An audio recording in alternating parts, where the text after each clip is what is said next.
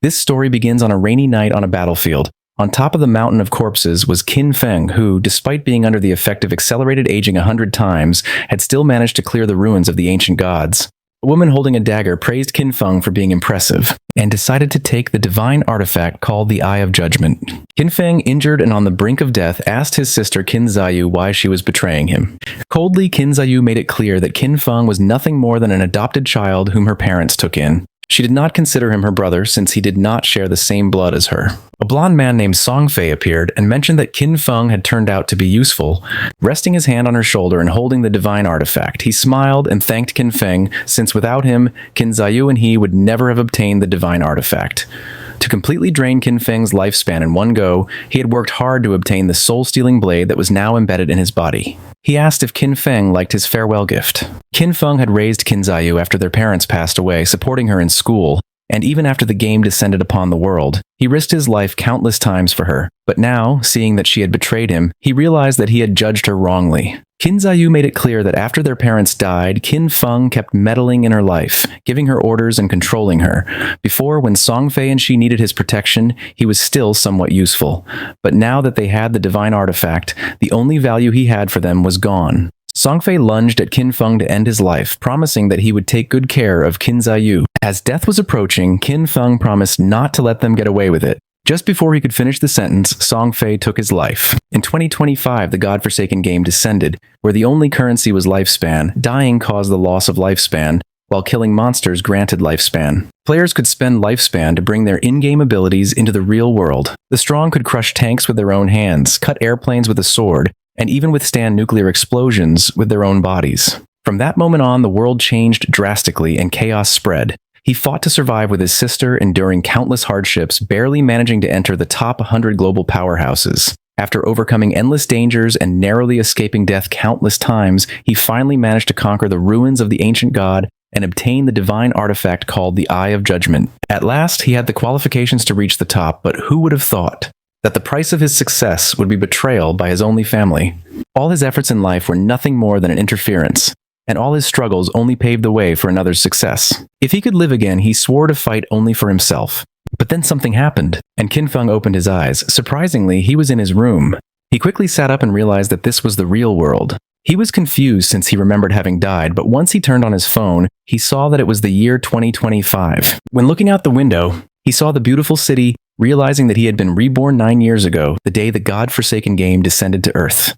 The next day, his sister Qin Ziyu kicked open the door, and upon seeing that Qin Feng was at home drinking coffee, she got angry and asked why he wasn't answering her calls. She kicked the trash can. Qin Feng remembered that on the day the Forsaken game descended, he and Qin Ziyu had a big fight over Song Fei. On the wall were posters of Song Fei. Before the game descended, Song Fei was a somewhat famous underground idol, and Qin Ziyu was his obsessed fan.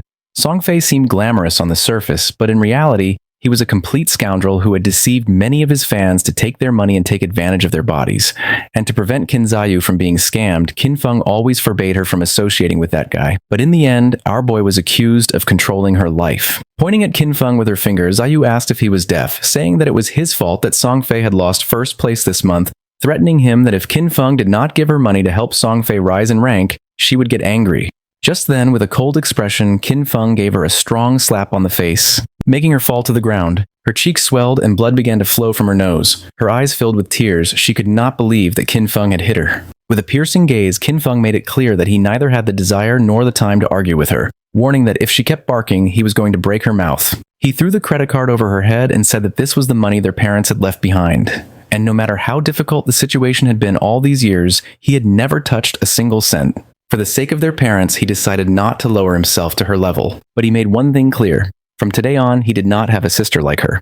Ziyu began to cry and could not help but get angry. In his past life, to protect Ziyu, Qin Feng lost too many opportunities, too many secret treasures and dungeons that required risky exploration, which he gave up. He took out some sleeping pills and, using water, swallowed them. He was curious as to how far he was going to go without this burden. This time, he decided to use his understanding of the game from his past life to get ahead of everyone. And from now on, Qin Ziyu was on her own. And as for Song Fei, our boy decided to take his head personally.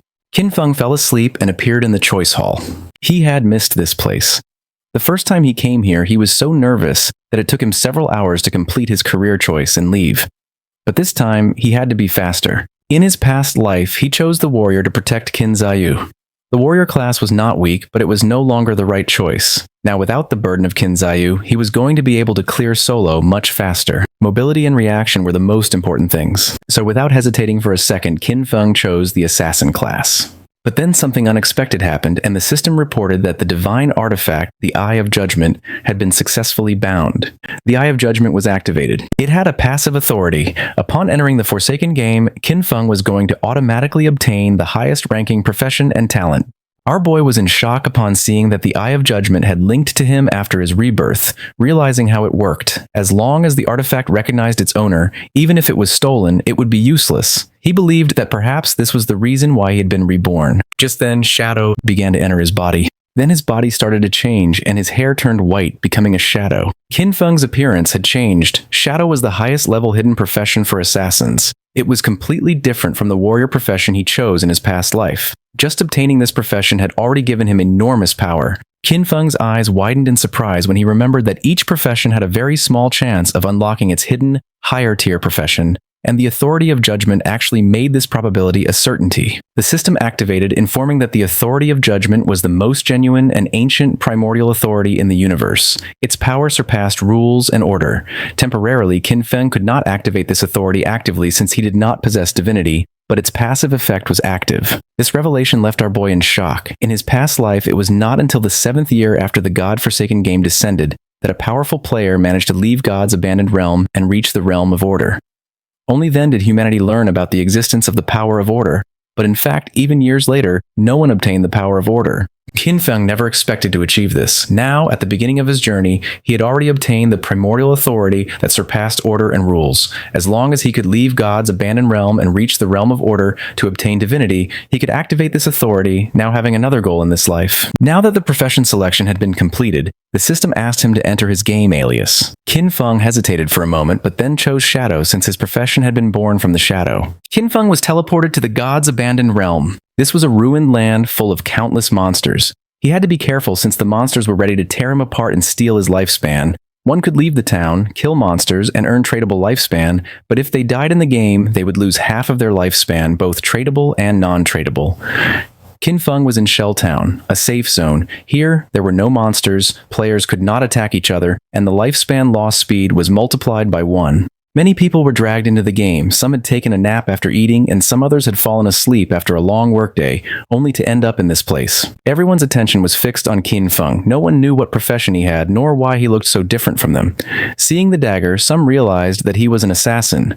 Soon, powerful figures from various countries were going to appear, one after another, reconfiguring the order of this world. If Qin Feng wanted to get ahead of them, then he couldn't wait since practice waits for no one. Just then, 3 men and an archer were teleported back to the town. You see, if players died during the monster hunt, they would return to the town. The players were furious and panicked since the wild monsters were too strong. With one bite, the monster had taken all their life. They had been fighting against a weak level 1 crawler, but even so, they had only managed to take away 1/3 of its health together.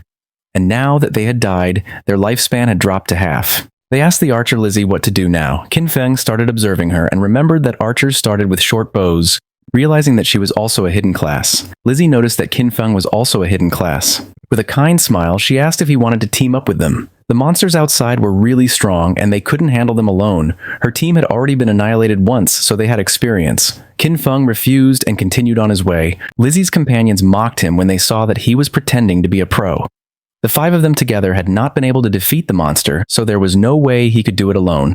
According to them, Qin Feng was looking for death. Using the system, Lizzie saw that Qin Feng's alias was Shadow. While our boy was walking towards the exit of the town, Lizzie decided to follow him to see if they could find out what skills he had. She couldn't help but smile since maybe they could get new information about monsters and see how Qin Feng died. The land abandoned by the gods was a too unsettling and dangerous place. Lizzie and the others began to secretly follow Qin Feng. She did not know why she had ended up here, but with years of experience in online games, she quickly formed a group. However, the first monster they encountered outside of the town annihilated them. She knew that this monster was not an enemy that a level 1 player could defeat. Lizzie's friends were furious since Qin Feng's initial weapon was different from the group's assassin. He had a dagger, but Qin Feng had a short blade. The assassin felt envious since Qin Feng was even faster than him, but as an assassin, his agility should be the highest. Besides that, Qin Feng's clothing was different from his. Qin Feng seemed like an unusual player, so Lizzie decided to follow him as he might lead to crucial information. Qin Feng started staring at them, and upon feeling this, Lizzie quickly hid again without knowing if they had been noticed. Our boy used the shadow sneak technique and disappeared from the place without a trace, becoming a shadow. Lizzie and the others were somewhat confused to see that he had vanished into thin air. The assassin of the group realized that this was a stealth ability, an initial ability that granted invisibility. Qin Feng had become invisible. Lizzie decided to return to the town and look for ways to improve themselves. It was too dangerous to go out. They had already died once and their lifespan had already been reduced by half. They decided to look for NPCs to try to obtain hidden rewards like treasure chests. Shadow Sneak was a skill that allows the user to enter stealth for a duration. Attacking will reveal the user, and the first hit after breaking stealth deals increased damage. Stealth Mastery doubles the duration of stealth and increases the level of stealth by 1. As expected, the Shadow class was extraordinary. The stealth of a normal assassin at this level would be easy to detect, but the Shadow class had its own stealth mastery, which made it impossible for anyone, even monsters, to notice Qin Feng in the early stages of the game. Our boy couldn't help but think that Lizzie and her friends were naive, since the beginner town had nothing that could really improve your strength. It was just a refuge for players. In this forsaken game, weak players were nothing more than prey for monsters. A few seconds later, Qin Feng's stealth came to an end. For now, the duration wasn't very long. Luckily, the cooldown started as soon as he activated stealth. In just a few more seconds, he would be able to disappear again. The status window of Qin Feng appeared. His codename was Shadow, and his class was also Shadow. He had a non-tradable lifespan of 75 years and 0 tradable lifespan, strength of 13 points, constitution of 13 points, agility of 18 points, and spirit of 15 points. All players started with base stats of 10, and the different classes granted additional bonuses. The warrior class he had chosen in his past life only gave him 3 points in strength and constitution. But this time, the Shadow class had granted improvements to all stats, and agility had increased by 8 points. He still had 5 free attribute points to assign. Most players use their points on strength or spirit to increase physical or magical attack power, but that was a big mistake. Without losing a second, Qin Feng assigned the 5 points to agility, now having 23 points. This statistic was key since in the early game, no matter how one allocated their stats, the monsters would always deal overwhelming damage to the players, and the only way to kill monsters without taking damage was to increase agility and boost speed. Then something caught Qin Feng's attention. There was a monster behind a tree. It was a level 1 crawler with a normal grade, but it was evolving. Qin Feng became alert upon noticing that it continued absorbing lifespan. He quickly realized that this monster had been the one who had annihilated the group of 4 players. The crawler felt the presence of Qin Feng. It was somewhat injured because it had lost part of its HP. The monster attacked, but Qin Feng dodged it with a jump. When monsters killed players, they could obtain their lifespan, and if they absorbed enough, they could evolve. Qin Feng activated Shadow Sneak and unsheathed his short blade, and just before the crawler could get close, he disappeared into the air. While the crawler was trying to see where he had gone, Qin Feng appeared above and using Stealth Break Strike landed on top of the monster and forcefully stabbed his short blade into its head, causing 174 damage, killing the monster and gaining 10 experience points. He did not expect to be able to kill the crawler in a single blow, but then he remembered that attacking the nape of a crawler triggered a critical hit. Just then, a system window appeared informing that the skill backstab allowed doubling the damage if the attack came from outside the enemy's vision. This explained why the crawler had died in one hit. The skill backstab had stacked with multiple abilities, creating a terrible damage multiplier. Qin Feng stared at the corpse in silence. He remembered when he played as a warrior. Even a critical hit barely did 40 damage, and he had to fight for centuries just to kill a crawler, almost dying in the process. Once the monster died, it dropped a shining orb that was the lifespan. Qin Feng cleansed his fist and absorbed the lifespan, gaining 3 days of tradable lifespan, and 54 years and 155 days of non-tradable lifespan. 5 people had died, each losing at least 20 to 30 years of lifespan, adding up to a total of more than 100 years. But since the crawler had absorbed it first, Qin Feng only obtained 54 years. For now, the non-tradable lifespan was not useful. But at that moment, the authority of the Eye of Judgment was activated, granting Qin Feng the talent called Infinite Evolution.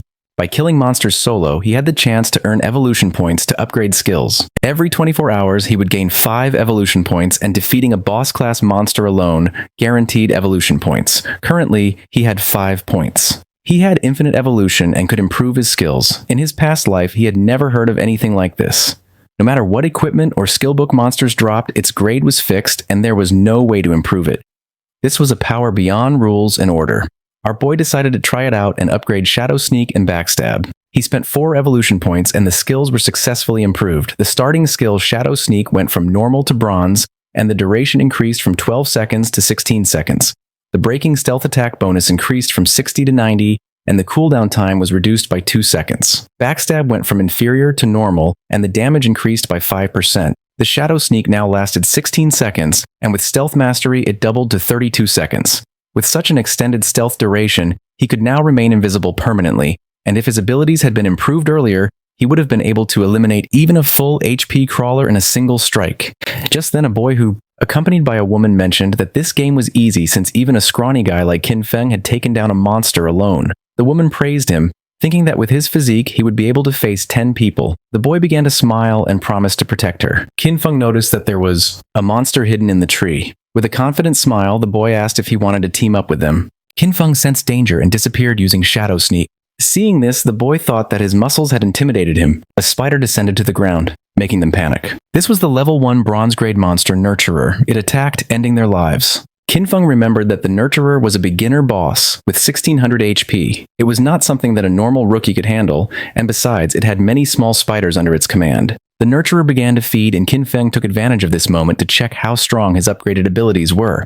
Using the Stealth Break Strike, Qin Feng stabbed his short blade into the spider's eye. It counterattacked, but Qin Feng reacted in time, and after dodging the attack, he moved away and became invisible using Shadow Sneak. Our boy's attack caused 338 damage, and in the process, he received 9 damage. He had barely escaped thanks to his agility. Qin Feng had 130 HP points, and if the spider's attack had connected, he would have died instantly. He was impressed to see that his attack had dealt more than 300 damage to the boss. The Nurturer enraged, and in the process, split the trees in the area in half. Qin Feng was aware that these monsters were intelligent, and that the spider would not just stand still taking hits. The spider was attacking indiscriminately to identify Qin Feng's location. Now even the small spiders were on alert, so he could not rush in recklessly. While the spider was distracted, Qin Feng took the opportunity to throw a rock, which hit its abdomen directly, causing 299 points of damage. Qin Feng grabbed another rock, and his assumption was correct. Realizing that his main source of damage came from the bonus of the skill Stealth Ambush Strike and the class skill enhancement, so even by throwing rocks he could still deal solid damage. All he had to do now was wait for Shadow Sneak to come off cooldown and then throw a rock. This way, the rock was going. To activate the bonuses of Ambush Strike, Backstab, and Weak Point Attack. Once Shadow Sneak came off cooldown, Qin Feng threw another rock again, dealing 279 points of damage to the spider, and then activated Shadow Sneak again. His plan was simple: stay hidden until Shadow Sneak was off cooldown and then attack again. At the same time, in the town, the leaderboard was updated, revealing that the player Shadow had killed the boss Nurturer of Bronze Grade, being the first to reach level 2, rising to the list as number 1. The other players were in shock since most had died to level 1 mobs, not understanding how someone had already defeated a boss. Lizzie and the others were speechless upon seeing that Qin Feng had defeated a boss and ascended to level 2, while they could not even handle normal mobs together, believing it must be a system error. The woman and the man who were attacked by the giant spider spawned in the town and were in shock upon seeing that someone had killed that big spider, realizing that Shadow was the boy they had seen earlier in the forest. Back in the forest, the system announced that Qin Feng had killed the boss Nurturer, obtaining 300 experience points and 2 evolution points. Additionally, Shelltown's level leaderboard was unlocked, granting our boy 1 reputation point. Qin Feng began to absorb the lifespan of the spider. The moment the big spider died, the small one scattered, which was a waste. He couldn't help but regret it since he should have killed the small spiders first to gain more experience.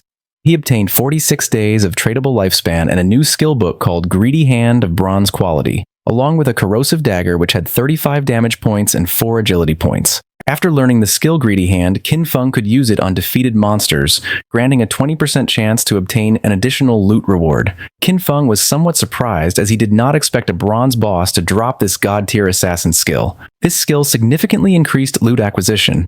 In the late game, defeating powerful bosses would have a 20% chance of producing extra loot. According to what Qin Feng remembered from his past life, there was a guy in the Godslayer Guild who had average combat strength, but just because he had this skill, he became one of the most sought-after players. He even had a personal bodyguard who escorted him everywhere. Qin Feng's eyes widened in surprise, realizing that although the activation rate was only 20%, if he combined it with his unlimited evolution talent, he would be able to infinitely increase both the drop rate and the amount of loot. The next day, the students were on their way to school. Zayu's friend asked if she was not going to call Qin Feng and apologize, reminding her that yesterday they had skipped the exam to secretly go and support Song Fei. She was sure that Qin Feng must be angry with her. Zayu refused since she had done nothing wrong, and because of him, they had almost missed the entrance time. According to her, Qin Feng was the one who should apologize. Her friend tried to convince her since Qin Feng treated her very well and also asked what had happened to her face. Zayu stood firm in her decision since all Qin Feng did was meddle in her affairs, and she made up an excuse saying that she had tripped and hurt her face. Upon entering the school, they saw many students gathered in front of a classroom. The friend became curious and made her way through the crowd, entering the classroom where she saw that Jane Wise's body was becoming semi-transparent. One of Zhang Wei's friends explained that he wasn't very sure, but just now Wei had said he was going to take a nap, and when they turned around, he was already like this. This was not an isolated case, it was all over the internet. People from all over the world were experiencing the same phenomenon, and some experts said that if one fell asleep, they would enter a semi-transparent state like a ghost, and no one knew why. The friend went on alert and decided to call her parents to warn them and advised Zayu to call her brother to warn him as well, just in case. But she refused since she preferred to see him dead rather than contact him. Meanwhile, Qin Feng evolved the new skill Greedy Hand, upgrading it from bronze quality to gold. Now, when looting an enemy, the probability of obtaining an extra piece of loot increased from 20% to 70%, and thanks to this, our boy learned Greedy Hand and obtained 2 points. Qin Feng clenched his fist and activated the skill, obtaining 2 evolution points and 46 days of tradable lifespan. He was more than satisfied to have obtained 2 evolution points and knew that to upgrade Greedy Hand to level 3, he needed 3 points, and that soon he would have a 100% chance of obtaining extra loot. He knew that the governments of the world must have realized the situation by now, and more people were going to flood into the game, so he had to accelerate his progress and equip what he could use. Qin Feng equipped the corrosive dagger of bronze quality, gaining 35 attack points and 4 agility points. He activated shadow stealth to avoid drawing attention from the monsters, knowing that it wouldn't be long before people realized that the skills and equipment from this game could be extracted into the real world. And when that happened, the world would fall into chaos. Extracting skills and equipment required 2 conditions. First, reaching level 10, and second, having enough tradable lifespan. Defeating small monsters took too much time, so he decided to find stronger bosses. While he was walking through the area, he heard someone fighting, and when he went to the cliff, he saw several players fighting against the level 2 Sprint Predator, bronze grade. Qin Feng was planning to find stronger bosses, and now he had found a Sprint Predator. It was perfect timing. The monster attacked, but the player carrying a shield and mace blocked the attack without much effort. It was Wang Meng. Qin Feng did not expect to meet him here, realizing that the rumors were true. It was said that when Wang Meng first entered the Forsaken game, he had gathered an entire team of hidden class players. The 6 members of his team were hidden class users. Wang Meng summoned the Holy Barrier, creating a golden barrier to repel the monster. He had the hidden class of Holy Shield Warrior, having twice the basic stats of a normal warrior, and as if that were not enough, he also had an innate invincibility skill. While the monster was distracted, the mage of the team summoned a fireball, which went directly against the creature's arm. She had the mage class hidden profession called Prophet, which allowed her to inflict double the magical damage of a normal mage and came with an incorporated prophetic fireball. The archer of the team had the hidden profession of the archer class called Sharp-Eyed Slaughterer, granting the user double the stats of a normal archer and came with an incorporated rapid shot skill. The priest had the Oracle Priest class, having twice the healing power of a normal priest and a group healing ability. The archer and the mage attacked together, but the monster evaded the attacks without much effort and attacked Wang Meng, forcing him to retreat. The archer panicked upon seeing that the ranged attacks were not hitting, thinking that this boss was too fast.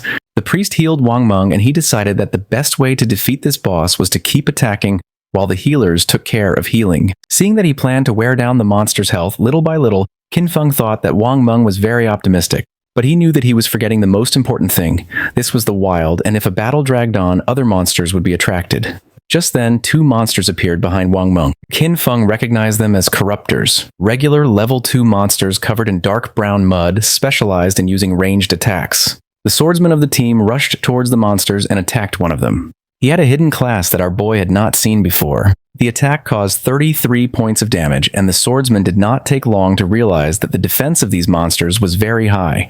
The corruptor vomited mud on the swordsman. He was mudbound, and now his movement speed had decreased. The other corruptor began to chase the mage, forcing her to flee with tears in her eyes. But just then Qin Feng jumped in the blink of an eye, decapitated the monster, causing 441 points of damage, saving the mage and leaving everyone in shock. Our boy's attack was so powerful that he defeated the corruptor in a single blow. The mage became confused, not knowing who had done this and if someone was helping them. With the help of his sword, the swordsman stood up. He was in shock upon seeing that someone had eliminated a level 2 corruptor with a single blow, while on the other hand, for them to defeat a level 1 corruptor, they had to join forces for 10 seconds. The corruptor tried to attack, but again Qin Feng moved like lightning and decapitated the monster. The swordsman began to tremble with fear and asked if Lao Zai had seen who it had been.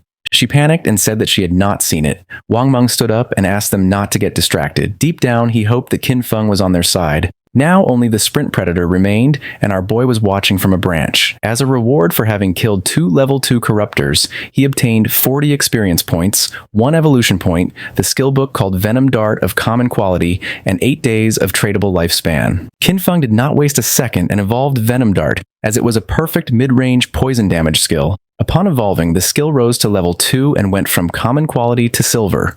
It allowed the user to throw a deadly poison dart with a maximum range of 14 meters, inflicting 120 attack damage points upon impact and applying the status Venom. With a cooldown of 5 seconds, the status Venom inflicted 50% continuous damage per second, lasting for 5 seconds and could not be stacked. The monster attacked again. Wang Meng managed to block the attack with his shield, but in the process, the creature stabbed its sharp limb into his stomach. Wang Meng dropped his shield and mace to the ground, and the monster took advantage to stab him with its other limb, causing him terrible pain. The archer began to tremble with fear. The priest panicked, knowing that this was not good since he could not heal fast enough. In a desperate attempt, Wang Meng asked them to flee. Qin Feng shot a dart, which lodged in the head of the sprint predator, causing 845 points of damage. The mage and the archer were in shock upon seeing that the attack had taken half of the boss's HP. Both the monster and Wang Meng began to writhe in pain, and venom started to emerge from the monster's wound until its body collapsed to the ground, causing 324 damage multiple times. Since Qin Feng had inflicted more than 90% of the damage, the loot belonged to him. And for having killed the sprint predator, he obtained 600 experience points, reaching level 3, obtaining 2 evolution points, and 55 days of tradable lifespan. He did not expect that the damage over time of the Venom Dart would activate his class's passive ability. With stealth, he could remain invisible and throw darts indefinitely, and now nothing in the early and mid-game could stop him. The loot began to emerge from the monster's corpse. Wang Meng was in shock upon seeing the amount of damage the monster had taken, and several seconds later the loot disappeared. Wang Meng stood up and thanked Qin Feng for saving them, but our boy made it clear that in the wildlands one could not trust people so easily, leaving everyone in shock. Wang Meng thanked our boy for the advice, and they decided not to bother him while he was checking the loot. He also added that if he ever needed anything, he could come and find him. Qin Feng picked up the loot, realizing that Wang Meng seemed trustworthy. Plus, he had the backing of Daxia's government, which had many resources.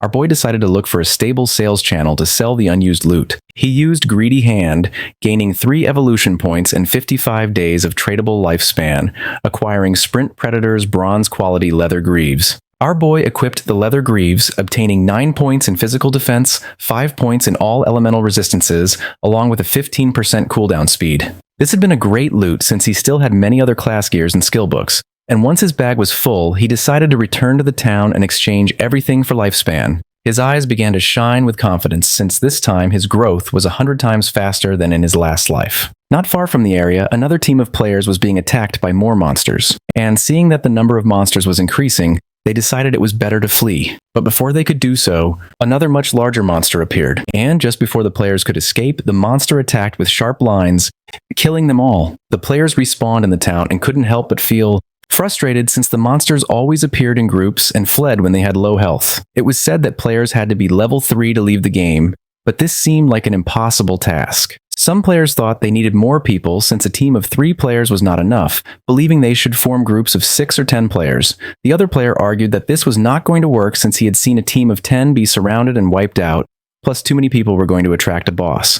And recently, a group of 40 had activated some Curse Master, and it had annihilated more than 30 of them in one single strike. Lizzie's team also spawned back in the town. If the players did not reach level 3, they were going to be trapped inside the game forever. They had all end up here after falling asleep, so in other words, only their consciousness was inside the game, and if they could not get out, their real bodies were going to starve to death. Lizzie was frustrated because she did not know why the game was so difficult. Her friend panicked since they had already died 3 times, and their non-tradable lifespan had dropped to less than 10 years, and at this rate, they were going to end up dying in real life. Despite not knowing if it was real or not, Lizzie knew that they could not afford to die again. Upon seeing that Shadow was level 3, she was somewhat confused, realizing that he must have discovered some trick. She knew they needed him to carry them to level 3 in order to escape this game. Clenching her fist, she gave the order to her team to spread the word. They had to get Shadow to help them reach level 3. She was determined to give him 10 million in cash once they returned to reality. The others were in shock, but she knew there was no way Shadow could ignore the 10 million. Back in the forest, our boy took down a level 2 polluter, earning 20 experience points and 1 evolution point. After absorbing the lifespan of the monster, Qin Feng decided that he already had enough evolution points, and decided to spend the 5 points he had to evolve Greedy Hand. It improved in quality, going from platinum to emerald, increasing the probability of obtaining extra loot to 160%, and now the extra loot had a 20% probability of being 1 tier higher. Qin Feng was amazed, knowing that the effect was insane, realizing that if he kept evolving, it would reach 100% or even 200%. It was raining, and something caught Qin Feng's attention. It was the monster called Curse Master, which was wandering through the forest. This monster was a bronze tier boss and was consuming vital force to advance to a silver tier boss. For Qin Feng, it was normal that this boss had annihilated a team of 40 men. For now, our boy had a full inventory, so even if he killed the monster, he wouldn't be able to pick up the loot. So for now, he decided to mark this place on the map. The boss's evolution took some time, so he thought about emptying his inventory first and coming back later. In the town, the news that someone was offering 10 million for Shadow, the #1 player on the leaderboard, to help them level up quickly, had spread everywhere. People were dying, losing lifespan, so the rich had already started looking for a way to escape, meaning that the commoners were doomed. While people were chatting, Qin Feng appeared in the town, leaving everyone in shock. Using the system, he activated the market stall option, making the system announce that he was selling equipment and skills with the stall available for only 10 minutes. The players were in shock upon seeing that he was wearing 2 pieces of bronze tier gear. Furthermore, he was selling 2 more. They still couldn't believe that he had killed a bronze tier boss. One of the players asked why they couldn't see Qin Feng's face. Another player explained that he had enabled the face concealment function. The in-game appearance matched the real one, so for this reason, he wanted to remain mysterious. A mage approached our boy's stall and with a curious gaze asked how much for the icicle spell, to which Qin Feng replied that it was 100 days of tradable lifespan. She was Grey Rose, currently ranked 11 in Shelltown, who also had face concealment activated. For Rose, 100 days of lifespan was a lot, so she asked if he could lower the price, to which Qin Feng explained that the common tier skill Icicle spell increased a mage's early farming speed, and 100 days was already a bargain. Rose asked if she could use real-world money, but Qin Feng refused to accept it, advising her that if she had cash, she could first buy tradable lifespan and then exchange it with him. And if no one offered more, he was determined not to sell the skill until she had the lifespan. She started to ponder, and then using the team channel, she asked her teammates if this was a good offer. They had leveled up to level 2 so quickly thanks to her leadership, so they showed no objections.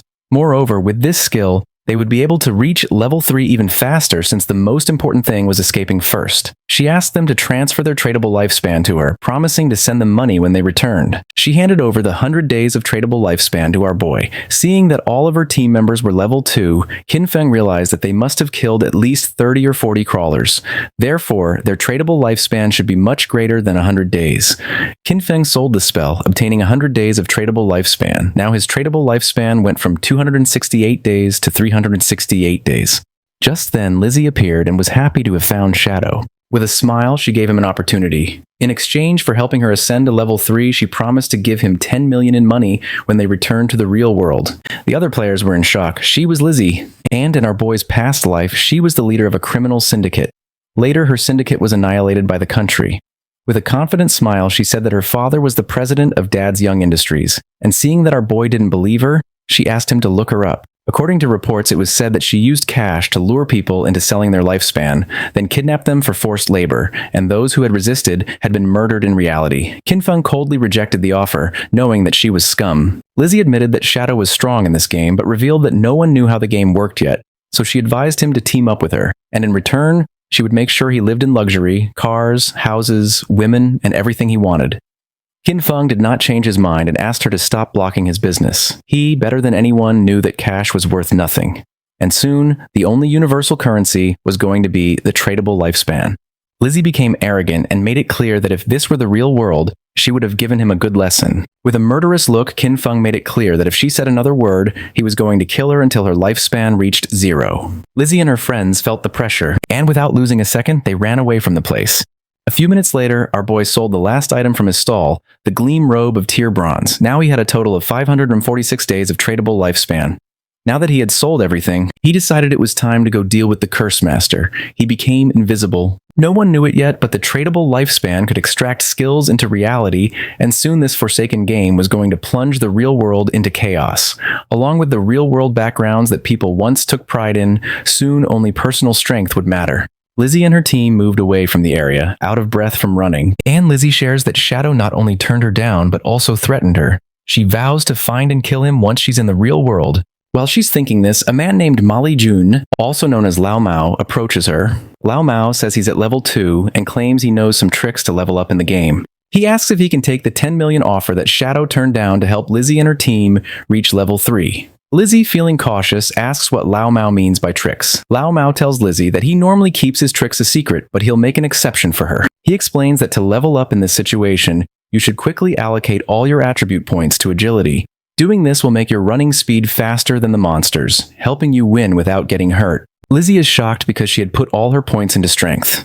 She agrees to Lao Mao's offer, but says she'll only pay him $5 million since he's not as strong as Shadow. Lao Mao accepts, mentioning that while Shadow is strong, it was odd for him to turn down such a big amount of money. Meanwhile, Qin Feng arrived at the place he had marked earlier on the map. Still in stealth mode, he notes that the monster has advanced to the silver rank, and the gray fog around it shows it's still evolving. He activates his Venom Dart ability, knowing that the monster's evolution to gold rank will take 7 or 8 hours, not wanting to wait. He launches the Poison Dart, which hits the monster for 659 damage due to his stealth strike. The poison then continues to harm the monster at 219 points per second. He quickly jumps at the monster, using his Shadow Sneak skill, understanding that the Silver Boss monster's health is 2 or 3 times that of a Bronze level 1. Suddenly, the monster starts gathering a massive amount of magical energy in its hands, making it grow larger. Qin Feng figured he just needed to hit the monster with his Venom Dart skill 2 or 3 times, but suddenly the monster unleashed a powerful attack, destroying the surrounding area. This monster is a magic-type boss, with skills that deal a lot of area damage at once. After launching the Venom Dart, he quickly retreated and barely escaped the attack's range. Still invisible, he realized that with his current health and defense, he wouldn't survive if he took the monster's attack directly. As the battle continued, the monster started charging another big attack. Its massive form turned toward him, but he stayed calm, moving carefully across the battlefield while watching his cooldown timer. His hidden shadow ability wasn't ready yet, so he needed to wait for the boss to show a moment of weakness. The plan was simple: wait for the right moment, strike precisely, and disappear before the monster could hit back. Moments later, the creature stumbled, briefly distracted. This was the chance. Without waiting, he moved forward using his Venom Dart skill. The attack hit perfectly, dealing 659 damage. Almost right away, the venom started working, draining the monster's health by 219 damage per second. Seeing the danger, the monster tried to escape, but Qin Feng wasn't going to let it get away. He followed closely, his eyes focused and determined. The monster was nearly defeated. Its attempt to run away was useless. In a swift movement, Qin Feng vanished and reappeared on the creature's head, slamming it into the ground. The system quickly confirmed his victory. He had defeated the silver-ranked boss. A stream of notifications appeared before him. He gained a total of 1,800 experience points and leveled up from 3 to 5 instantly. He also received 4 evolution points and a surprising 124 days of tradable lifespan. He chuckled, noticing how a single boss kill boosted him 2 levels and gave him extra evolution points. As the monster's body turned into loot, he used his evolved skill, Greedy Hand. The air shimmered as a system screen confirmed the loot was collected. The rewards were even better than he expected, with another 4 evolution points and an extra 124 days of tradable lifespan, doubling his gains. The generous rewards made him smirk. 2 extra bonuses right away were impressive. He realized the silver-ranked boss had given him a total of 12 evolution points and 372 days of tradable lifespan. Just as he was taking in his rewards, another system prompt appeared, revealing an unexpected bonus. The secondary effect of Greedy Hand had kicked in, upgrading one of his looted items from silver to gold rarity. He looked at the notification with interest. A gold tier item, it made sense why Greedy Hand was considered a jade-level skill. It could enhance loot beyond its original quality.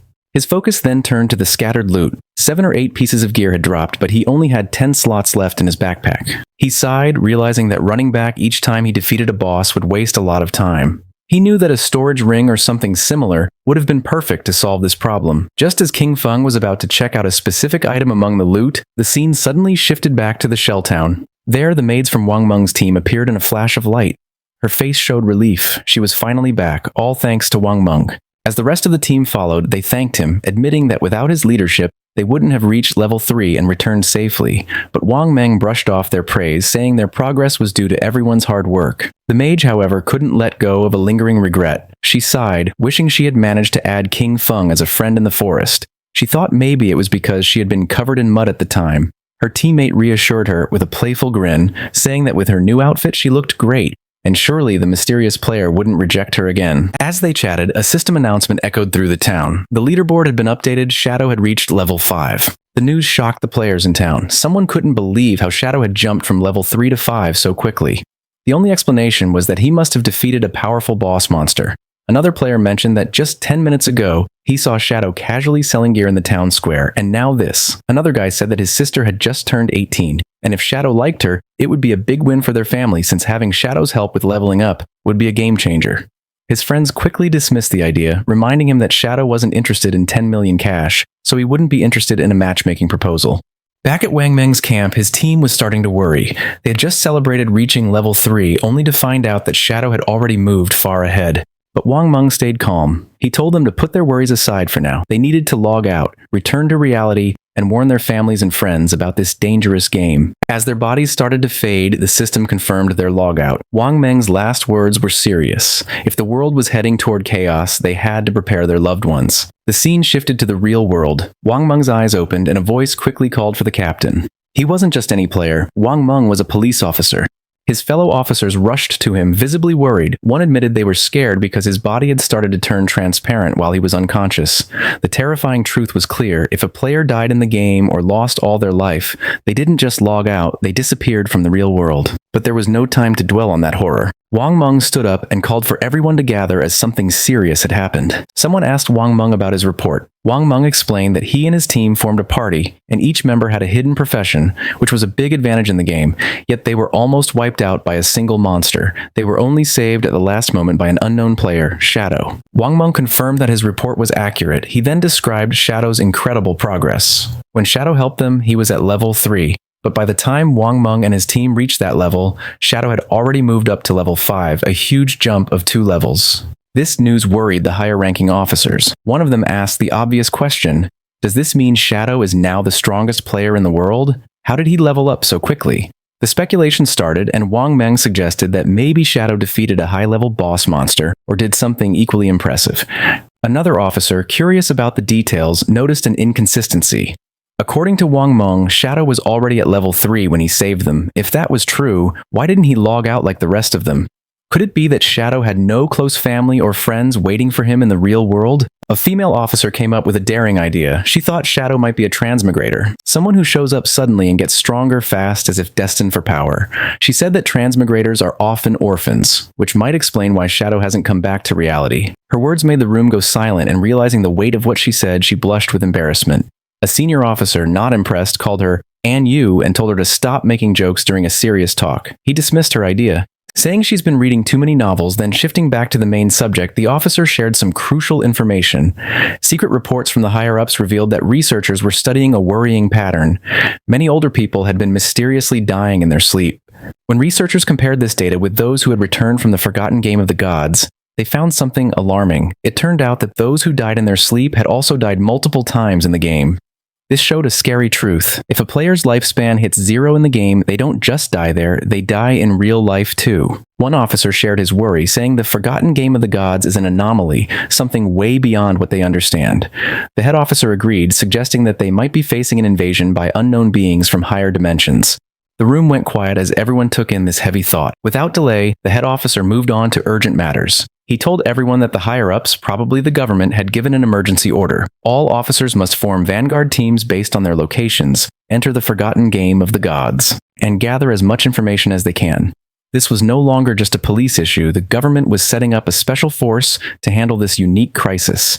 He highlighted the global scale of the problem. Every nation was rushing to explore and understand this new reality, and falling behind would mean losing international standing. For national security, they must gather information at all costs. The head officer then announced his decision, and you will be the captain of Team 1. She accepted the role without hesitation. Wang Meng was appointed as her vice captain, and they were given the power to pick their team members. Wang Meng nodded, understanding how important their mission was. The head officer then turned his attention to Shadow, the mysterious player Wang Meng met.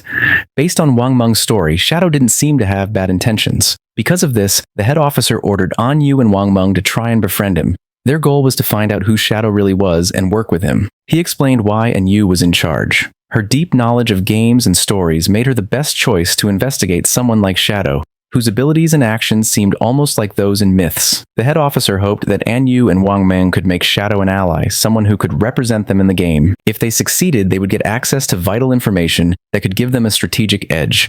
The other police officers were tasked with keeping public order and stopping any mass panic. With that, the meeting ended. As the sun set and cast a golden glow over the city, the officers got ready for the challenges ahead. The next day, the scene shifts to a high school where the protagonist's younger sister sits at her desk, lost in thought. Around her, students chat excitedly about recent news. A small group nearby talks about a surprising discovery. Zhang Wei, the student whose body had started to vanish, had reached level 3 in the game and logged out safely. One of the girls shares that Zhang Wei revealed something important. If several people from the same district fall asleep at the same time, they will all end up in the same starter village in the game. This news stirs both excitement and worry among the students. Another girl, alarmed, insists that this won't work. She feels she must bring her parents into the game. They have no gaming experience, and she's scared something might happen to them if they enter unprepared. But another student disagrees, saying they shouldn't rush to involve their parents yet. They should focus on getting stronger first, so they can protect their families when needed. Meanwhile, the protagonist's younger sister looks at her phone, deep in thought. A nagging frustration grows inside her. Why hasn't her brother reached out to her yet? With something as big as the forgotten game of the gods happening, she expected at least one message from him. But there's been nothing. He hasn't checked on her or even apologized for hitting her earlier. That was completely unlike him. In the past, whenever they argued or she upset him, he would always find a way to make peace. But today, there was only silence. No apologies, no attempts to make things right. Even their parents had never laid a finger on her, yet he, her brother, had struck her. Still upset, she tries to justify her actions. All she did was skip class to see Songfi's concert. Was that really such a big deal? She pouts, deciding that unless her brother calls and apologizes at least 1,000 times, she will never forgive him. Her annoyance quickly turns into excitement as she starts talking about Songfi. Looking back, she's glad she went to see him yesterday. Once the forgotten game of the gods takes over, she might not have many chances to go to his concerts. A dreamy look appears on her face as she remembers last night. Thinking about how close she was to him during the show, she pictures Songfi on stage and can't help but gush over how amazing he was. Then she realizes something. If everyone enters the game world while sleeping, that means Songfi will too. Her face turns red as she imagines meeting him in the game. Could this be her chance? Is fate finally bringing them together? Her heart beats faster at the thought. As she gets ready to sleep, she suddenly remembers something. Zhang Wei had reached level 3 really fast. That meant he was probably already an expert. If she wanted to do well in the game, she needed some good advice, so without hesitating, she sends Zhang Wei a message asking if he has any helpful tips before she enters the game world. Meanwhile, Zhang Wei is with his classmates when he gets her message. He looks at his phone and smiles. He's amazed by the situation. Who would have thought that someone like the protagonist's younger sister would ask him for advice? He sees this as a great opportunity. This was his chance. Whatever that meant. Zhang Wei quickly replies, saying she's asked the right person. He shares an important game secret. At the start, she should put all her attribute points into agility. If she doesn't, she won't be fast enough to escape monsters and will keep dying. She asks if this is true even if she chooses a mage class. Zhang Wei assures her it is. Agility is useful for mages too. He explains, because it boosts casting speed, which is key early on. Still unsure, she asks, what if she still can't win after improving her agility? Zhang Wei confidently tells her not to worry. As long as someone in their village reaches level 5, the village's teleportation formation will activate, connecting all the starter villages. Once that happens, she can just join a random party to help her level up, and he will come find her when the teleportation circle is active. Hearing this, she feels very happy. Lying on her bed, she smiles to herself, thinking how handy people like Zhang Wei are. Just like that, she's found someone to help her out. As she starts to fall asleep, another thought pops up. This is great. She'll get into the game before her brother, level up quickly, and become strong. When her brother finally joins, she'll make sure he has a tough time. No help, no support, he'll have to manage on his own. Happy with her plan, she drifts into sleep, excited for the adventure ahead. The scene shifts back to the game where the protagonist stands over the loot from a defeated boss monster. Among the treasures, a glowing orb catches his attention. As he picks it up, a system notification pops up saying he has obtained the cursed ring, a gold tier item. The system then details its attributes. The ring can be used by anyone and gives a boost of 8 points to all attributes. It also increases dark elemental resistance by 26 points and makes weak point attacks 1.5 times stronger. But you need to be at least level 4 to wear it. Looking at the benefits, the protagonist sees that the total boost is 32 points, similar to leveling up 3 times. Plus, the ring's dark resistance will be helpful against many enemies, and the weak point attack boost is a nice bonus. Knowing this, he sees the cursed ring is a valuable item for his journey. Before he can think more about his new item, another system notification shows up, saying he's learned a new skill called Instant Shadow Slash, a silver tier assassin type ability. The system explains how it works. When used, the skill sends out multiple slashes in one direction, reaching up to 15 meters. It also gives temporary invincibility for 5 seconds, hitting all enemies in a 2.1 meter wide path 3 times. Each hit deals 100 damage and counts as a backstab, but it doesn't hit weak points. The skill has a 12-second cooldown. Seeing how useful this ability is, the protagonist knows it's a strong area attack with the bonus of temporary invincibility. He quickly learns the skill. With some evolution points left, he decides to improve one of his key skills, Greedy Hand. The system takes 8 evolution points and upgrades the skill from Jade rank to Diamond rank. The effects of Greedy Hand get a big boost. The chance of getting extra loot from defeated monsters goes up from 160% to 220%, and the chance of that loot being upgraded by 1 level increases from 20% to 40%. Thinking about this upgrade, the protagonist realizes that with this improvement, he'll now get 2 pieces of loot per enemy, making each kill 3 times as rewarding. Not wanting to waste his remaining evolution points, he upgrades Instant Shadow Slash by 3 levels. The system takes 3 evolution points, leaving him with just 1. The skill quickly evolves, moving from silver rank to gold rank, and finally reaching platinum rank. The skill's attack range has expanded, growing from 15 meters to 21 meters, allowing for greater reach. The invincibility now lasts 7 seconds, giving him a bit more time to stay safe. The number of slashes has increased from 3 to 5, hitting all enemies in its wider 3.1 meter path. The cooldown is slightly shorter, going from 12 seconds to 10.43 seconds, which makes it a bit more efficient but still needs careful use. Each strike now deals 200 damage, doubling its previous strength. Every attack counts as a backstab, triggering the backstab skill effect, even though it can't hit weak points. Seeing these upgrades, the protagonist knows that while the cooldown isn't much shorter, the skill's ability to keep him invincible longer can be a big advantage in a fight. Looking at the rest of the loot, he quickly sees that most of it isn't useful, but one item stands out: a silver tier warrior skill book, Battle Roar.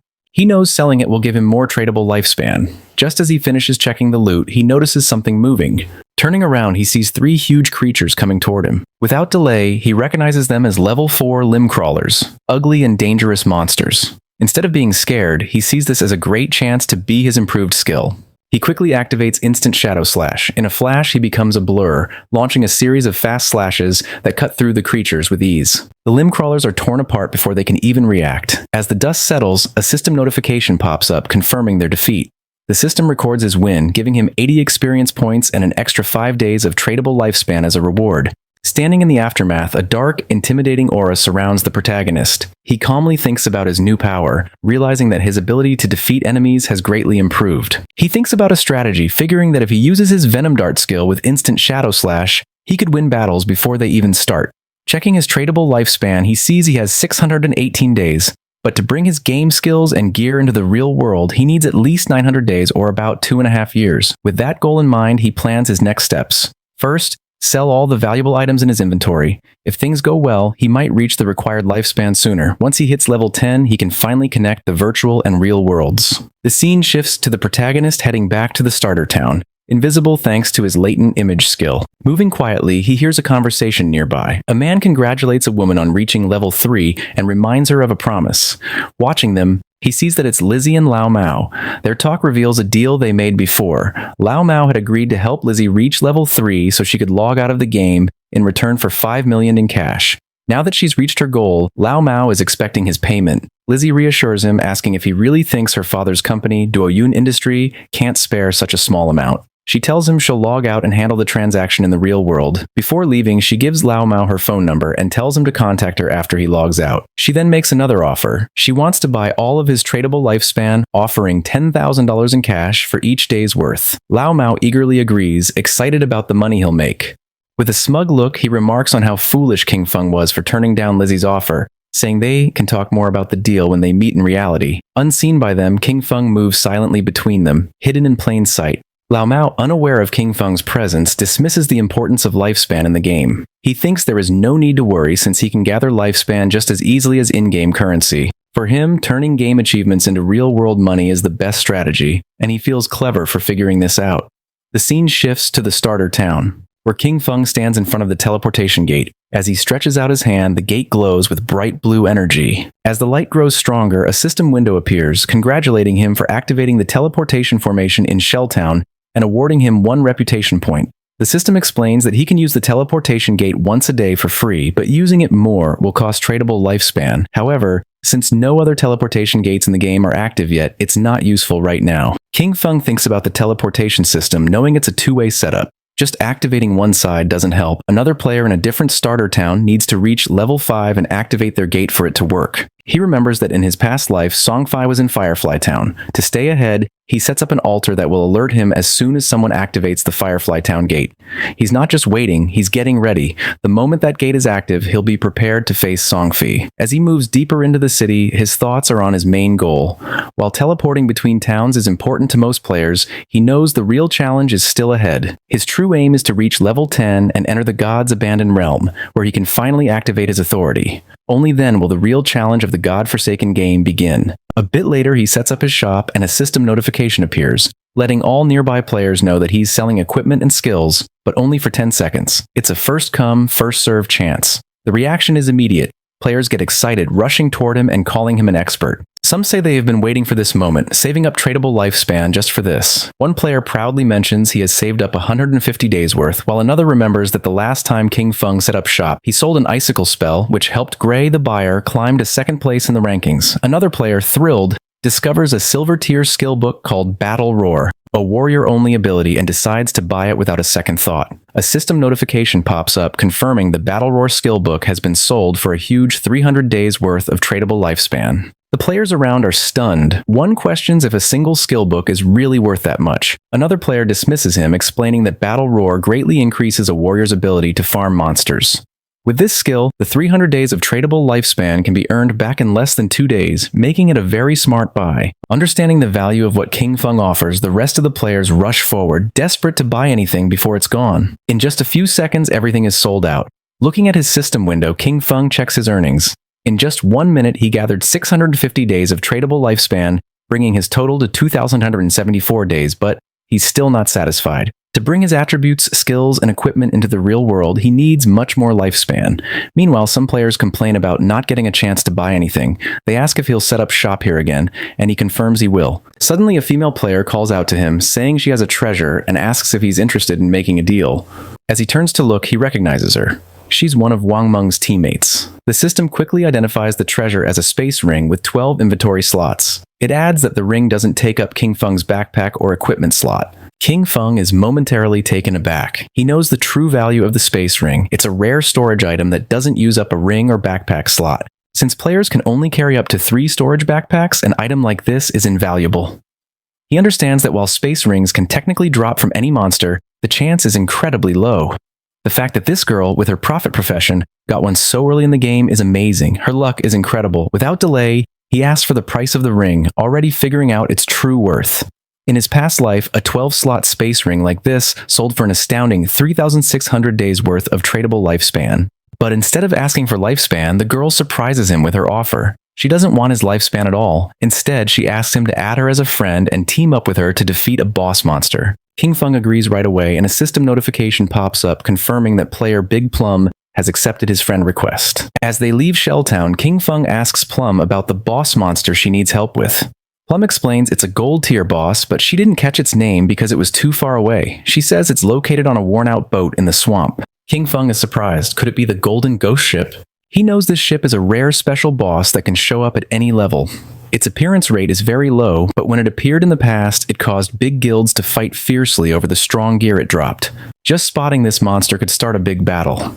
But from what Plum says, he thinks this version of the Golden Ghost Ship is probably around level 5, making it the easiest to beat. Still, he wonders how Plum found such a rare boss so near the starting town. His mind races as he tries to figure it out. The space ring, her link to Wang Meng's team, a gold tier boss showing up as if by luck. A thought hits him. Could she be the rumored koi fish from his past life? He recalls whispers from before. People said someone on Wang Meng's team had crazy luck. finding rare bosses, treasure chests, hidden palaces, and ancient temples just by wandering. He used to think it was just a cover-up to hide their real info, but now, looking at Plum, he realizes the rumors were true, and she's right in front of him. Deep in thought, he stares at her, trying to understand what it all means. Plum notices his gaze, blushes, and asks why he's looking at her like that. Snapping back, King Feng tells her it's nothing and focuses back on their journey. As they step past the main gate of the starting town, they don't notice a figure lurking nearby. A bald player hides behind a tree, watching their every move. The scene shifts to a group of tough-looking players where a long-haired man stands in front of a bunch of bald players, speaking with authority. He talks about his past victories, like leading his team to conquer the overlord of Sand City. With confidence, he tells the bald players that if they follow him, he'll make sure they succeed in the game. Before he can say more, the bald player who was watching King Feng runs back and reports that the target has left town with a girl. The boss smirks. He laughs at the news, thinking King Feng is just another young guy, easily distracted by a pretty face. Without delay, he gathers his group and orders them to move out. It's time to make their move. Meanwhile, outside the town, as they continue their journey, King Feng talks about his conditions for helping Plum's party. He says that if the boss drops equipment or skill books Plum can use, they will go to her, but the rest will be his. Plum thinks about this for a moment and then asks what the other party members, like Wang Meng, will get from this deal. King Feng explains that since the party has different roles, there is no promise that gear for an assassin will drop. If that happens, he would have fought for nothing, which wouldn't be fair. Understanding his point, Plum agrees to his terms but has a small request. If any gear drops for her captain or other party members, she asks if he would sell it to her at a discount. King Feng agrees. With the terms set, Plum says they will go to the boss's location once Wang Meng and the rest of her party log back into the game. But after walking for a while, she realizes she doesn't know where they're going. It's only when King Feng finally tells her their destination that she understands. They are going to fight the gold-tier boss monster now. Plum is shocked. The idea seems crazy. King Feng is an assassin, and she is a mage. He might turn invisible, but she can't take a hit from such a strong enemy. Facing a gold-tier boss this early with just the two of them sounds like a death wish, but King Feng stays calm and confident. He doesn't plan for her to fight at all. His plan is to tackle the boss alone while she watches from a safe distance. Even with his confidence, Plum finds it hard to believe. She knows he's strong, but beating a gold-tier boss solo is unheard of. Just as she gets ready to question him more, King Feng suddenly stops, sensing something. Without a word, he uses his latent image skill and disappears into thin air. Plum is left there, stunned. She looks around, trying to understand what just happened. Moments ago, he was next to her, and now there's only empty space. Confused, she calls out for him, but there's no answer. Just silence. Meanwhile, hidden behind a tree, the group of bald-headed players keeps watching King Feng and Plum from afar. Their leader smirks, sure they have the upper hand. But then one of the players notices something odd. King Feng has vanished. Confused, they look to their boss for what to do. Without a second thought, he dismisses it, thinking King Feng must have tricked Plum and left her alone. Grinning wickedly, he orders his men to move in, planning to capture Plum first and have some fun before anything else. As they rush forward, their boss reminds them of his promise that sticking with him means a good life. Now he claims even women are falling into their laps. But just as they get close, a shadowy figure appears right in front of them. The leader stops, his grin fading as he looks into the swirling, dark aura before him. Confusion flashes in his eyes. What is this? Before he can react, King Feng uses his instant shadow slash skill, and in a blink, it's over. A cold gleam slices through the air, and the group falls lifeless. Their bodies drop, torn apart before they even know what's happening. King Feng, as if stepping back into the shadows, disappears without a trace. A system notification pops up confirming his kills. 5 players down, earning him 12 days of tradable lifespan. He glances at the bodies but doesn't give them much thought. Their loot is worthless, barely worth noting. To him, killing them was like taking down 2 low-level monsters. Without a trace of what just happened, King Feng reappears next to Plum, looking indifferent. Plum, still in the dark about what occurred, immediately asks about his sudden disappearance. King Feng shrugs, saying a few people were following them, so he sent them back to town. Plum seems satisfied at first, but her curiosity kicks in and she starts asking questions. She jokes that she thought he left to relieve himself and muses about how handy his invincibility must be. With it, she jokes he could do his business without being seen. King Feng cuts her off, clearly not amused by the odd turn in the conversation. He tells her to focus and hurry up. They need to get to the gold-tier boss monster. At the same time in Shelltown, the ground began to shine. And just then, King Feng's sister spawned as a healer. Her eyes widened in surprise upon seeing a magic staff. She picked up the staff, realizing that everything was real, so much so that she could even feel things. The player's attention was fixed on her, realizing that she was another newcomer. She was happy since she had obtained the hidden class sacrifice, thinking that it must be very powerful. She firmly believed that with this class she was going to capture Songfi's attention. She was worried about knowing where Songfi was right now and if he knew the secret about the starting points. Her eyes began to shine with rage at the thought of where King Feng might have gone. He was always looking after her all day, but when the critical moment arrived, he couldn't be trusted at all. She decided to stop thinking about it since she now had a hidden class, and Zhang Wei had promised to help her level up. From now on, King Feng would have to manage on his own because she was not going to worry about him. Her attention fixed on the leaderboard, leaving her in shock upon seeing that rank 1 Shadow was level 6. She was furious because Zhang Wei was only level 3 and yet dared to boast about how powerful he was. Realizing that Shadow was the true expert, she thought that if she could stick close to Shadow, she would be able to level up faster than with Zhang Wei. But a question came to her mind: where should she go to find that expert? Not far away, there was a group of players talking. They were worried because they couldn't contact Swain, the healer of the party. It was Wang Meng's team. He knew they didn't have time to wait for him, so he asked if anyone had any ideas. One of them, somewhat concerned, explained that they couldn't kill mobs without a healer. The other player argued that they weren't experts like Shadow, who could farm alone, suggesting finding another healer to party up. While they were trying to find a solution, someone greeted them, and when they turned around, they saw King Feng's sister. For her, this opportunity was perfect. With a smile, she asked if they needed a healer, revealing that she had the hidden class Life Sacrifice. Meanwhile, in the forest, King Feng and Plum were on top of a cliff with a swamp at the bottom, where they saw the golden ghost ship lurking. Using Shadow Sneak, King Feng disappeared into the air, asking Plum to hide and be careful of ambushes while he went to take care of the boss. Plum, somewhat confused, nodded, but asked him to be careful. King Feng descended onto the swamp and a system window appeared, informing him that due to the influence of the ghost ship, this area had become a violent domain, with a rate of loss of lifespan of 100 times. Doing a quick calculation, King Feng realized that at a speed 100 times greater than time, staying here for 15 minutes was equivalent to consuming 1 day of lifespan. For him, this kind of violent temporal domain did not have a great effect. The system detected that the gold tier ghost ship was a level 5 boss, and then something unexpected happened. A timer of 45 minutes and 25 seconds appeared. King Feng was somewhat surprised to see that there was a time limit to defeat special bosses like this, but he felt fortunate since there were still 45 minutes left. It was more than enough time to kill it. Using instant shadow slash, King Feng moved like thunder, attacking the boss with powerful slashes, causing a total of 150 damage. While the boss was trying to understand what was happening, King Feng deactivated Shadow Snake and launched a Venom Dart, which hit the ship's bell directly, activating Critical Hit and Stealth Break Strike. While the poison was causing continuous damage, King Feng distanced himself from the boss. To challenge the Golden Ghost ship, there were some challenging points. First of all, many people did not know what its weakness was and believed it had to be its skeletal body or the ship, but in reality, the weak point was the Ghost Fire Bell located at the tip of the ship. The boss was enraged because when its weakness was attacked, it controlled the surrounding water. The boss prepared a massive AoE attack, making pillars made of water emerge. Evading the attacks, King Feng began to approach the boss. The water pillars had abnormally high damage, and early-stage warriors wearing silver armor sets could barely take a hit. He was happy since his Shadow class had high agility, otherwise he wouldn't have been able to dodge. At that moment, hands emerged from the swamp. Decaying zombies known as ghosts began to surface. King Feng remembered that once the AoE attack ended, the boss would summon 12 decaying water ghosts, each with silver tier capability. Thanks to Shadow Sneak, the ghosts couldn't sense King Feng's presence as he stood right in their midst. The 12 decaying water ghosts were about to attack savagely, and most parties would be in a frenzy by then. And as if that weren't enough, the Golden Ghost ship would summon a decaying water ghost every 3 minutes. If you weren't fast enough in dealing with them, their numbers would only increase more and more, resulting in total party elimination. But since he had been invisible from the start, they wouldn't be able to detect him. He just needed to find the perfect angle. Using instant shadow slash, he started moving quickly and destroying all the ghosts at once. While our boy was taking care of the monsters, Plum was watching from the cliff. She was trembling and red, realizing that this was the power of the rank 1 expert Shadow. To her, he was too powerful since he appeared and disappeared without a trace.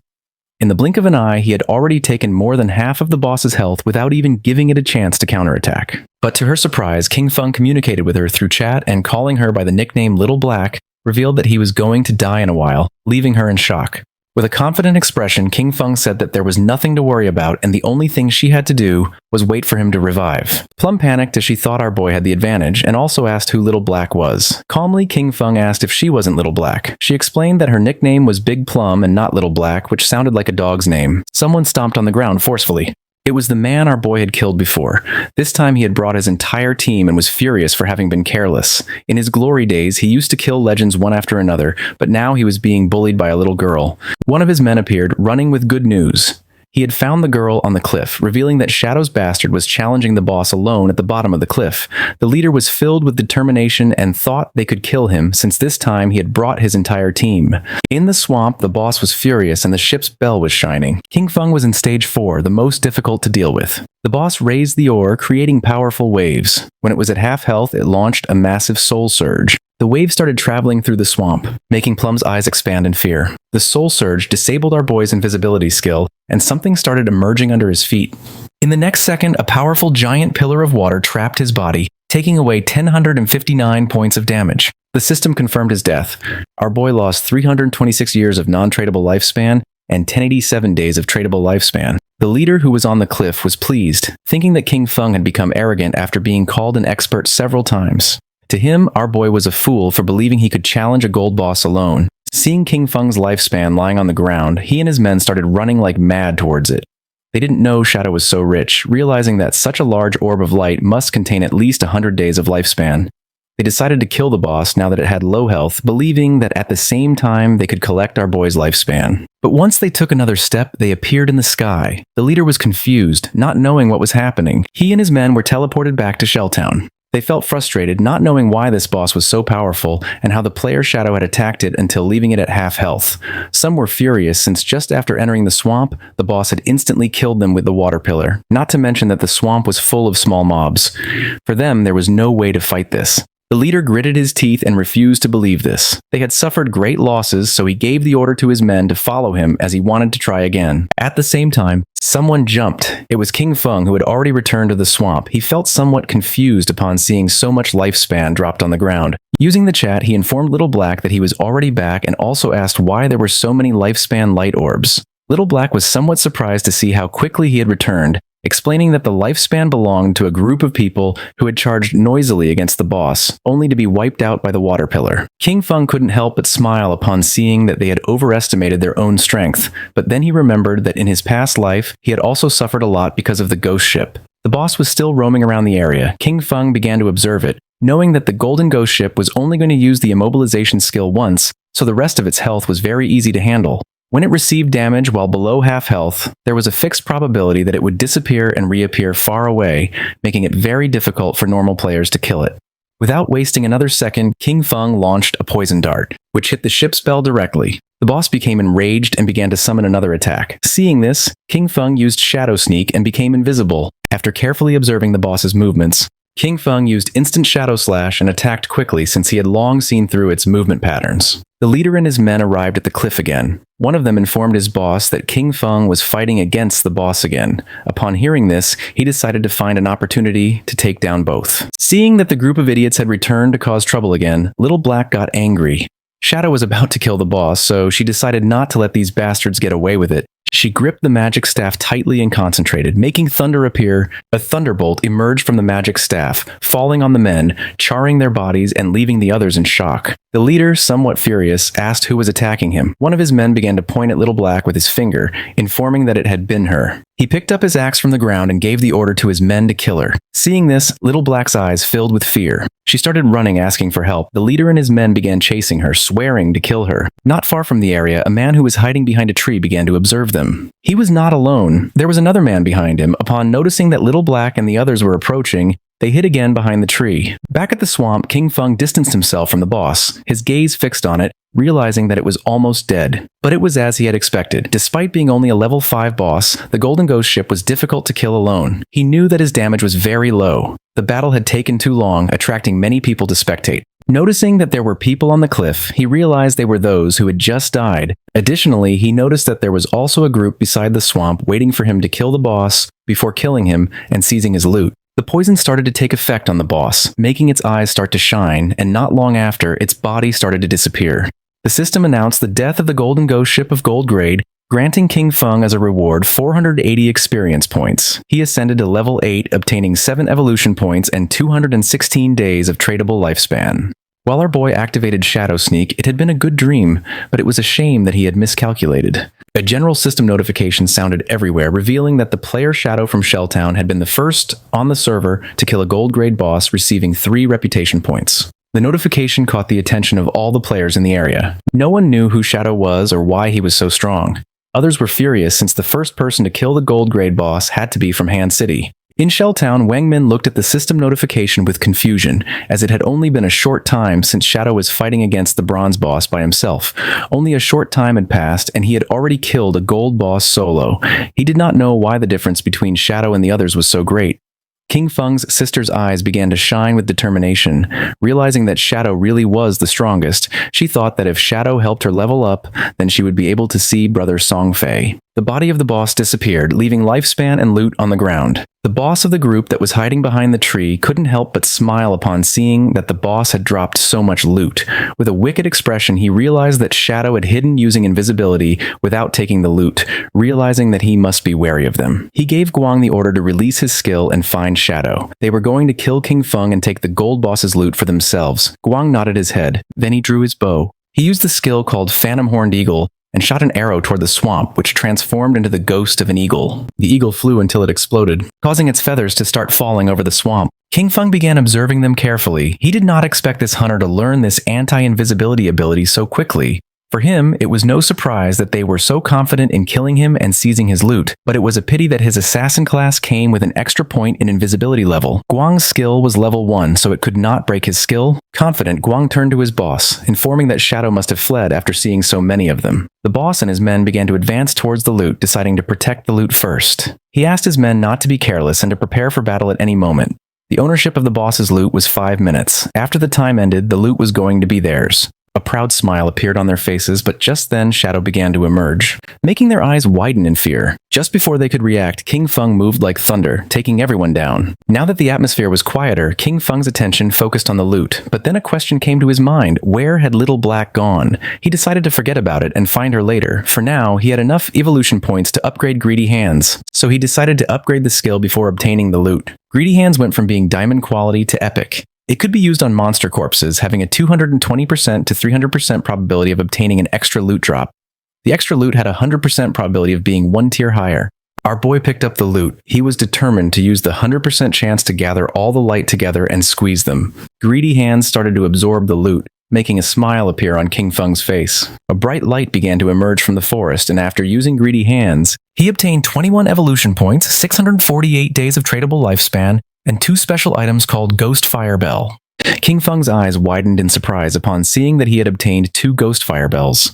It was a special item. After equipping it, King Feng would not lose lifespan upon dying. With a cooldown time of 1560 seconds, it had 2 skills, 1 passive and 1 active. Soul Absorption was passive. When killing monsters, the amount of drop lifespan would increase by 20%, and having 2 Ghost Fire Bells at the same time would double this effect. Soul Shock was an active skill. He could shake the bell to immobilize all enemies within a 100-meter radius for 3 seconds, with a cooldown of 512 seconds. The Ghost Fire Bell was not considered equipment. It was an item. It did not take up 2 equipment slots, and 2 Ghost Fire Bells only occupied 1 inventory slot, making it very convenient. While he was distracted, Little Black contacted him through chat, asking him to come save her. Shadow became alert and asked with a worried expression where she was.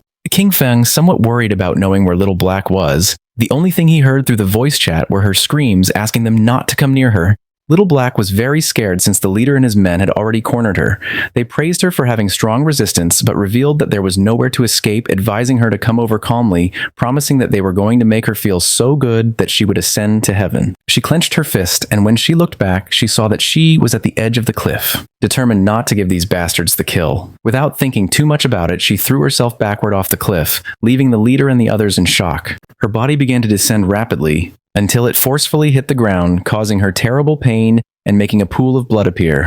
Her body began to disappear and turn into lifespan. The leader peeked over the cliff and felt somewhat confused upon seeing that she had really jumped, thinking that she was quite resolute. Little Black informed our boy that he no longer needed to save her. Since she had died and returned to the town, she felt relieved, as it was good that the tradable lifespans of their party were all on Captain Wang Meng. King Feng felt relieved and asked Little Black to wait for him there, as he was going to pass the stuff to her. She felt happy and praised our boy for having worked hard. He collected all the lifespan that was in the area. This time he had one big haul. His tradable lifespan had reached 31 15 days, and he even had 21 evolution points. He decided to use the points and evolve Greedy Hands. A system window appeared, informing that the skill Greedy Hands had already reached Epic.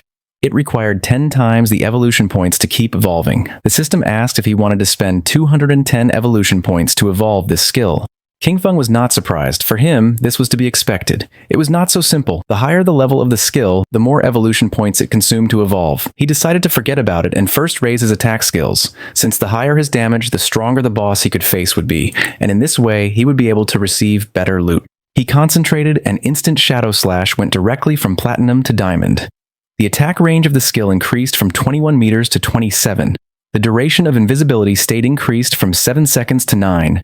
Now he could perform 7 slashes on all enemies along the way instead of 5 slashes, with a total duration of 10 seconds. The length of the slash increased from 3.1 meters to 4.1 meters, and now each slash would cause 300 additional damage instead of 200. He used 10 evolution points and now only had 3 points left. The initial skill Backstab enhancement went from normal to gold, skipping bronze and silver. When using Backstab, damage would increase by 30% instead of 15%. King Feng was happy since after evolving Instant Shadow Slash twice, its damage had doubled. Even if he was not in stealth mode and without breaking the stealth, he could inflict 3,000 points of damage. And if the stealth was broken and Backstab was performed, the total damage of 7 slashes could reach between 6,000 and 7,000. Using the system window, our boy started analyzing his skills. He remembered that the gold tier boss dropped from 2 to 4 silver equipment with a small chance of dropping gold equipment. Now, due to the effects of Greedy Hands, he had received 11 gold equipment and skill books, 2 platinum equipment, and 1 platinum skill book. This loot was not bad at all since 3 of them could be used by assassin types. Among the equipment was the Ghost Ship Dual Blades of Platinum, an assassin-class weapon with a damage of 136 points, agility of 22 points, attack speed of 24%, and armor penetration of 17 points. The requirement to use this weapon was to be level 5. The unique effect of this weapon was that each normal attack would inflict damage twice. King Feng equipped the 2 daggers. The effect was not very useful since basically he always used his skills to deal damage, but the base attack of this weapon was quite high, and it also had 22 agility points. The attack speed was also going to increase the skill casting speed, reducing the recovery time, so it was not totally useless. And as for the armor piercing properties, the benefits were also quite high. Then our boy equipped the Ghostfire Leather Armor of Gold tier with a physical defense of 25 points, fire element resistance of 50 points, damage block of 14 points, granting 419 health points, and the requirement to use this equipment was to be level 5. He was amazed since leveling up had not increased his constitution. His current health was 350 points, and this equipment had actually added 419 health points directly. When he put this on, most players now wouldn't even be able to break his defense. Using the system, he decided to make his defensive equipment invisible, and use the starting appearance of the assassin class. This way, others wouldn't be able to see his equipment with their eyes and would have to enter the game interface to check. This wasn't over yet since there was still one last piece left. Upon checking the inventory, he saw that it was a skill book. It was called Ghost Shadow Blur of Gold tier. An assassin class skill, it had a passive. It granted a 15% dodge rate, and dodge activation granted immunity to all damage. King Feng was happy to have finally obtained an assassin survival skill. But then he remembered that this skill was very weak because it was very difficult to increase the dodge rate in this game. And if one spent effort to raise the dodge rate, the other attributes would be low. And if the dodge was not activated, it would be very dangerous. Our boy's body began to shine since he was different from the rest. He could evolve skills infinitely. While increasing the dodge rate, he would not sacrifice other attributes, so there were only benefits for him. King Feng started to move away from the area and decided it was time to return. The remaining loot consisted of warrior, priest, and archer items. He could sell them to Wang Meng with a 10% discount, and although they couldn't afford them now, he was sure that with Wang Meng's personality, he would sell them on credit. This great upgrade was all thanks to Little Black. Without this coin, he wouldn't have been able to find a level 5 ghost ship to attack, so he decided to thank her. King Feng passed by a tree, and just at that moment the leader, who was furious, and his men appeared. King Feng noticed them, and they did too, and their faces turned pale. With eyes full of fear, they started running upon seeing Shadow. As expected, King Feng was not going to let them escape. So he used Shadow Stealth, and while the skill was activating, he let out a sigh. Just before they could take another step, King Feng moved like thunder and finished off all the subordinates. Upon seeing this, the leader panicked and ran with all his strength, but King Feng was not going to allow this. Our boy appeared in front of him and deactivated the invisibility skill. The leader's face touched King Feng's, his eyes filled with tears and fear. He admitted he was wrong and promised not to do it again, begging our boy to please let him go since he had less than 1 year of lifespan left. With a cold gaze, King Feng asked if he had first thought about his own fate when attacking others. Without remorse, King Feng attacked with a poison dart, and while the leader was writhing in pain, he turned his back and left. Since he had killed too many players, he received a layer of status called Killer. Currently in the first layer of the Killer status, he was going to lose 75% of his current lifespan upon death. King Feng was calm since he had the Ghost Fire Bell. If he was careless and died once, he would not lose any lifespan. King Feng returned to Shelltown and everyone's gaze fixed on him. People started talking among themselves. Since he had killed a gold tier boss, everyone was in shock. Seeing that he was not wearing any equipment, some thought that he must have exploited bugs to defeat the boss. While our boy was walking through the area, a man approached and asked him to please wait. King Feng turned, curious. Showing a skill book with a smile, the man mentioned that they had mistakenly bought this assassin's skill book, asking him to please accept it and take it as if nothing had happened between them. The system identified the skill book. It was common tier called Impale. It was a single target skill. Upon hitting, it added 20 attack points and caused stun for 2 seconds with a cooldown of 22 seconds. King Feng took the skill book and his eyes widened in surprise since it was a control skill. After taking the book, he went on his way and the man and the others on theirs. One of the men, furious, told Xian Shao that they had been killed by King Feng. For him, it was too cowardly to have to give a skill book to him. The other man nodded since no one treated them like that. The other man decided to use each of their connections to gather people, with everyone contributing. Even a single spit from each of them could drown King Feng, so there was no reason to fear him. With a serious gaze, Xian Shao made it clear that Shadow was growing so fast and leveling up by himself, so he must have a great secret. He wanted to find him in real life and kidnap him, since not only would they learn his secret, but they could even make him their slave to collect lifespan for them. The man praised Xian Shao for this great plan. Xian Shao decided to have the family send a woman to try to extract information from King Feng. When he had heard Shao's voice just now, it sounded very foreign. He knew he was not within their circle, which meant that he was very poor. They decided to find a professional beauty as they were sure that King Feng would fall into the trap. King Feng met with Little Black and asked her to accept the trade since he wanted to give her some things. Upon hearing this, her eyes filled with excitement, but she explained that her name was not Little Black but Big Plum. King Feng gave her a powerful skill and a necklace, and upon using them, fire began to emerge from her magic staff. She was happy because with this skill and the necklace, her damage had multiplied several times. Moreover, her mana regeneration had more than doubled. She thanked him from the bottom of her heart. Our boy said there was no need, explaining that he was just following their agreement and asked her to give him the space ring. With a smile, she took the space ring out of the inventory and said that he could keep it. With her face blushing, she revealed that when she was escaping in the forest, she had discovered an underground cave that seemed to be the entrance to a ruin, asking if he was interested. King Feng was somewhat surprised since first it had been the Golden Ghost ship and now it was a ruin entrance, realizing that it was really beneficial to be friends with this girl. The sincerity was mutual.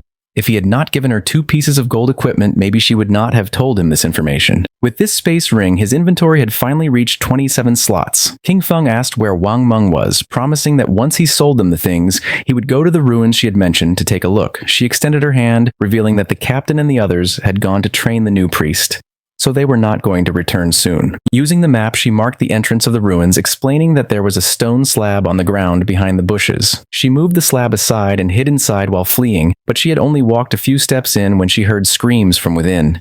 She was so terrified that she ran out. Otherwise, those guys would not have caught her. King Feng disappeared and decided to head to the ruins right now and trade with Wang Meng when he returned. Little Black was somewhat confused. Our boy left Shelltown and entered the forest. Originally, he wanted to find some place to grind to level 10, but since there was a ruin, there was no need to grind. Mainly, there were 3 types of ruins that appeared in a beginner's town. They were tombs, cursed ruins, and temples of faith. No matter what type of ruin it was, the small mobs were all bronze tier. There might even be some silver tier monsters. For him, they were a sea of lifespan and evolution points. Following the location that Little Black had marked on the map, King Feng arrived at the entrance of the ruin. Without wasting time, our boy entered, remembering that there were mainly 3 types of ruins that appeared in a beginner's town: tombs, cursed ruins, and temples of faith. There was not much to say about the tombs. They were inhabited by a lot of monsters, and it was very difficult to kill them all. And also, there was almost always going to be a golden boss at the end. The monsters in the cursed ruins were all cursed by ancient gods and evil gods. They could have been humans in the past, but some went mad and others became ghosts after death. The monsters in the temple were all believers of ancient gods and evil gods. Moreover, the layout of the temple was very complex. The walls were filled with ancient murals. If one managed to get past the last two, they would receive a special item or a skill book. Upon observing the murals on the walls, our boy realized that this was a temple of faith. He began to observe the murals carefully as they were very familiar. At that moment, roars began to be heard. Our boy started walking down the hallway, realizing that this was the faith temple of the ancient god of judgment. It had the same origins as his Eye of Judgment. At the same time in the forest, was Wang Meng and his party fighting against a monster. Wang Meng drew his shield and blocked the monster's attacks. But then, the monster lunged at him, and just before he had time to react, it attacked with its fierce claw, causing Wang Meng's body to fly through the air, inflicting terrible damage on him. Seeing that the captain was injured, the party's archer panicked and gave the order to the healer to heal. King Feng's sister was paralyzed with fear, not knowing what to do. With tears in her eyes, she tightly grabbed the magic staff and asked how to do that. While they were distracted, the monster jumped and prepared to attack. Seeing this, the party's swordsman drew his sword and gave King Feng's sister the order to use her skill.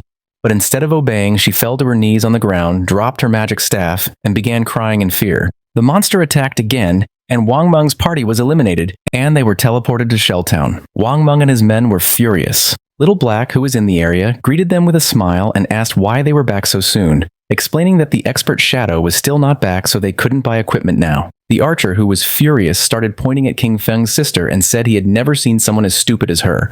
She didn't know how to dodge monster attacks nor how to use her skills. Xiaoyu started to cry, not knowing what to do. Little Black stood in front of her and with a confused expression asked the archer why he was so fierce, explaining that she was a beginner and it was her first time playing the game, so it was normal to die once.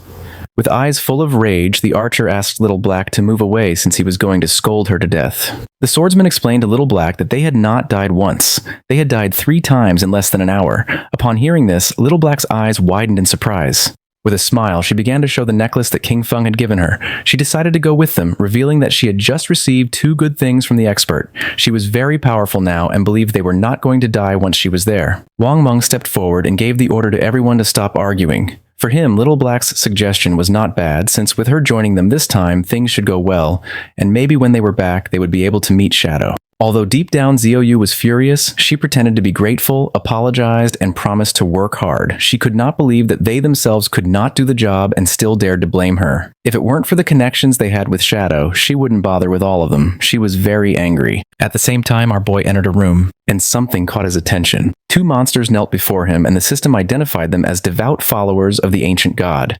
Called the Judged, they were level 10 monsters in silver tier. King Feng's eyes began to shine with suspicion. Without wasting another second with a determined expression, he attacked the monsters using instant shadow slash. Our boy became invisible, and when he turned around, he saw that he hadn't taken much health from them. Even after breaking his stealth and backstabbing them, they had only lost a small portion of their health. For him, this was to be expected. They were level 10 silver bosses, and the health of these 2 devout followers together was already greater than that of the gold tier golden ghost ship. Just then, something caught our boy's attention, making him turn curious.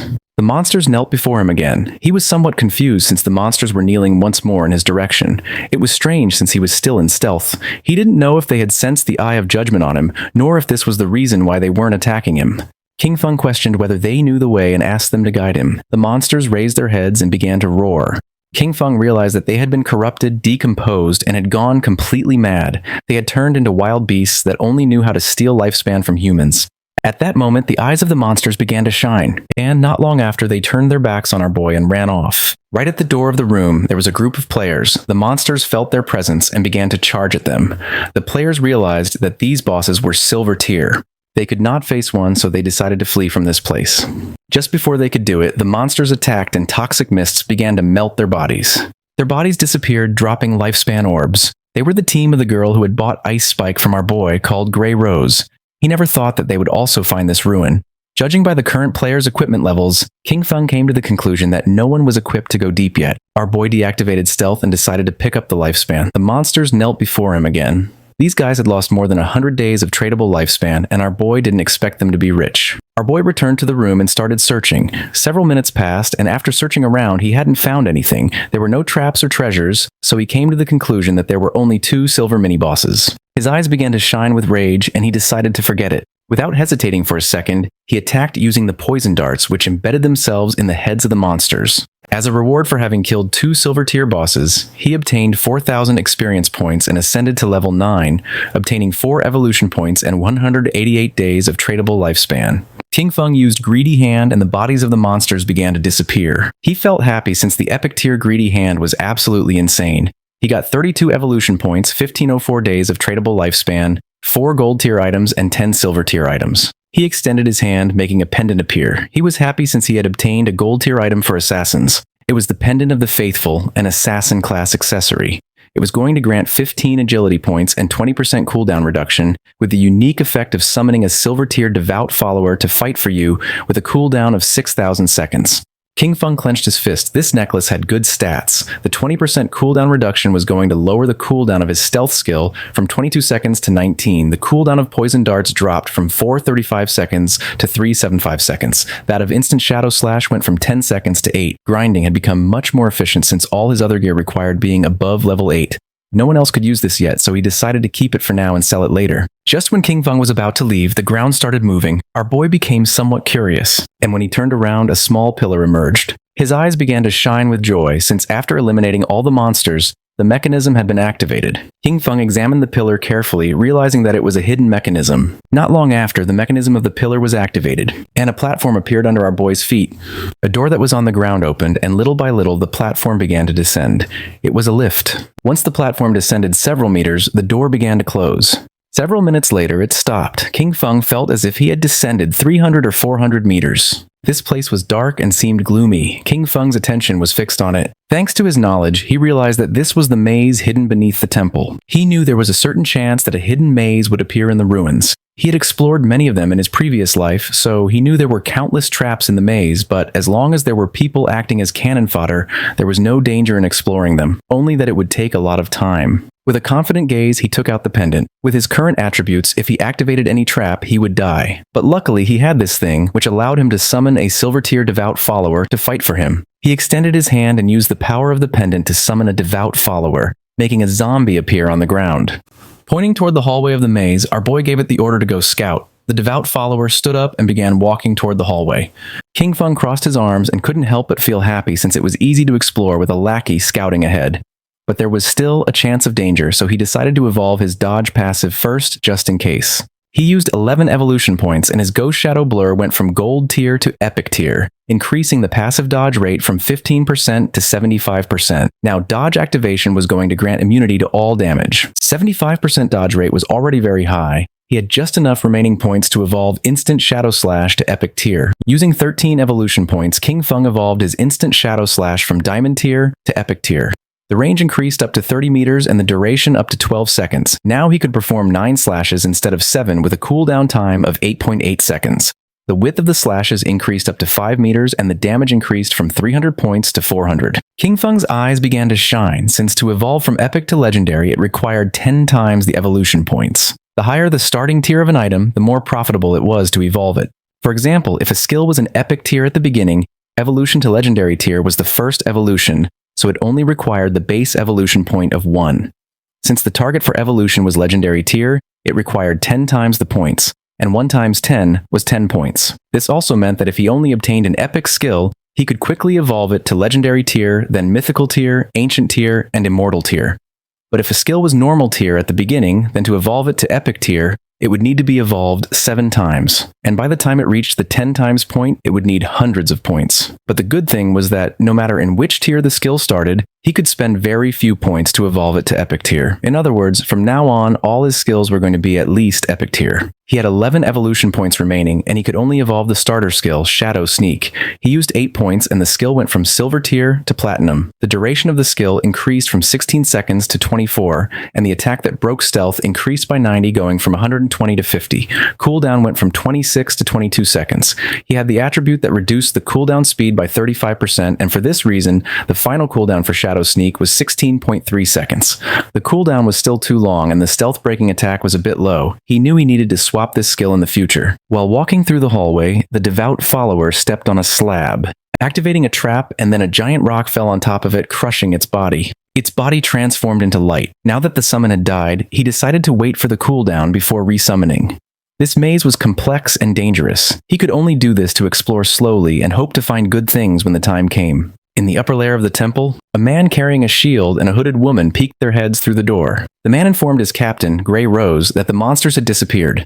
Upon hearing this, Grey Rose couldn't help but feel somewhat surprised. They entered the room and Grey Rose noticed that their lifespan had also disappeared, knowing that someone must have killed those monsters and taken their lifespan. But she didn't know who. The man mentioned that only the expert Shadow could kill 2 silver tier bosses. Grey Rose thought he was right, but felt relieved since they wouldn't have to die again. She put her hand on her chin and remembered that when they had come here, they had seen a person who seemed to be communicating with the monsters. She didn't know if it was Shadow, nor if he had a skill that could enchant the bosses. If that was the case, he had an incomprehensible and terrifying power. At the same time, in the second layer of the temple, King Feng's devout follower died again by activating another trap. In front of our boy, there was a long path leading to a door. King Feng had explored for 3 hours, and this should be the end of the maze, and based on his previous life experience, using human lives to explore would kill at least hundreds. Using the pendant, King Feng summoned another devout follower. It started walking ahead, and King Feng began following closely behind. King Feng gave it the order to open the door, following our boy's command. The monster began to use all its strength, but was unable to open it. It got to the point where its body began to tremble. King Feng's eyes filled with suspicion upon seeing that the monster could not open the door. Then he approached and touched it with his hand. By doing this, little by little the door began to open, leaving King Feng in shock. A wave and a curtain of smoke began to emerge from the other side of the door. Our boy began to sweat, knowing that this was not good. On the other side of the door, there was a room full of pillars, and in the center there was a chest covered with thorny vines. King Feng entered the room, and upon observing carefully, he noticed that the chest was full of thorns. It was locked, and next to it there was an NPC. The NPC was a woman who had the lower part of her face bandaged. The system tried to detect her stats, but it was unable. King Feng's eyes widened in surprise when he saw that there was no information about her. It was the first time he had met such a mysterious NPC. The woman began to whisper in a strange language, and then she knelt down, and her body transformed into light and began to disappear. King Feng started to observe her closely, not knowing why she had disappeared. Then the thorns that were on the treasure chest also began to disappear. King Feng did not lower his guard, since even though he could not see the information of that mysterious woman, he knew that she must be related to the Eye of Judgment. The chest began to shine golden, and our boy noticed that it contained epic tier items, but he knew he had to be careful, since there was a chance he would encounter a mimic or a trap. Pointing at the chest, King Feng gave the order to his summon to go open it. Following the order, the monster opened the chest, and a bright light began to emerge from it. King Feng's eyes widened in surprise as he realized it was a skill book, a godly skill for assassins containing passive and active effects. The chest contained an assassin-type skill book of epic tier called the Stole of Mercy. It had the passive effect of 100% weak point hit correction, and the weak point damage multiplier doubled. The chest also contained an active skill called Slit Throat. Shadow's next attack was going to inflict Slit Throat, causing 100% of that attack's damage per second for 3 seconds, with a cooldown time of 60 seconds, but thanks to his skill, the cooldown dropped to 44.4 seconds. King Feng noticed that the passive ability doubled the hitbox for the enemy's weak spots, but the most ridiculous part was the active skill, Slit Throat. If his next attack dealt 300 damage, the debuff would cause 300 damage per second for 3 seconds. The total damage would be 1,200 points, which is 4 times the original damage. King Feng began to read carefully. Skills like Instant Shadow Slash landed multiple hits, but Slit Throat only counted the first strike. Also, this skill was only epic tier, so it only needed 10 evolution points to upgrade it to legendary. This loot had been a great harvest since his burst damage had just increased several times. King Feng began to move toward the exit. Knowing that it was all thanks to Little Black, he decided that it was time to return and sell the leftovers to her party. Using the chat, he asked Little Black to tell Wang Meng to return to town since he had items to sell him. Upon knowing that Shadow had finished exploring the ruins, they decided to return now. Once King Feng arrived back at the starter town, his eyes widened in surprise. A crowd of players was waiting for his arrival. All wanted to add him as their friend. Some even offered to be his followers, promising to cheer him on. The chairman of the Runding Group from the city of Zhonghai had come to formally invite Shadow to join their corporation. King Feng even had fans from Firefly Town who had come to greet him. Players from different towns had come to form teams with King Feng. Seeing this, he realized that the teleportation gates from other towns had started activating. Finally, he could go to Sohm Fei's Firefly Town. Without wasting another second, King Feng disappeared without a trace, becoming a shadow. While using his invisibility skill, King Feng began to move away from the area, and the players started fighting among themselves, thinking that he had left because they kept bothering him. King Feng reached Little Black and caught her attention. Upon raising her hand, she informed her captain that the expert Shadow had arrived. Something caught King Feng's attention. It was none other than his sister, Xiao Yu. She began to show a kind smile. Many questions came to King Feng's mind. He didn't know how she had managed to get into Wang Meng's team, knowing that Wang Meng's crew could be destroyed because of her. He knew he had to be careful. Since everyone knew that Shadow existed now, he couldn't reveal his true identity. He still couldn't use his powers in real life, and with so many eyes on him, even a kitchen knife could kill him right now. Xiao Yu couldn't help but blush as she could tell how powerful he was just by looking at him, realizing that compared to him, Wang Meng's party was like trash. She thought that if he carried her, then she could reunite with Song Fei in a matter of days. Using the system, King Feng explained to the captain that this equipment was perfect for their party's classes. Moreover, the skill books could increase their combat power. Our boy set an initial price of 220 days of lifespan. For Wang Meng, this was very expensive since they were all silver and gold tier. For now, they could not afford it. King Feng said that there was no problem since they could pay him later. Wang Meng was sincere and thanked him, not knowing how to repay him for helping them. If ever King Feng needed them in the future, he only had to say the word, and they would do their best to help him. The swordsman of the party put on a golden helmet. According to him, Shadow was awesome. He could not believe that he was getting gold-tier equipment so soon. Wang Meng also equipped the equipment, obtaining a gold-tier skill with which his DPS had tripled. He could not avoid crying since Shadow even let them buy on credit, realizing that he trusted them. Wang Ming began to inspect his inventory but did not find anything for priests, leaving Xiao Yu somewhat confused. The archer was furious since she was lucky to leech XP from them. Xiao Yu approached King Feng and introduced herself as the priest of Wang Meng's party and asked if he had any equipment for her. The system informed our boy that the player, Little Graceful, wanted to add him as a friend. Xiao Yu's eyes widened in surprise. King Feng began to stare at her with a cold gaze, disappeared without a trace, leaving poor Xiao Yu in shock. With a confused expression, she asked where Shadow had gone. Wang Meng explained to her that he probably just hadn't gotten any priest drops this time, and that maybe next time he would bring items for her. The archer revealed the harsh truth. King Feng had intentionally ignored her. For Little Black, Shadow was very cool as he appeared and disappeared like a dragon. King Feng walked away from them, knowing that he currently had a gold-tier priest staff in his bag, and also a gold-tier priest skill book, but there was no reason why he would give such precious things to Xiao Yu. As he progressed, he would have tons of unused equipment and skill books. Selling them individually wasted too much time, but Wang Meng's backing with the authorities was perfect for his bulk buying. He could not allow Xiao Yu to affect his cooperation with the authorities. He needed to quickly find a priest for Wang Meng's team to replace her. His eyes began to shine with seriousness when he thought that he needed to find little Zhu quickly. Gu Yixu, the former manager of the Godslayer Guild in his past life. She was a hidden class priest called White Avian Priestess, which came with a white bird that could heal and apply buffs. She was the only priest he knew who could defeat epic tier bosses alone. She was his powerful ally, and compared to her, Xiao Yu was complete trash. King Feng activated the gate, remembering that little Zhu was also from Firefly Town, just like Song Fei being perfect. If King Feng could find little Zhu, he was going to put her on Wang Meng's team. Using the gate, he traveled to Firefly Town. King Feng arrived at Firefly Town, a place very different from Starter Town. While he was walking through the area, he heard two players who wanted to hurry back. Since the silver boss was below half health, they couldn't let someone steal it, as they would have died in vain. One of them cursed Song Fei since that bastard brought many fangirls with him, knowing there was no way to compete with him, nor did he know how some minor celebrity had so many brainless fans. King Feng had just arrived and had already found clues about Song Fei. Following the players, he reached a valley. This was the level 5 area called Wailing Valley. The monsters in this place were Ember Fiends and the Shackles. After walking a bit, he started to hear players fighting. When peeking his head out, he saw a group of players attacking a two-headed monster with its body surrounded by flames. King Feng knew that this twin-headed Ember Fiend was a silver tier boss and noted that the situation was somewhat chaotic since many players were attacking each other. When observing closely, King Feng saw a group of players, and among them was the bastard Song Fei. Two players stood in front of Song Fei's team and drew their weapons. One of them had been ambushed by Song Fei, and his lifespan had been stolen by him. He swore to kill him. With a smile, the player carrying a shield asked if Song Fei thought that hiding behind his mage girls made him safe, revealing that he had the godly anti-mage skill. Just before he could take a step, one of Song Fei's mages crushed his head using the magic staff. King Feng remembered that Song Fei with the title Heaven-Defying Mage God had the mage class. In his past life, this bastard tricked a bunch of fans into choosing the mage class, only to take all their equipment and skills to strengthen himself quickly.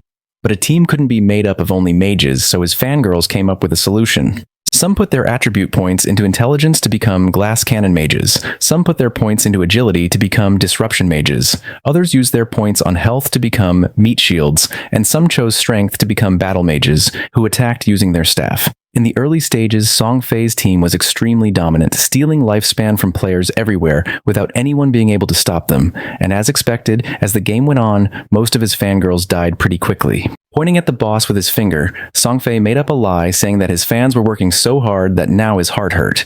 He hoped the boss would die soon so everyone could rest, and also that the world would be full of love and free of violence. The twin-headed Ember Fiend began to advance towards Song Fei's group. One of Song Fei's fans explained that this was not hard for them since the one who was trying the hardest was him.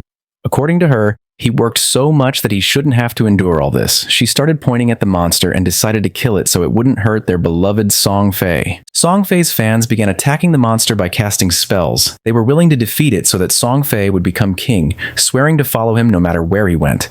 Song Fei's fans began attacking the monster by casting spells. The monster opened its mouth and launched a burst of fire towards Song Fei, putting him on alert. But just before the burst of fire could get close, one of his fans stepped in the way, taking the attack fully. Song Fei took the girl's hand and began to show a sad gaze. While the woman's body was disappearing, with tears in her eyes, she swore to do anything for him. The chubby girl tightly grabbed her magic staff and told the others to get angry, since if they killed this ugly monster, brother Song Fei would be able to ascend to first place in the ranking. He had to surpass Shadow. This made the others excited. Raising their weapons, they swore to conquer the world, dominate the heavens, and fight alongside Song Fei. They summoned several powerful spells, causing thunderbolts to strike the monster. Song Fei realized that it was going to die, knowing that this silver tier boss was hard to kill. He couldn't help but wonder how someone had been able to defeat a gold tier boss alone.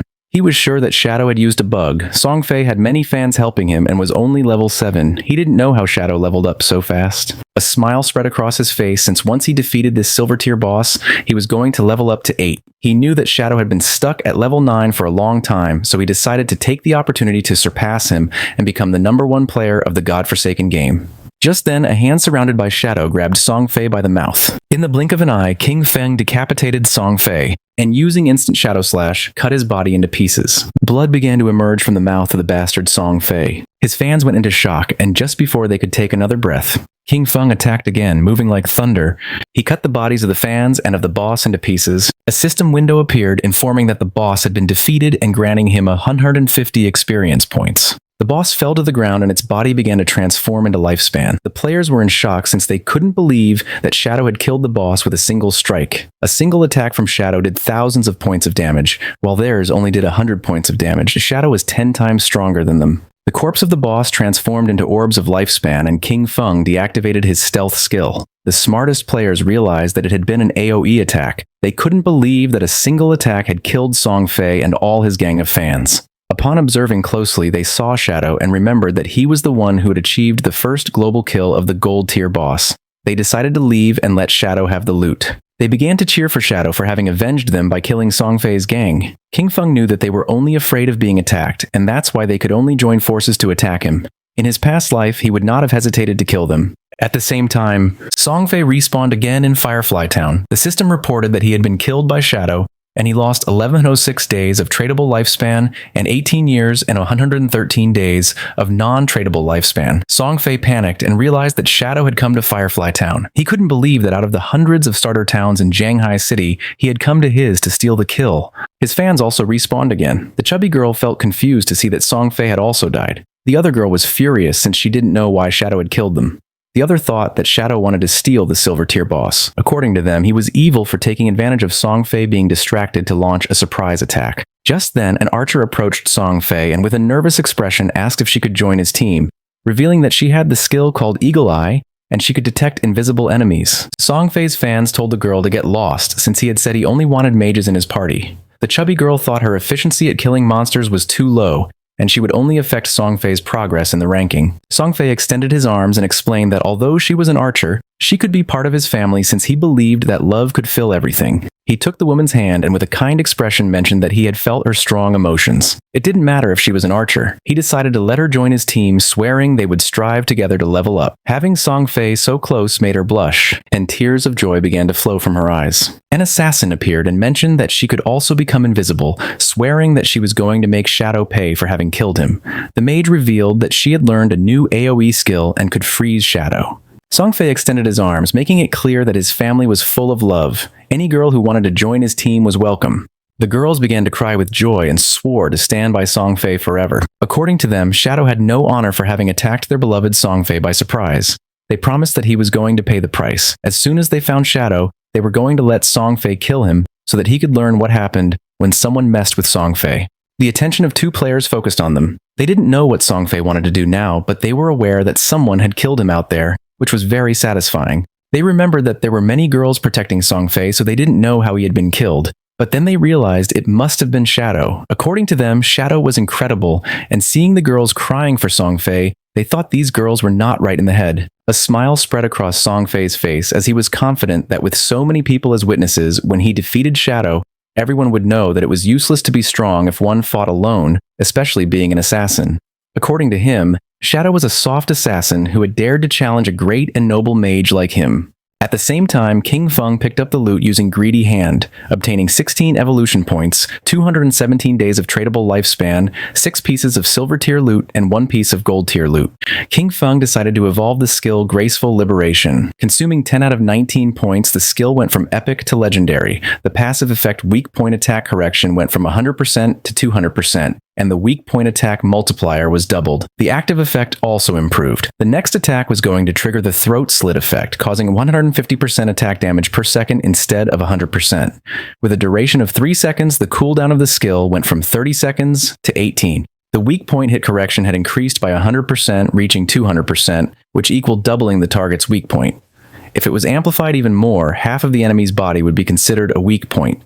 He feared that even his Shadow Slash could deal weak point damage. The initial epic level skill with 0 evolution points could evolve to legendary. However, to evolve it from legendary to mythical, it required 100 times more evolution points. It needed 200 points to evolve from legendary to mythical. According to this pattern, the epic level Greedy Hand was going to require 210 evolution points to evolve, and when it reached legendary, evolving it was going to require 34 points. He had 9 evolution points left, so he decided to evolve Backstab Enhancement. King Feng spent 8 points, and the skill Backstab Enhancement went from gold to platinum, and the damage of the passive effect increased from 30% to 40%. A silver tier boss, plus the group of players, had given him a total of more than 140 days of tradable lifespan. His mission had been fulfilled, so he decided it was time to return. While King Feng was distracted, a girl tried to attack him by surprise. She intended to kill him. Shadow began to observe her in silence, and dodged the attack without much effort. The girl attacked again, but he evaded it again without problems. The girl was in shock to see that he could dodge all her attacks. Without wasting any more time, she used stealth and disappeared. Just then, Songfei's fans appeared on top of the cliff. They had cornered him and swore to avenge Songfei. The mages of Songfei raised their magic staffs, and the archer who had just joined the team began to aim her bow at King Feng. They were furious and swore to avenge Songfei. King Feng used stealth and disappeared into the air, becoming a shadow. Upon seeing this, the archer used her skill called Eagle Eye and made it clear that King Feng's invisibility was useless. Her arrow transformed into a ghost eye, until several seconds later it exploded and its feathers began to descend from the sky like drops of rain. The feathers began to fall on the assassin from Songfei's party, and her stealth was deactivated, making her visible. The chubby girl clenched her fist and felt happy, believing they had detected King Feng. She gave the order to the others to use their most powerful skills and attack with everything. Following her order, Songfei's fans used their most powerful skills to attack. A rain of powerful spells began to descend upon the assassin. Seeing this, she panicked and tried to tell them that she was not King Feng. It was already too late as the spells hit her body directly, creating a great explosion. Instead of feeling sad, the chubby girl felt furious since she didn't care about this anyway because she wasn't a mage, and that showed that she didn't sincerely love Songfei. According to her, this was a punishment from heaven for her falseness. She gave the order to the archer to launch the eagle again to find Shadow. The archer nodded with her head. But at that moment, King Feng took out the ghost firebell and started shaking it, activating its active effect called Soul Attack, which could immobilize all enemies within a range of 100 meters for 3 seconds, with a cooldown of 521 seconds. Just before the archer could use her skill called Eagle Eye again, an aura appeared around her body and those of her friends, leaving them immobile. Seeing this, they felt confused. Just before they could take another breath, King Feng appeared and, using Instant Slash, attacked like thunder, cutting their bodies into pieces without even giving them a chance to react. Songfei, who was hiding behind the corner, peeked his head out and felt confused, not knowing what was happening or why they had suddenly died. At first, he thought the culprit was Shadow, but then dismissed this idea since if he had made a move, he would have revealed himself. King Feng, who was invisible, approached him and with an arrogant gaze made it clear that his death was near. Upon hearing Shadow's voice, Song Fei's eyes widened in fear and surprise, making him tremble. Without losing another second, he activated his magic shield, causing a powerful shield to appear around him. But to his surprise, King Feng launched a poison dart which passed through Song Fei's shield without much trouble, breaking it into pieces. The dart hit him squarely on the forehead, making the bastard Song Fei fall to the ground and start screaming in agony. Song Fei's body transformed into orbs of lifespan. King Feng deactivated stealth, and upon seeing that Song Fei had so much remaining lifespan, he realized that originally he had more than 2,000 days of tradable lifespan. Song Fei's body disappeared, leaving only lifespan. King Feng began to observe it and felt somewhat confused since he didn't know why his fans had no tradable lifespan, realizing that they had given all their lifespan to Song Fei. A lot of time had already passed, and there were still people thinking that the godforsaken game was just a game. The crazy fans were truly terrifying. For our boy, it was a shame since the tradable lifespan added up in total to several hundreds of years, and now it was only going to go to the nearby monsters. Back in Firefly Town, Song Fei and his fans respawned again. Song Fei was furious since out of more than 2,000 days of tradable lifespan, now he only had 500 left. With a confused gaze, he asked the archer why she hadn't been able to find King Feng using her detection skill. She explained that she had indeed used the skill, but the only thing she had found was their assassin sister. The chubby girl mentioned that she could see there was a stealth level in her attribute panel. She didn't know if Shadow's stealth level was higher than they expected.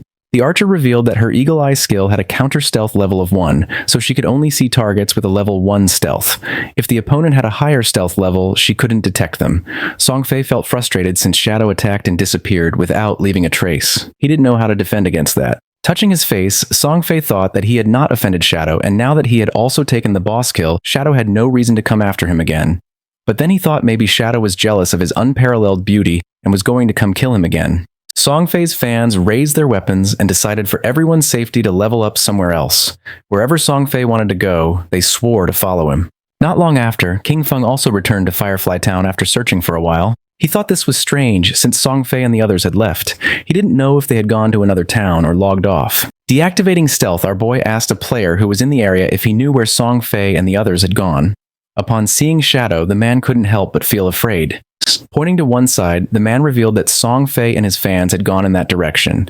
He begged Shadow to please kill Song Fei. He also had a request. After killing Song Fei, he asked King Feng if he could spare the life of his girlfriend, a female hunter named One Flying Treasure Cat. Our boy advised the man to look for another girlfriend, realizing that his girlfriend was the hunter who could detect invisibility.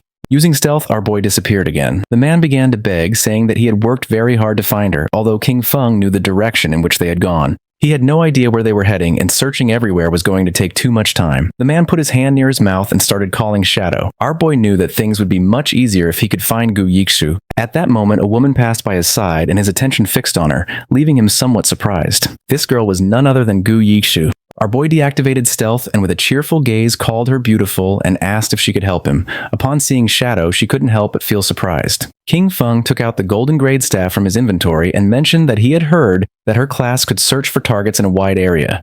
He promised that if she could find Song Fei, as a reward he would sell her the staff at a bargain price. Seeing this, Gu Yixu's eyes began to shine with excitement. She opened her system window and asked how he knew that she could search over a wide area. She remembered never having told anyone about it.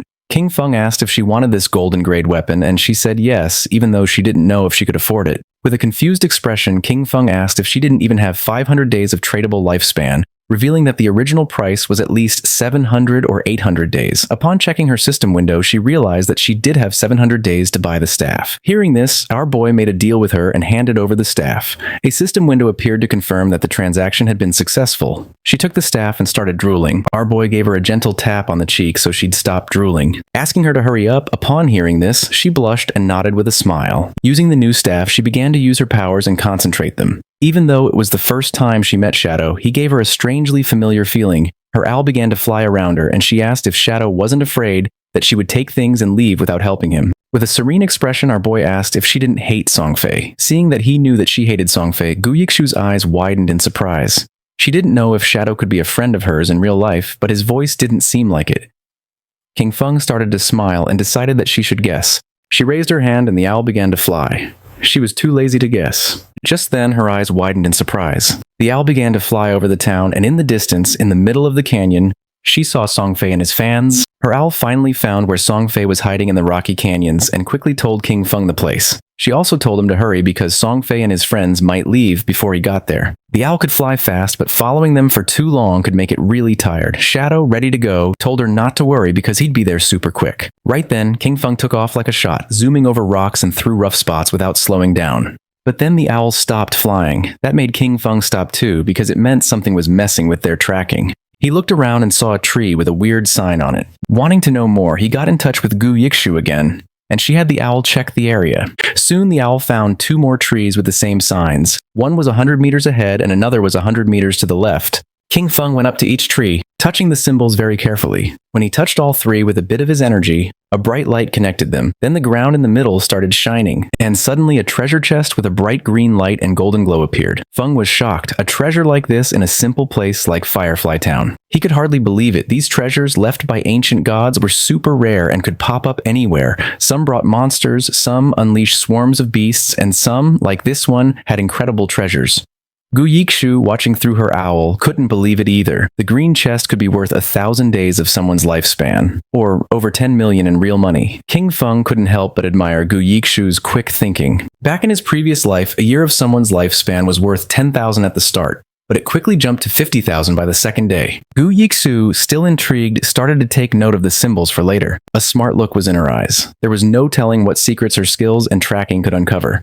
Then King Feng went ahead and opened the chest. Inside, there was a skill book with a dark aura called Curse of the Blossoms, a powerful emerald-level ability. This skill let curse flowers grow from a defeated enemy, making their tradable lifespan drop to 0. It didn't have a cooldown period, but it had to be used within 15 seconds after someone died. Feng remembered how dangerous this spell was in his previous life. Every enemy he defeated could turn into an advantage. If he managed to defeat Songfei again and watched over the body for a short time, he could take everything from him. A sinister smile appeared on his face. This time, Songfei wouldn't just be defeated, he would be completely drained. As King Feng hurried toward his target, the scene changed. Just somewhere far away in a canyon, Songfei's biggest fans were busy fighting a boss, hitting it hard while Songfei stayed back, waiting to land the last blow. Songfei was overconfident, sure that King Feng wouldn't chase them this far, especially since King Feng had already beaten a silver-level boss and embarrassed him twice. That should have been the end of it, but Songfei was mistaken. Right when the boss was about to go down, the girl who was a bit heavier noticed another group fighting a different boss nearby. Songfei, smooth as ever, convinced his fans once more. He said the other group were fans of a rival idol, trying to make him look bad. The faces of his fans twisted with anger. No one was going to outdo their dear Songfei. Without a second thought, they charged at the other group. The other team, thinking they were about to get some help, welcomed them. But before they could even say hello, the heavy girl slammed her staff down, knocking out their leader in one hit. The rest of the team was shocked as Songfei's fans turned on them, madly talking about idols and fate. When one of the enemy tried to ask what was going on, they were quickly shot, down by a spell. Then, in a strange turn, the fans started spouting odd poems, talking up Songfei like he was some kind of god. After they took out the other team, the girls made way for their Golden Prince Songfei to finish off the boss. Songfei kept up his act, pretending to be grateful and showering them with thanks that didn't mean a thing. He made up stories about almost getting caught in an ambush and called them heroes. His words made them all blush and giggle. They were totally caught up in his make-believe world. But that was the end of it. At the same time, Shadow appeared at the edge of the canyon. Songfei felt something wasn't right and got a cold feeling down his back. But by the time he turned around, it was too late. Feng's sword moved through the air like it was meant to punish, striking in an instant. His head was cut off in one smooth motion and his body fell to the ground. This time, Shadow didn't just leave after the deed was done. He knelt down next to Songfei's body and used the Curse of the Blossoms. A big red flower grew right out of Songfei's chest, its petals moving like they were alive, sucking away the tradable lifespan from the young troublemaker. The fangirls watched in shock, not able to make sense of what was happening right in front of them. Then the scene changed, and Songfei was back at Firefly Town's portal. Feeling confused and annoyed, still not getting why Shadow was always after him. In his confused way of thinking, he decided it must be jealousy. Maybe Shadow was upset about all the attention from the fangirls, or perhaps one of those girls was someone Shadow had feelings for. Songfei convinced himself that Shadow's constant showing up in Firefly Town was part of some complex revenge scheme. While he was lost in his wild guesses, a system alert popped up, scaring him with the news that his tradable lifespan was going down fast, much more quickly than just from dying. At first, he thought it was some kind of penalty for dying too much, but before he could really figure it out, His fan club started showing up at the portal as well. The heavier mage girl was among them, out of breath, telling Songfei about the creepy red flower that grew from his body, clearly taking away something important. Songfei quickly figured it out. The cursed flower and his disappearing lifespan were Shadow's doing, thanks to a scary new ability. The realization hit him hard, and he suddenly ordered his fans to log off. He knew if they kept losing to Shadow, their tradable lifespan could drop to 0, which meant actual death. Still acting the leader, he called them his family, promising to step into the real world to extend their lifespan and come back with new gear bought with the lifespan they had saved up. The girls, still totally under Songfei's spell, were all in, imagining their big return to beat Shadow with new power. Even his Songfei disappeared from the game. Anger and frustration warped his face. He wasn't ready to see this as a loss. After working for 2.5 years to get to where he was, he couldn't stand the thought of being taken down by some unknown player. In his mind, with enough money, he could crush any obstacle. He just needed some time. Back where the fight had happened, red flowers were everywhere, each one growing from a fallen player, quietly taking away the tradable lifespan from Songfei fans. With Shadow's relentless attacks, his rank as a killer had jumped to level 4, making the loss of tradable lifespan upon death a staggering 96.8%. But Shadow wasn't bothered by this at all. Shadow figured out that this surprise attack had just added about 1,000 days to his lifespan. All thanks to Songfei and his misguided followers, they had done the hard work of defeating monsters only to end up giving their gains to him. But the bounty didn't last forever. The flowers started to fade and the energy stopped flowing. Shadow realized that the players had logged off to avoid losing more of their lifespan. Above, the white owl kept flying in silence. Yui had watched the whole thing, and even she was taken aback by such a show of strength, seeing what the top player could really do with something else. When Shadow asked Yui if Songfei had really logged off, she nodded, saying the whole group had disappeared to save themselves some time. Shadow told her calmly to keep an eye out and to let him know if Songfei ever came back. When she wondered if her job was over, Shadow said to stay on it a bit longer. He had just gotten a golden tier priest skill called Sword of Divine Judgment, and her interest was immediately piqued. She really wanted that skill. Seeing her interest, Shadow made her an offer. He'd trade the skill for 500 days of her lifespan, but he'd cut the price in half if she agreed to one thing. Yui's eyes narrowed, and she quickly said she wasn't going to trade her dignity, which caught Shadow off guard. He hurried to explain she had the wrong idea. He just wanted her to join his team as their main healer. She relaxed and laughed, agreeing right away, but warned him she'd hold him responsible if the team was a disaster. Shadow reassured her they were a solid group and decided to get in touch with them immediately. Then the story moves to a different part of the game world, where Wang Meng was feeling proud after defeating a poisonous monster, happy about the experience points. He called over to Zhao for a heal and something to counter the poison, but Zhao was stuck not knowing what to do. Wang Meng tried to remind her again about her priest class's ability to remove toxins. But before she really got what he was saying, she accidentally used the skill on a tree instead of helping Wang Meng, who needed it. As time ran out, Wang Meng fell to the ground, succumbing to the poison. His victory over the monster wasted. The team was left in shock, frustration simmering as they looked at Qin Feng's sister, unable to believe how useless she had been. Standing near the teleportation stone later, the team leader faced a tough decision. He knew they needed a new healer since every skilled hidden class priest was already taken. But they couldn't continue like this. Zhao, on the other hand, was blissfully ignorant of her failure, lost in fantasies of being the chosen one, a goddess in this new realm. She believed her quick leveling was a sign of her destined greatness and anticipated joining her brother Songfei in glory. But at that moment, news from Shadow reached Wang Meng, bringing a surge of excitement. A hidden class healer, a white bird priest, had agreed to join their team.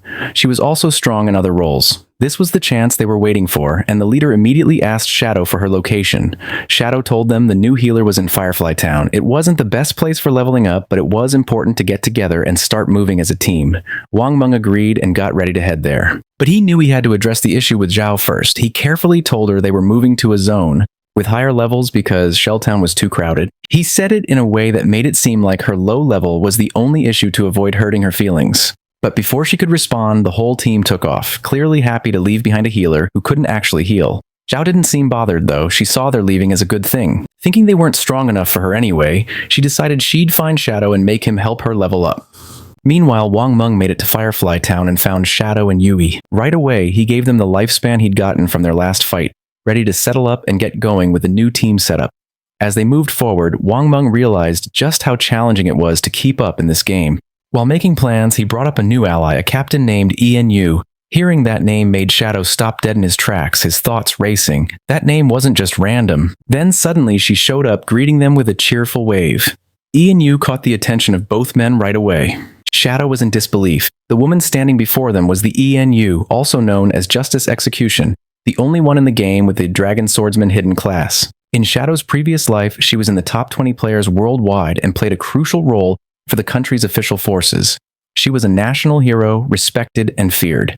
Then there she was, showing up early, glowing, and looking at Shadow with clear admiration. ENU introduced herself with a warm smile, admitting her admiration for Shadow. She even half-joked about him being a time traveler or a reincarnated hero because of how quickly he was advancing. Shadow stayed quiet, his mind wandering back to his previous past where their paths had crossed later and under much grimmer conditions. She hadn't been part of Wang Meng's team back then, which made this early encounter quite the surprise. She likely had a good amount of tradable lifespan already, probably gathered for government groups. As a dragon swordsman, known for their toughness, she was an ideal candidate to hold such power. Shadow saw the wisdom in the government's choice and respected it. ENU was straightforward too. She told him if he had any gear to sell, she and her group were interested in buying. She sweetly but firmly reminded him of the responsibility she carried for her city. Shadow saw no benefit in opposing her, and they both understood that. He agreed, mentioning it would be short-sighted to pass up a chance for such a beneficial deal. Though ENU appeared cheerful and unthreatening, Qin Feng knew well there was much more beneath the surface. The fans of Song Fei logged out of the game. They had seen the official announcement that left them in shock. Lifespan in this godforsaken game was real, and if it reached 0, one would die in the real world. The archer was furious since she realized this wasn't just a game. She had given all her tradable lifespan to Song Fei. Some of them only had a few days of lifespan left. The assassin had killed several players and had the assassin status, and dying one more time was going to make her lose double the lifespan. They were in shock. They couldn't believe how it was possible that dying 3 times cost so much lifespan. The chubby girl began to read the messages and her face filled with sweat. She realized, cursing to herself, that in the game as a tank mage, she had always charged at the front. She had killed many people and died many times, so now she only had 1 day of lifespan left. If it reached 0, she was going to die. Just then, something caught her attention. Brother Song Fei was buying lifespan. That was great. She decided to go find Brother Song Fei, thinking that he would definitely help her. Quickly, she changed clothes and thought about putting on Brother Song Fei's support outfit from head to toe, thinking that it was great and that she was going to find Brother Song Fei who would definitely help her. She even mentioned Brother Song Fei's latest release, the Song Fei Ultra Thin Anti-Side Leak. She dressed in Song Fei merchandise, and without wasting a second, she left her house and started heading to the concert. Not far away, there were some apartments. Qin Feng's sister also logged out of the game. She didn't know if she was in the real world, since now it was hard for her to tell the difference. She turned on her phone and couldn't help but smile when seeing that. At that rate, 1 day of lifespan could be sold for $15,000. With the 200 days she had left, she could become a millionaire. But then she went into shock when she saw that Shadow had killed Song Fei 3 times. She couldn't help but cry from sadness and fury, since she remembered that they had told her that if her lifespan reached 0 in the game, she would truly die in real life. Even having 100 years of non-tradable lifespan, dying 3 times had left her with barely 12 years remaining. Then she remembered Brother Song Fei and wondered why Shadow had killed him. According to the group chats, Shadow, despite being surrounded by dozens of people, had managed to kill Song Fei 3 times. To her, he was something so terrifying and incredibly strong. The chubby girl started sending messages through the chat, saying that Brother Song Fei needed help at this moment. She asked any sister in Zhonghai City to go find her to sell their tradable lifespan to him. She also revealed that Song Fei was at Dajiang Plaza at that moment, and that the exchange rate for lifespan was 1 to 10,000. This was the perfect opportunity to get rich and help Brother Song Fei at the same time. Qin Feng's sister put on her clothes. She couldn't believe that Brother Song Fei was in Dajiang Plaza, not far from her. She thought she couldn't just stand by and watch his lifespan run out. She had to go help Brother Song Fei. Thanks to that Shadow and the others, she had managed to save more than 200 days of tradable lifespan, just enough to help Brother Song Fei. Without wasting any more time, she decided to go to Dajiang Plaza. At the same time in the game, our boy slaughtered several monsters without much difficulty. A system window appeared, informing him he had reached level 10. His attributes had increased by 2, and he had gained 5 free attribute points. He had unlocked class promotion. In addition, as the first player to reach level 10 in the Zhonghai City area, he had earned 7 reputation points as the first player in the Daxia Kingdom area. He had earned 14 reputation points, and as the first player worldwide to reach level 10, he had earned 21 reputation points. The window also revealed that the teleportation function to the continent of Forgotten Gods would be unlocked when there were 7 level 10 players in the Zhonghai City area. The system revealed in all towns that Shadow had reached level 10. People were in shock and commented with amazement. They said that, as expected, it was Shadow again. He had gotten the first kill of a gold tier monster and was the first player worldwide to reach level 10. They thought Shadow was simply too strong. They had also heard that the big shot had even killed a small celebrity several times recently. According to them, Song Fei deserved it. Other players were expressing their frustration. They cursed, surprised that Shadow was from Daxia, and compared their own progress, pointing out that their hidden Smith class was only at level 8 while wondering what was going on with Shadow. No one knew if among the 1.5 billion people in Tianju there really wouldn't be anyone who could catch up to him. The boy was near the shore and decided to use the points he had obtained. He consumed 13 evolution points, leaving him with 0 points. His initial skill, Backstab Enhancement, evolved from Platinum to Emerald, increasing its passive effect from 40% to 50%. Even though his tradable lifespan was just a little over 7,000 days, he realized it wasn't enough. He knew that to leave Starter Town, they needed to gather 7 level 10 players to activate the teleportation portal to the continent of the Forsaken Gods. But since the highest level at that moment was only 7, they would have to wait a bit before it became possible. He decided to go back to the real world to take care of a matter. His figure disappeared with the sand, and several seconds later, he opened his eyes in the real world. And the system asked him, "Do you want to consume tradable lifespan to transfer your skills?" Without losing a second, Qin Feng accepted. When the system asked what skill he wanted to extract to the real world, he stood up and decided to extract his class. The system then consumed 1,000 days of tradable lifespan and completed the extraction. He gained the Shadow, its passive was activated, and his attributes increased: Strength by 3, Constitution by 3, Agility by 8, and Spirit by 5. Then he decided to extract level 2. The system informed him that he had successfully extracted level X2, consuming 2,000 days of tradable lifespan in the process. His level in reality immediately increased to level 3, and his stats received a boost: Strength plus 4, Constitution plus 4, Agility plus 14, and Spirit plus 4. The system reported that he had consumed 900 days of tradable lifespan and extracted the skill Shadow Step of Platinum tier. It also informed him that he had consumed 2,262 days of tradable lifespan and extracted the skill Venomous Throwing Knife of Silver tier. He was happy since he still had 1,292 days of lifespan left and for now could not extract other skills. He had only paid the price to extract a low-tier skill but had obtained Shadow Step of Platinum tier. Being a beneficial deal, he couldn't help clenching his fist and feeling furious when thinking about Song Fei. Now his base stats were double those of an average person, and his agility had reached 32 points, surpassing the human limit. With unlimited invisibility and the poisonous dagger that could be thrown up to 14 meters, he could definitely find an opportunity to finish off Song Fei. Qin Feng started browsing on his phone and was surprised to see that Song Fei was aggressively buying lifespan.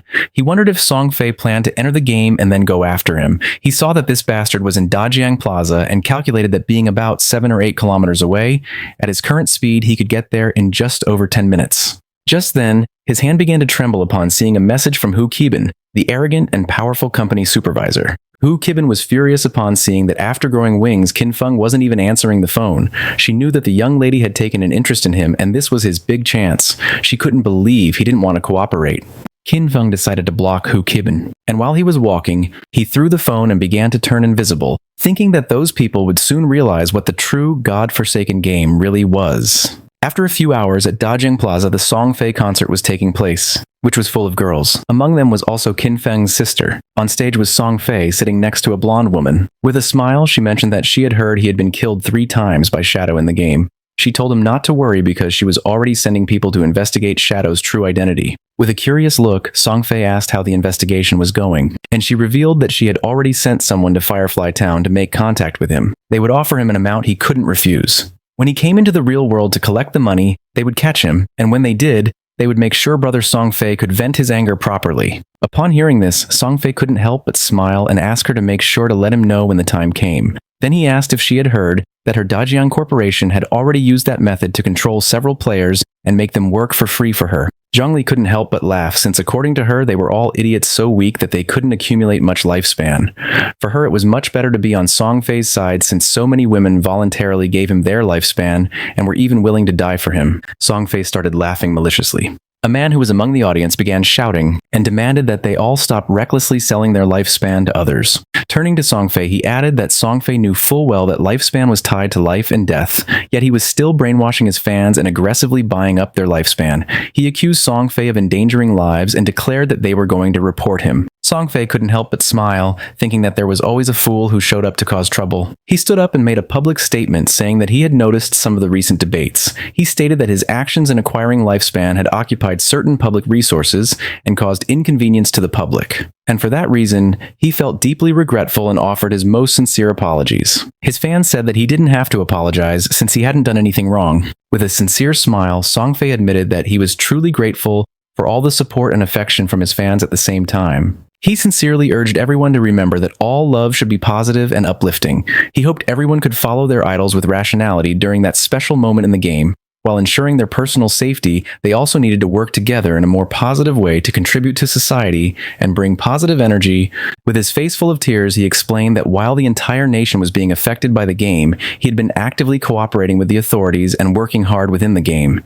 That was the reason why he had used his personal wealth to acquire lifespan, hoping to become a quality idol in the game, someone worthy of liking. He had done this to give back to his fans, hoping that everyone could gain something outside of the game and live a happy, peaceful, and safe life and work together for a better tomorrow. But he never expected that it would cause so many problems for everyone.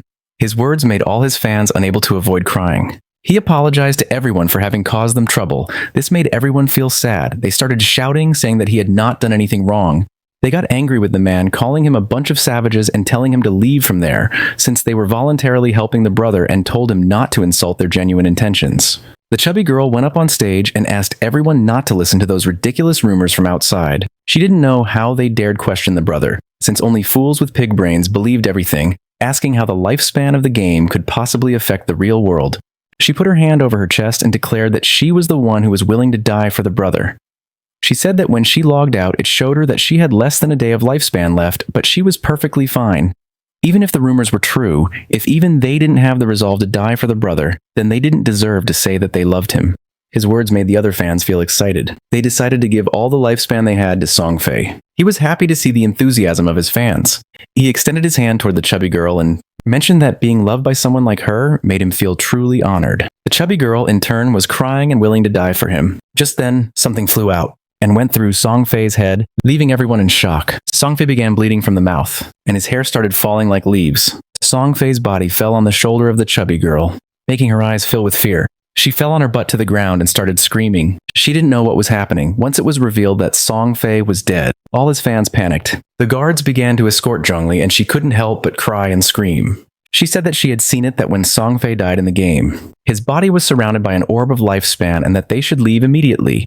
She knew that the person who killed Songfei clearly did it using a skill from the game. She wondered, horrified, if the skills from that game could really be used in the real world and how that was possible. She thought about the actions, killing Songfei instantly, becoming invisible, and collecting lifespan, and concluded that the only person who could do that was Shadow. Just then, a dart pierced her head as well, killing her instantly and leaving the guards in shock. Among the crowd was Qin Feng. It was already dusk, and the news announced the tragic death of superstar Songfei in Dajiang Plaza. It was also reported that his most devoted fans had sacrificed all the lifespan they had left, falling dead next to Songfei's corpse, and the police investigation had revealed that his death was due to supernatural abilities.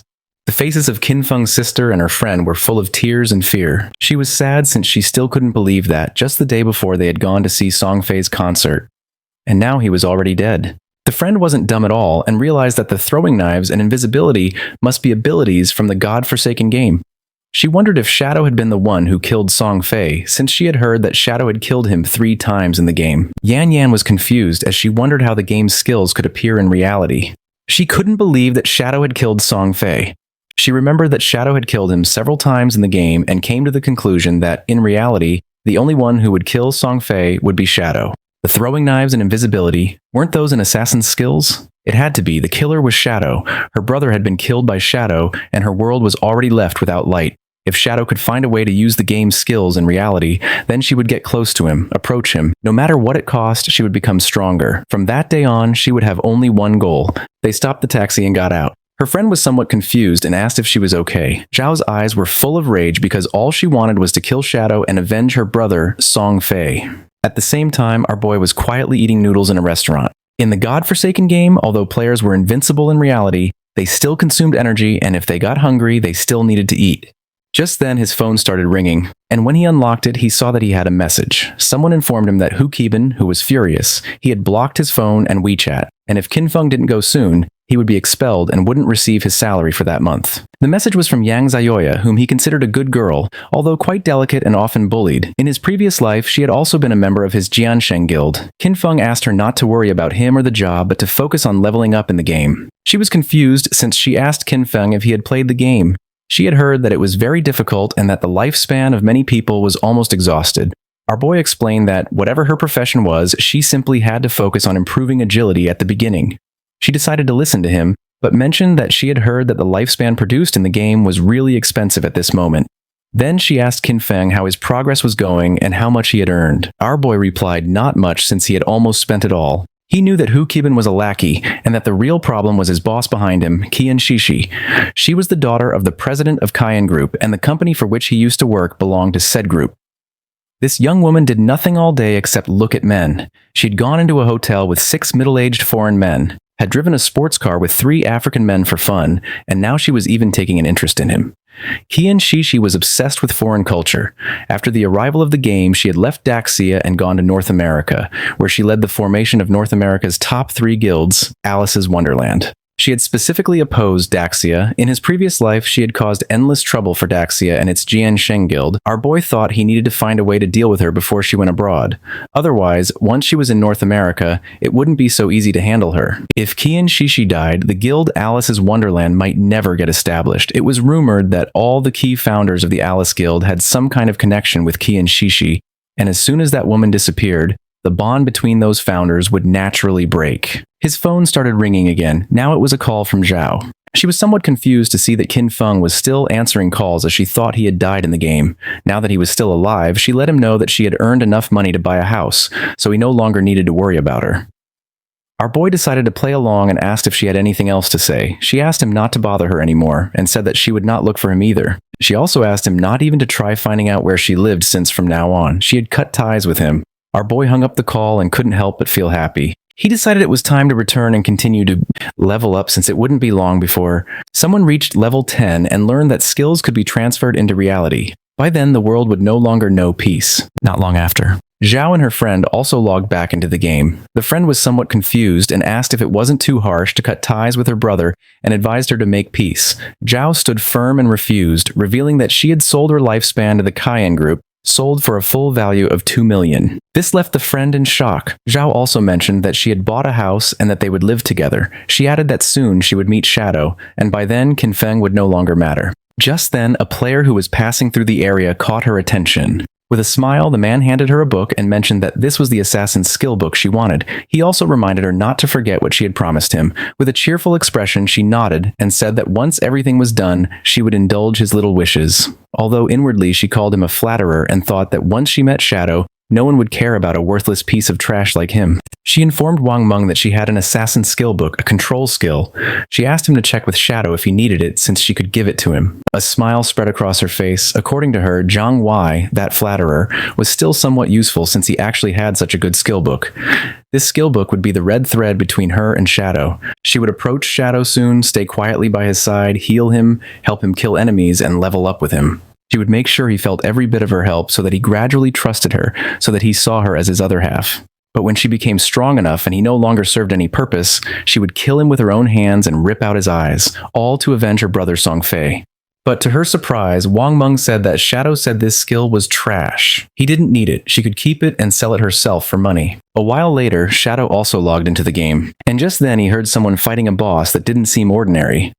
Following the sound of battle, Qin Feng saw a man carrying a shield fighting against a multi-armed boss. The man started running, but it was in vain since the monster cut him into pieces. Our boy realized that this boss was a golden arachnid, a level 8 gold tier boss. This boss possessed the level 2 anti-stealth ability. That meant that, in front of it, his invisibility would be completely ineffective. The monster began to roar, came to an end. Qin Feng gathered momentum and came out of his hiding place, and attacked quickly using Shadow Slash, causing it several thousand points of damage. He had the buff damage doubles when attacking outside the target's sight. He knew this effect in a situation where the enemy could see through invisibility wouldn't activate, which significantly reduced his damage. However, the legendary effect of graceful liberation amplified the head and heart weak points of the golden arachnid by 200%.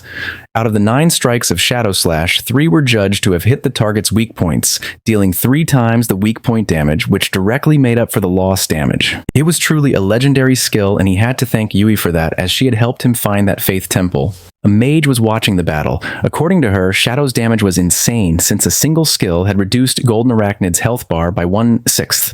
Qin Feng attacked with a venomous throwing knife, which stuck into the monster's head, causing 1783 points of damage. Venomous throwing knife was still only silver tier, and its damage was already falling behind. He still needed to advance his profession to gain a higher level of invisibility. To Qin Feng's surprise, the monster lunged at him and prepared to attack. Seeing this, the mage panicked, but Qin Feng's eyes began to shine with confidence. The monster attacked, but he dodged the attacks without much effort. The mage and her friend were in shock, wondering what kind of speed this was. They noticed it wasn't just the speed. His reaction was incredibly fast, and he seemed to know the boss's attack patterns too well. In terms of speed, he was almost on par with the boss. He dodged each one of its attacks as if he had fought against this boss countless times. In his previous life, he had been with Zhao, and she couldn't even protect herself, much less heal him. Over time, he had developed this skill since a warrior not only needed to withstand blows, agile movement and evasion skills were also essential. His eyes began to shine with fury, as that was also the reason why he had been able to reach the world top 100 with just an ordinary warrior class.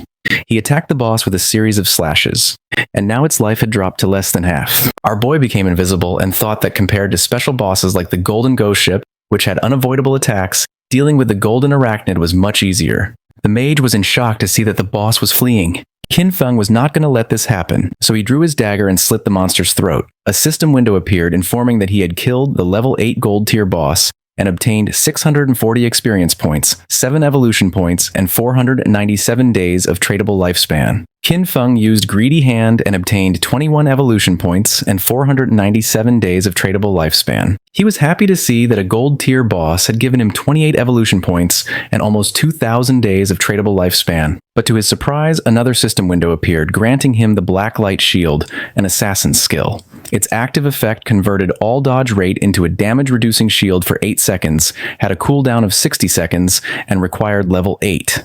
The conversion rate detailed that every 20% dodge rate converted into 1 layer of damage reduction shield. The shield would disappear, or the dodge rate would return to normal once the duration ended, or the shield was broken. He couldn't believe that a skill book like this had dropped. He considered that, combined with the 75% dodge chance from the epic skill Phantom Blur, Blacklight Shield could provide 3 layers of a damage reduction shield, and with this skill, he could take down many bosses without taking any damage. He spent a total of 6 evolution points. As a result, the Blacklight Shield was upgraded from Platinum to Epic Tier. Its duration increased progressively from 8 to 10, then to 12, and finally to 14 seconds. Furthermore, its conversion rate improved, so now every 10% of dodge chance was converted into 1 layer of damage reduction shield, an improvement from the initial 20%, then 15%, and then 12%. He was happy since he now had 7 layers of damage reduction shield. With this, he could even explore many high-level areas ahead of time. He still had 22 evolution points left. So he also decided to evolve the Venomous Throwing Knife to increase its damage. He spent 16 evolution points, and the Venomous Throwing Knife of Silver Tier evolved into Emerald Tier. Its maximum range increased from 14 to 17 meters. The continuous damage had no weak point bonus, lasted for 5 seconds, and could not stack. The additional damage on hit increased from 120 to 240 attack, and the venom now dealt 80% of attack per second, instead of the previous 50%. He was aware that evolving Venomous Throwing Knife 3 times had at least doubled its damage. With a base cooldown of only 5 seconds, it could continuously output damage, making it no weaker than Shadow Slash, and he had gotten 2 Assassin class gear pieces, so he would equip them right away. He also obtained the Agile Ring of Platinum Tier, an Assassin class accessory that provided plus 20 agility, plus 20% movement speed, plus 20% attack speed, and plus 20% cooldown speed, with an equipment requirement of level 8. Additionally, he got the heavy red leather gloves of Gold Tier, an assassin class armor that provided plus 18 physical defense, plus 15 to all elemental resistances, plus 12 constitution, and plus 588 HP with an equipment requirement of level 6.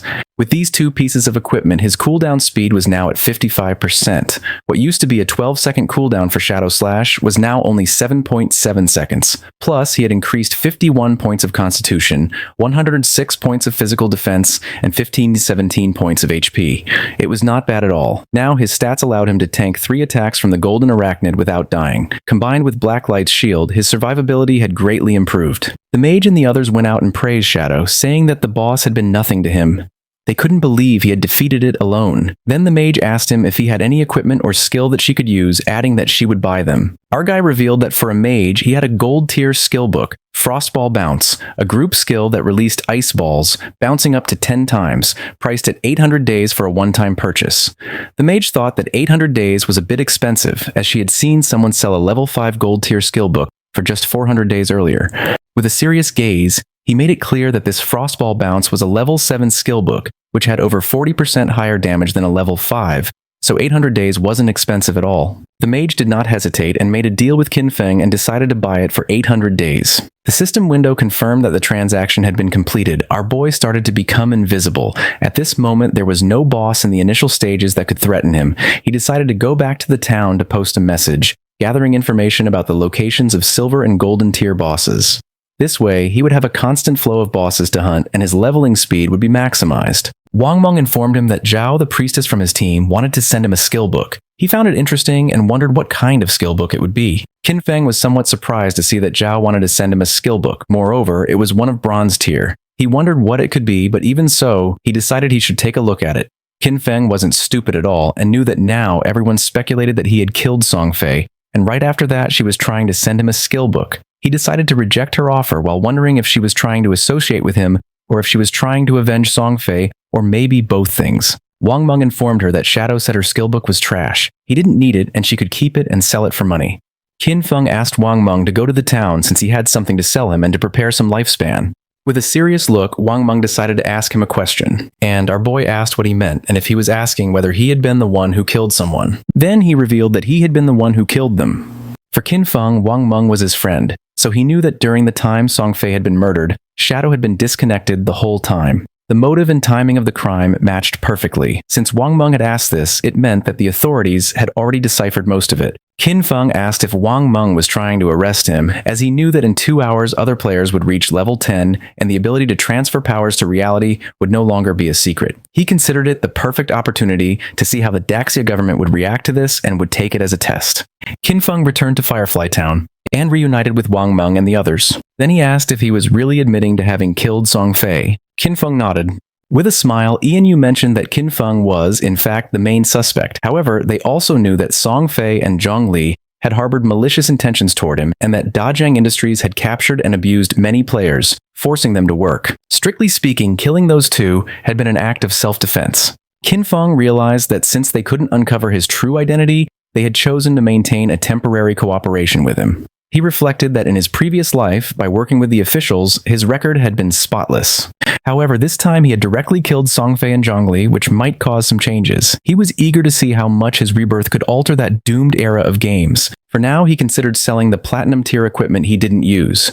Since they were backed by the authorities, they would accept equipment and skill books of any class, and most importantly, they possessed enough resources for the transaction to be worthwhile. Our boy opened the system window upon seeing what it contained.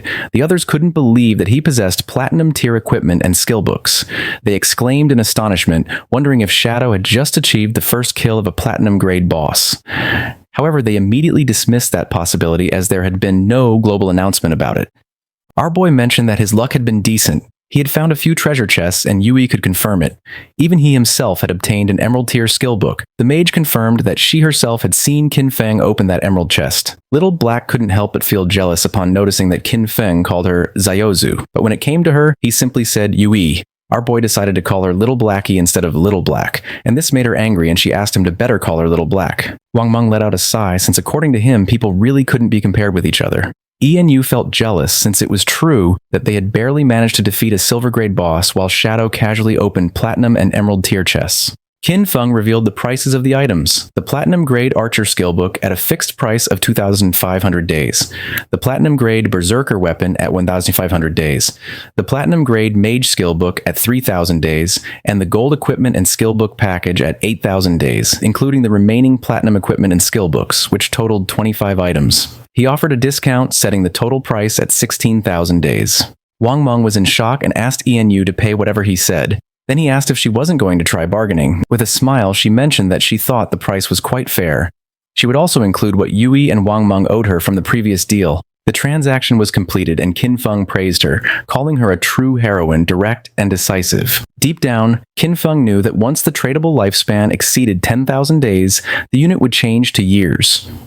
60 years converted to days were approximately 22,000 days. At the current exchange rate, that equaled 400 million in cash. Even for the officials of Zhanghai City, it was a huge expense, but the benefits for them far outweighed the money. After all, with this batch of equipment and skill books, many teams under the tutelage of Zhanghai City officials could develop ahead of schedule. He was aware that the stronger the authorities became, the more unnecessary problems could be avoided in the future, and they could even gain an advantage in international confrontation. Enu informed Qin Feng that several players had been imprisoned at Dajiang Industries. They were planning a rescue mission and asked if he wanted to join them. Qin Feng felt somewhat confused since he didn't know whether the authorities were trying to recruit him or just trying to whitewash the fact that he had killed Song Fei. He said he wouldn't go, but that he could tell them something in advance. Their suspicions were correct. He had indeed used game skills to kill those two. Leaving everyone in shock, Qin Feng made it clear that when in the game they reach level 10, they could consume lifespan to extract skills from the game into reality. Enu realized that for this reason, Dajiang Industries was also buying lifespan at that time.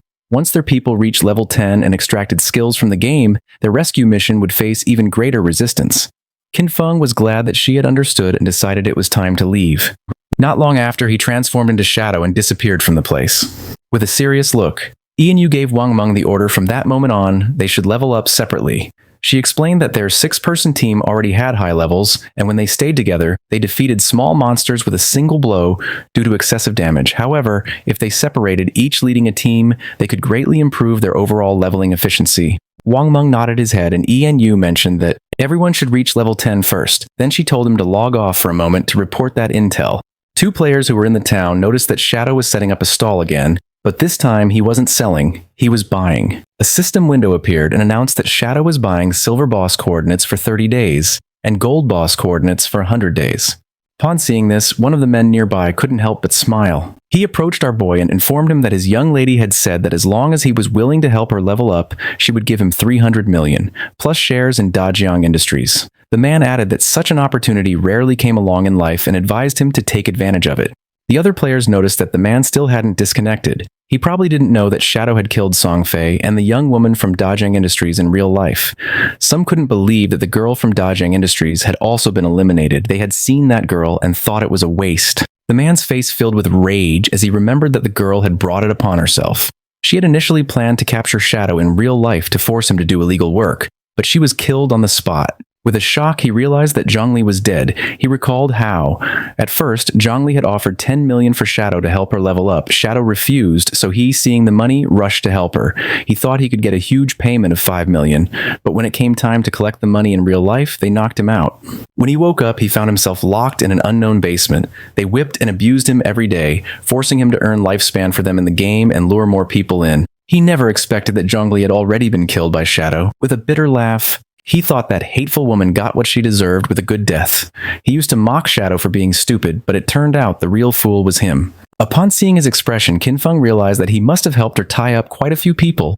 The man got nervous and refused, then mentioned that he had been forced to do it and decided to leave. Qin Feng knew this guy was trash and decided to let the officers take care of him. 2 players approached Qin Feng and revealed that they had the coordinates for a silver boss, offering them for 30 days, and proposed closing the deal. Someone arrived in the city and everyone's attention turned to them, realizing it was Ace of Spades. It was said that she was Qian Shishi, the heiress of the Cayenne group in reality. They warned each other to stay away from her since she had killed quite a few players, and to be careful because she might try to steal their lifespan. Qian Shishi logged into the game along with her men. She couldn't help but smile since she didn't think the game was anything special. You only needed to spend money to buy a lot of equipment and skills. As long as her combat power was ahead of other players, when she found someone with lifespan, she would kill them and take it.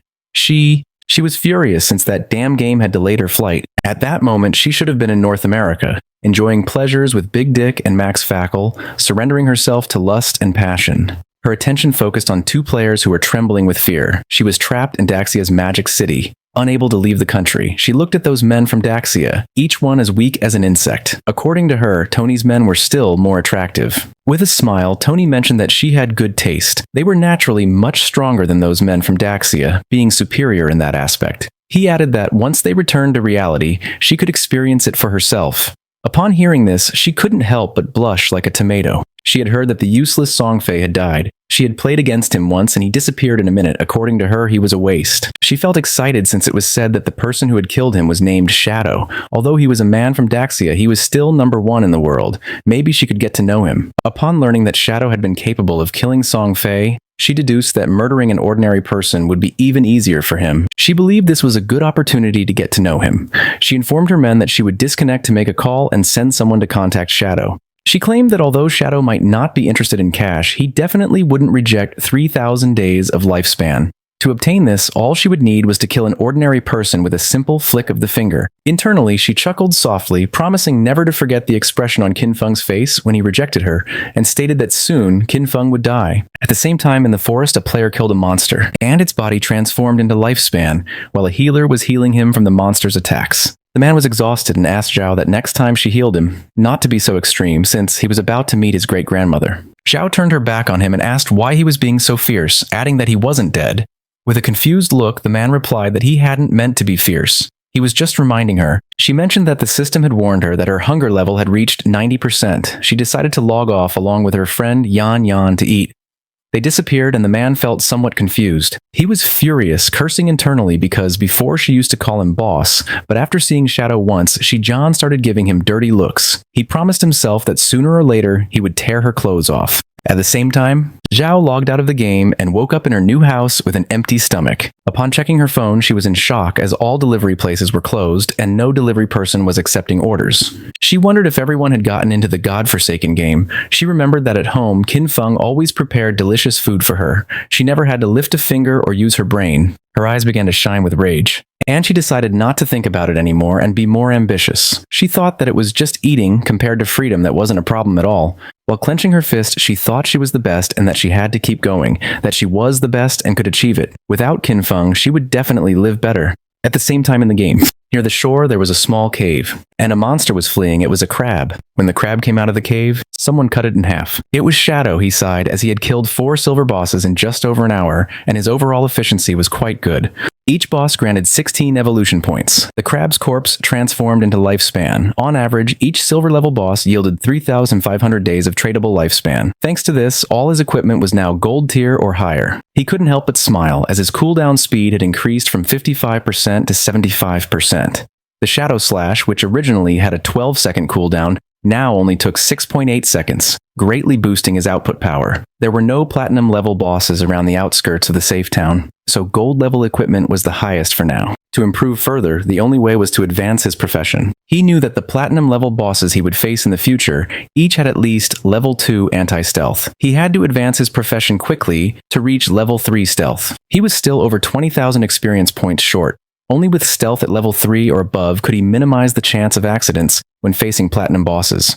After all, in his previous life, defeating a platinum boss had required a tightly coordinated team of 20 people. With that in mind, he decided he would head back to the town first and contact the officials to sell all his stuff. He started to become invisible since he wanted to be ahead of everyone and claim the first kill of a platinum-level boss by himself. King Feng returned to the town. For now, he had 105 years of tradable lifespan. While he was walking through the area, a player asked him to sell equipment to them next time. King Feng had almost 40,000 days of tradable lifespan and knew that it would allow him to extract quite a few skills. A man who was hiding behind a pillar peeked out and, with a smile, realized that he was Shadow. He approached and offered him an assassination contract, asking if he would take it.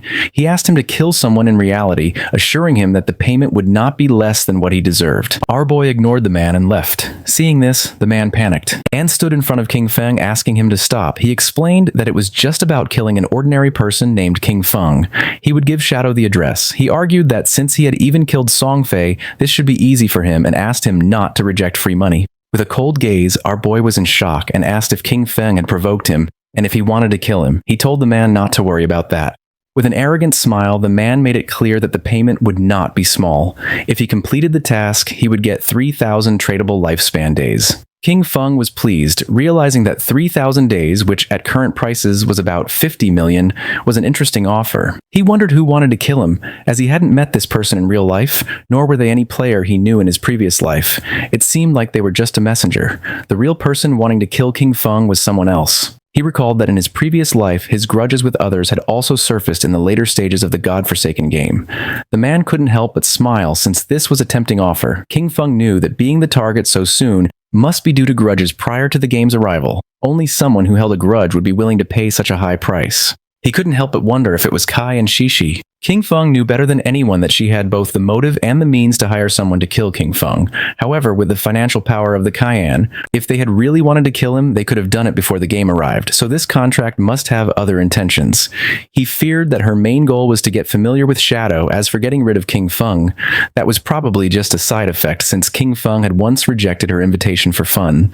He laughed internally, thinking it was interesting. He hadn't looked for her yet, but she had already found him. With a smile, he mentioned that he would accept the job. He demanded half of the deposit up front and also made it clear that he would decide when to make his move. The man panicked upon hearing this and asked him to wait a moment, as he needed to inform his superiors first. After consulting with his superiors, the man decided to pay half of the deposit first. He would transfer the amount directly, and once the transaction was completed, he would receive 1,500 days of tradable lifespan. King Feng was happy, as he would take the deposit first, considering it his interest. Then, internally, with a snort, he told Kai and Shishi to wait because he would soon come for her. The man gave our boy the address and information of the target. According to him, with his skills, finding him wouldn't be a problem. King Feng was in shock upon seeing that the information was correct. Shadow decided to leave and ask the man to wait. The man was furious upon noticing that he was acting all arrogant and thought, "Aren't you working for Miss Cayenne just like me?" Just then, someone asked our boy to wait. It was a woman who had heard that he was collecting coordinates of bosses. She asked if he was interested, as she had coordinates of a gold boss. With a smile, she said the price was 100 days. He could pay after seeing the boss. King Feng thought this was good and decided to go with her. The woman asked him to follow her, and mentioned that the place was a bit far north of the city. King Feng asked what the name of the boss was, and the woman said it was called the Plague Enveloper. Upon noticing that she knew the name of the boss, he asked if she had really seen it. She didn't know if he could handle it alone and if he wanted to take a healer, warning him that the boss had area toxic damage. Our guy refused and decided to go without a healer. King Feng was aware that the Plague Enveloper was indeed a gold-level boss. This boss had a poisonous aura. As long as one stayed within its range, they would continuously lose health every second. Therefore, to deal with this boss, one had to kill it as fast as possible. For him, at that moment, it was just a matter of using a few skills. Not long after, the woman took King Feng to a cave and mentioned that the boss was inside. She added that her team had eliminated all the monsters, but they had not been able to defeat the boss. She decided to guide Shadow inside. They entered the cave and the woman began to point to a tree which was in the middle of a swamp full of poisonous aura and revealed that the boss was there. Seeing that she hadn't deceived him, King Feng decided to give her the lifespan. A system window appeared confirming that the transaction had been successful. He had traded 100 days of tradable lifespan. He remembered that this kind of poison damage could be evaded. In this case, his Ghost Blur's 75% evasion would be really useful. With her face full of sweat, the woman mentioned that there was something she needed to remind him. In reality, it was a trap. As soon as he started fighting, someone would come to kill him. She remembered that they had level 2 anti-stealth items. For King Feng, this didn't matter much. But the woman revealed that they had told her to pretend to stop them as part of the plan, and to use that opportunity to get close to him. In the end, they wanted her to find a way to discover his real-life information. Our boy began staring at her.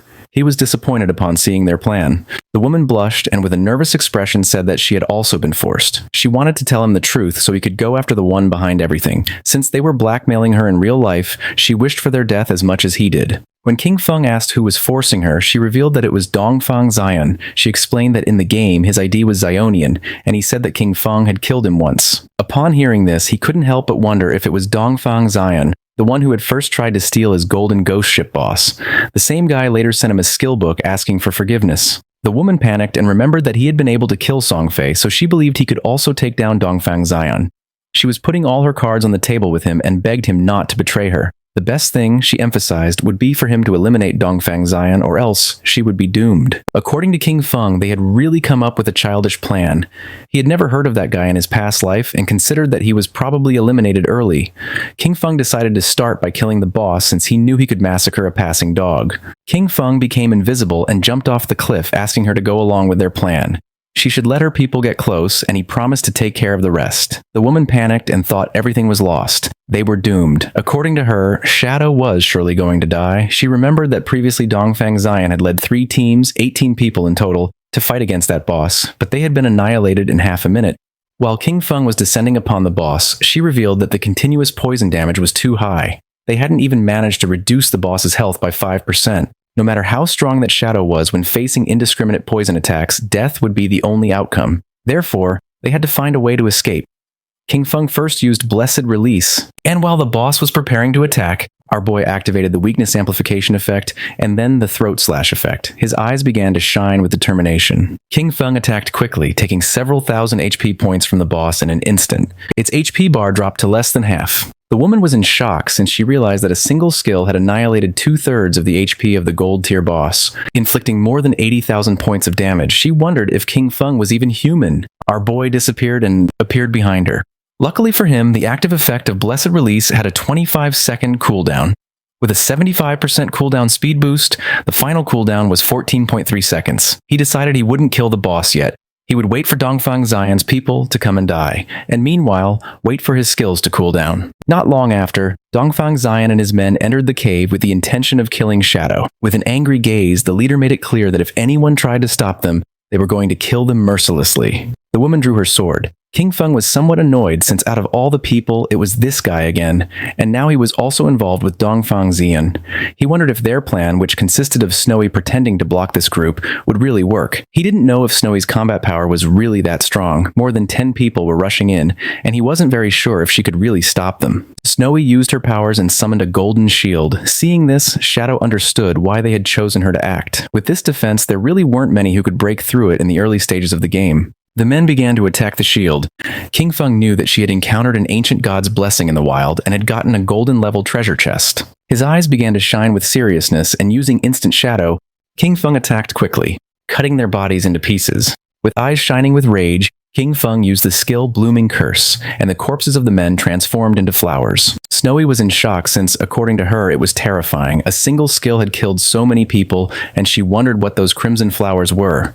Fortunately, she hadn't listened to Dongfang Xian, or otherwise she would have died miserably like Songfei and the others. She asked Shadow to add her as a friend, promising that if she had the chance, she would tell him Dongfang Xian's location in real life. King Feng decided to listen to her. Snowy couldn't help but blush and asked him if he ever needed any special service. He should come to her, assuring him that for him it would always be free. King Feng realized that was how it was, and it was no wonder it burned so much. Then he jumped and began descending the cliff. He attacked the boss quickly using powerful slashes. According to King Feng, the lifespan that had been absorbed from more than a dozen people did not even compare with what the boss had granted. He remembered that after all that, instead of dedicating themselves to farming safely, they went out to cause trouble and therefore deserved to die. He turned around towards Snowy and asked if there was any problem. She said no and decided to leave. King Feng used Greedy Hand and felt happy since it had been a long time since he had seen an assassin's skill book. Finally, another one had appeared. This skill book was called Darkest Hour of Platinum level. It was an assassin-type skill that unleashed a burst of dark light from his blade,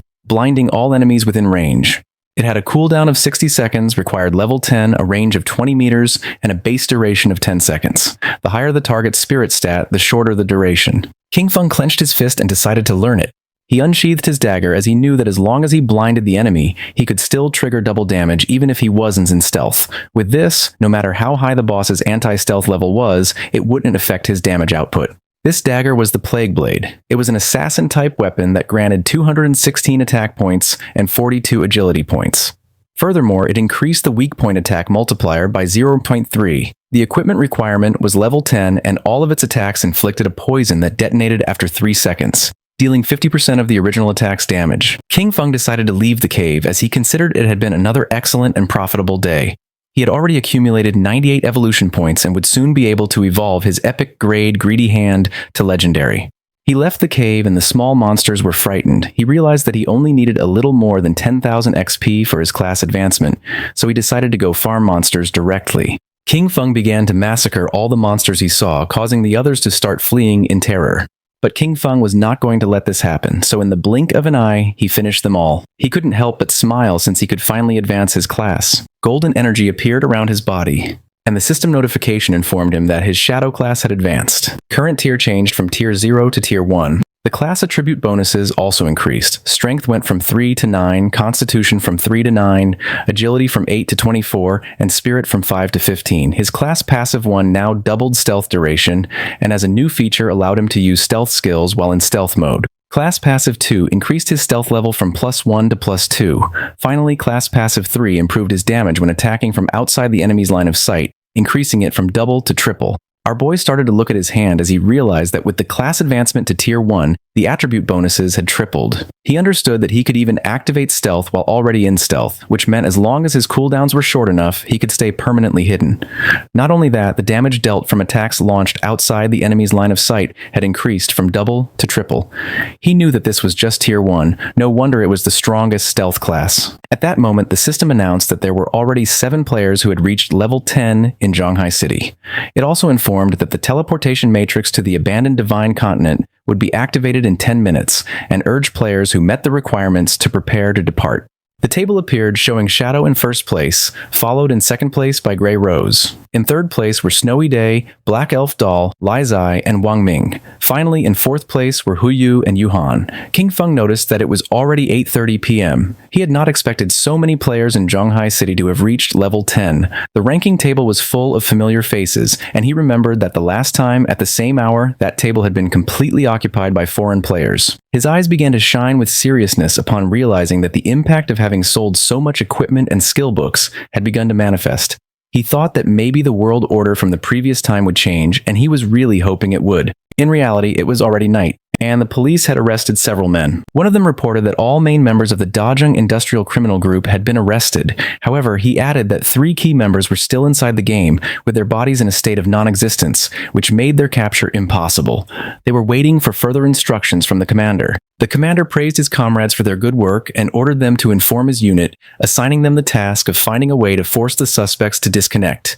He told his companion that this method was effective since even if the criminals hid in safe towns where they could not be attacked, their bodies would still feel hunger in reality. He nodded and mentioned that when they got hungry, they would have to disconnect to eat, and as soon as they disconnected, they could be captured. They were happy, since this time everything had gone very well, and all thanks to Shadow. He had not only provided them with criminal intelligence about Dajeng Industrial, but had also warned them in advance that the skills from the game could be extracted into reality. If he had been a little later, the leaders headed by John Lai would have soon reached level 10. By then, they would have already extracted their skills, and any attempt to capture them would have resulted in numerous casualties. Several countries had already experienced small-scale uprisings with thousands of deaths. The squads they had sent into the game had gradually reached level 10, largely thanks to the equipment and skills provided by Shadow. They knew that Shadow was an indispensable talent for Great Xia, and that they needed to find a way to fully bind him to their warship. At the same time, our boy returned to Firefly Town, and Snowy mentioned that she didn't expect him to be a great hero who would free the town from evil. She admired him. King Feng asked what she was rambling about and told her that if she had something to say, just say it. She stuck out her tongue and with a smile told King Feng that he didn't need to be modest, since the authorities had already made the news public. She explained that Dajeng Industrial, along with Song Fei, had orchestrated the kidnapping, detention, and murder of players, and that the reason he had to kill Song Fei and John Lai was under official orders. King Feng remained silent. He could not believe that the authorities were clearing his name, and he could not help but think that surely they were doing it to facilitate future cooperation with him. When King Feng asked if she had already discovered Dongfang Xian's location in the real world, she mentioned that he had not yet disconnected and asked him to wait a little longer, assuring him that she would send him the information as soon as she obtained it. King Feng began to walk through the city. He considered that everything else could wait. The urgent task was to head first to the abandoned divine continent. He noticed that quite a few people were already using the teleportation arrays of the town. However, no one had yet been able to use the continent's teleportation array. Using the teleportation matrix of the town, he decided to go to the abandoned divine continent, since he considered that the current areas of the town were only beginner zones and that the real game began upon arriving at the abandoned divine continent. The players who were nearby went into shock. They couldn't see anyone and wondered who had just teleported. One of them exclaimed that it obviously had to be Shadow. Another, confused, commented that he possessed level 2 anti-stealth and questioned how it was possible that he couldn't see him. Quickly, someone else snapped at him that he was an idiot, explaining that it simply meant Shadow's stealth level was higher than 2. Several seconds later, our boy appeared in the abandoned divine continent, and just as he expected, everything was exactly like in his past life. This place was empty. There wasn't a single player in sight. While our boy was exploring the area, a monster with glowing eyes started staring at him intently. They were the familiar ruins of Zhonghai City. When players from different cities arrived at the abandoned divine continent for the first time, they appeared in the ruins of their own cities. The location of these urban ruins matched perfectly with their real-world geography, and the reason for this had always been a mystery. The monster emerged from a hiding place, and upon noticing this, King Feng turned around. A worm-shaped monster appeared and began to roar. The monster attacked fiercely, destroying the ground. Using Shadow Blur, our boy dodged the attack, and then using Instant Shadow Slash, he cut the monster in half. A system window appeared informing that he had killed a level 11 Earthshaker. Just then, more Earthshakers appeared and tried to attack King Feng, but he jumped and dodged the attacks. With his eyes shining, he used Blessed Release, and then activated Instant Shadow Slash and cut the monsters into pieces. The bodies transformed into Lifespan, and he knew that there were no longer safe zones like in the towns. The monsters lurked from all directions, ready to attack at any moment, but he was aware that as long as one could find the refuge hidden in the ruins, a fortress could be established to dominate the area. He remembered that the best refuge in the ruins of Zhonghai City was located in the northwest.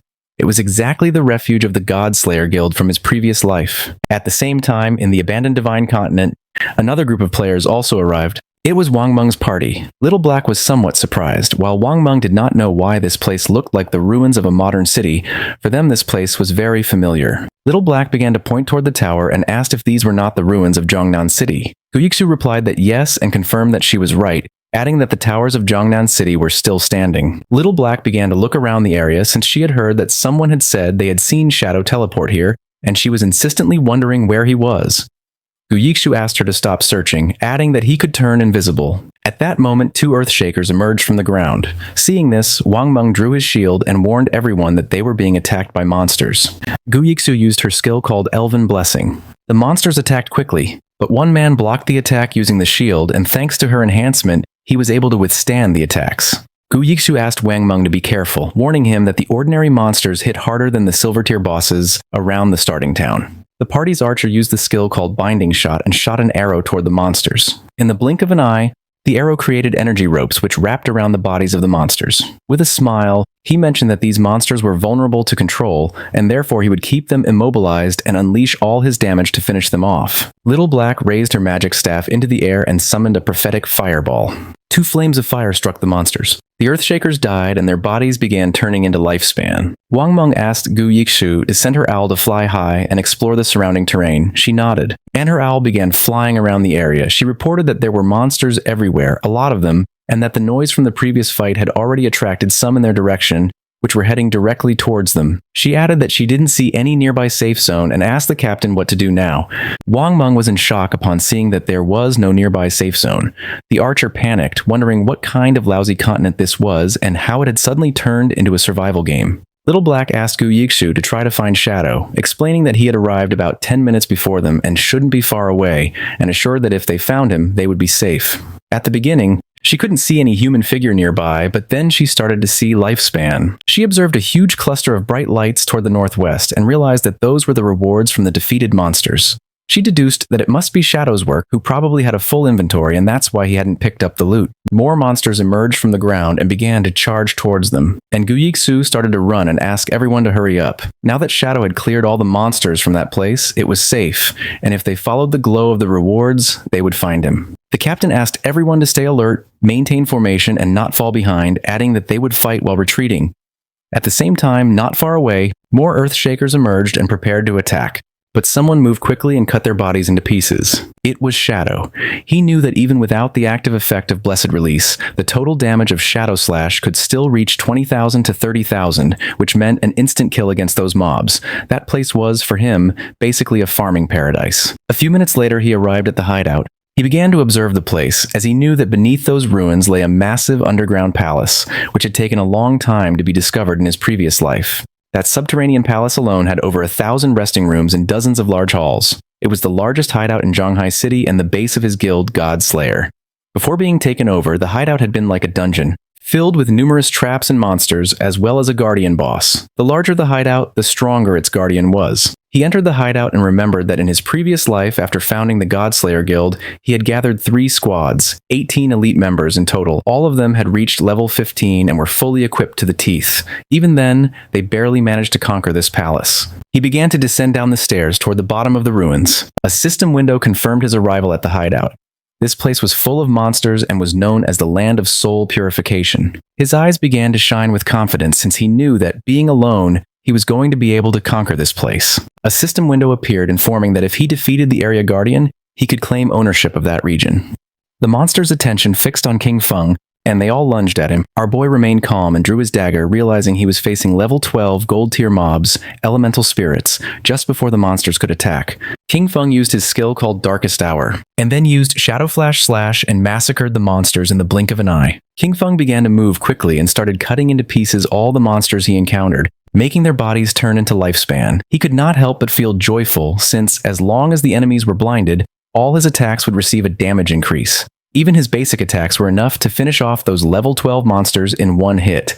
Despite the fact that the 15 monsters in the hall had been eliminated, the soul cleansing grounds, however, still contained dozens of halls and thousands of small rooms. A slight smile appeared on his face. It was indeed a massive task. He began to carefully observe the lifespan, and judging by the number of monsters in the hideout, he realized that after eliminating all the monsters, it would be enough to evolve Greedy Hand once more. King Feng began to look toward the ground, and his eyes started to shine with seriousness. He knew that after clearing all the monsters from each area, the Guardian would appear. Not long after, 2 players who were in a bookstore teleported to the abandoned Divine Continent. The man was somewhat confused since he didn't know if this place was real. He wondered if they were really on the abandoned Divine Continent. For the girl, this was strange, and she wondered why this place felt so familiar. Upon observing closely, they realized that these ruins were simply Zhonghai. When exploring the place, they arrived at the ruins of Mountain City, and a few hours later they arrived at the ruins of London. The man was in shock, and he wondered if it could be that people from different regions were all transported to the ruins of the city they originally came from. According to the girl, this was strange, and she wondered if it could be that the geographical locations of the cities corresponded exactly to the real world. While they were distracted, something began to approach them, making them go on alert, and when they turned around, they saw several Earthshakers staring at them with glowing eyes. They panicked and decided to flee. The monsters began to attack, and they began to flee the area. At the same time in the Zhonghai ruins, the ground was filled with lifespan, and not far away were Wang Meng and his team hidden under some rubble. Wang Meng stuck out his head and, seeing that there were no monsters nearby, suggested that they first take a moment to recover. And Gu Yixiu couldn't help but blush, since for her, Shadow was impressive. She had believed that they were strong enough, but in the end, they could only cower trembling under the shadow of the boss.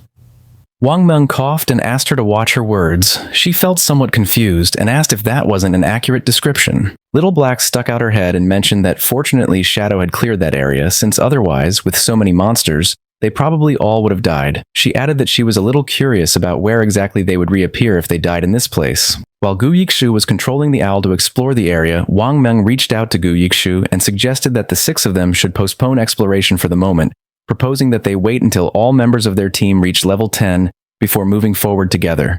She nodded her head. Yixiu's owl was flying over the area, and she observed that the monsters were really falling like flies, but she wondered why Shadow had stopped there since it was as if he had disappeared right in that place. She also noticed that there was a lot of loot, and part of it was gold tier. She really wanted to go pick it up. With a serious look, Wang Meng decided to contact Shadow to see if he still wanted those things. At the same time, our boy cut one of the monsters into pieces. The area was filled with lifespan orbs. He felt relieved as he had finally cleared all the mobs. He had cleaned more than 40 halls and more than 1,000 small rooms, taking down over 400 monsters. He had also defeated 4 bronze tier bosses and 2 silver tier ones, which had granted him more than 80,000 experience points and had raised his evolution points to an impressive 205. He began to walk, knowing that he only needed 5 points to evolve Greedy Hand. Wang Meng contacted Shadow and mentioned that they had noticed he had left some loot from the monsters he had killed, and proposed if they could collect it and pay him in lifespan according to its value. Upon hearing this, Our boy realized that it seemed Wang Meng and his official squad had also arrived. He did not refuse and decided to let them collect the loot, adding that he would contact them later as he had a batch of equipment to sell.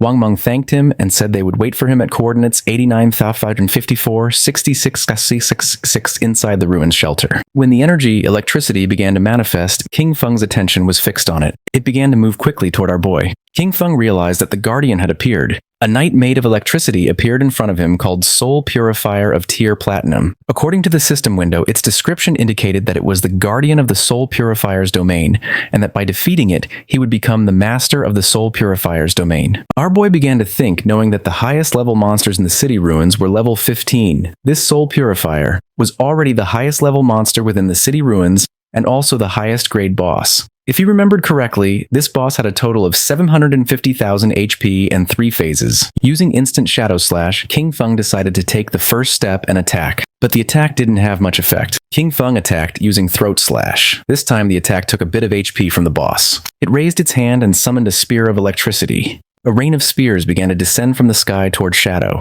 But he started moving quickly and dodged the attacks. While dodging the attacks, he realized that if he were hit by those lightning attacks with his current defense and lightning resistance, death was certain. He knew that any skill or attack from a platinum level boss or higher had hit correction. With his current evasion rate of 75%, normal monsters only had about a 25% chance to hit him, but the Soul Purifier's attacks hit him with at least a 50% probability. However, his agility attribute had already reached 182 points. And at maximum speed, his running speed exceeded 40 meters per second. Therefore, as long as he paid close attention, he could easily dodge before the lightning struck him completely. His eyes began to shine with rage because last time he had barely survived with his guild, relying on the priest's shield and luck. He attacked with all his strength since this time he would give the boss no chance. The boss had already lost a quarter of its HP as the throat-cutting damage from Blessed Release, combined with Shadow Slash and the burst from Plague Blade, had directly taken off 250,000 HP from it.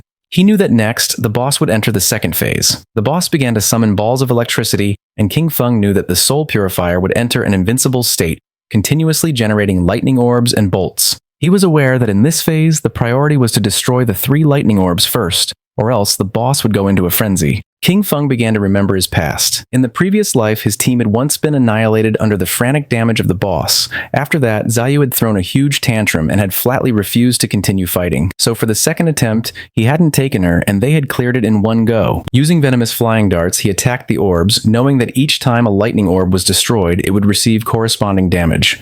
And that once all 3 orbs were destroyed, it would enter the third phase. King Feng threw another dart, which hit the third orb, causing the boss's HP to drop below half. Its eyes began to shine with rage.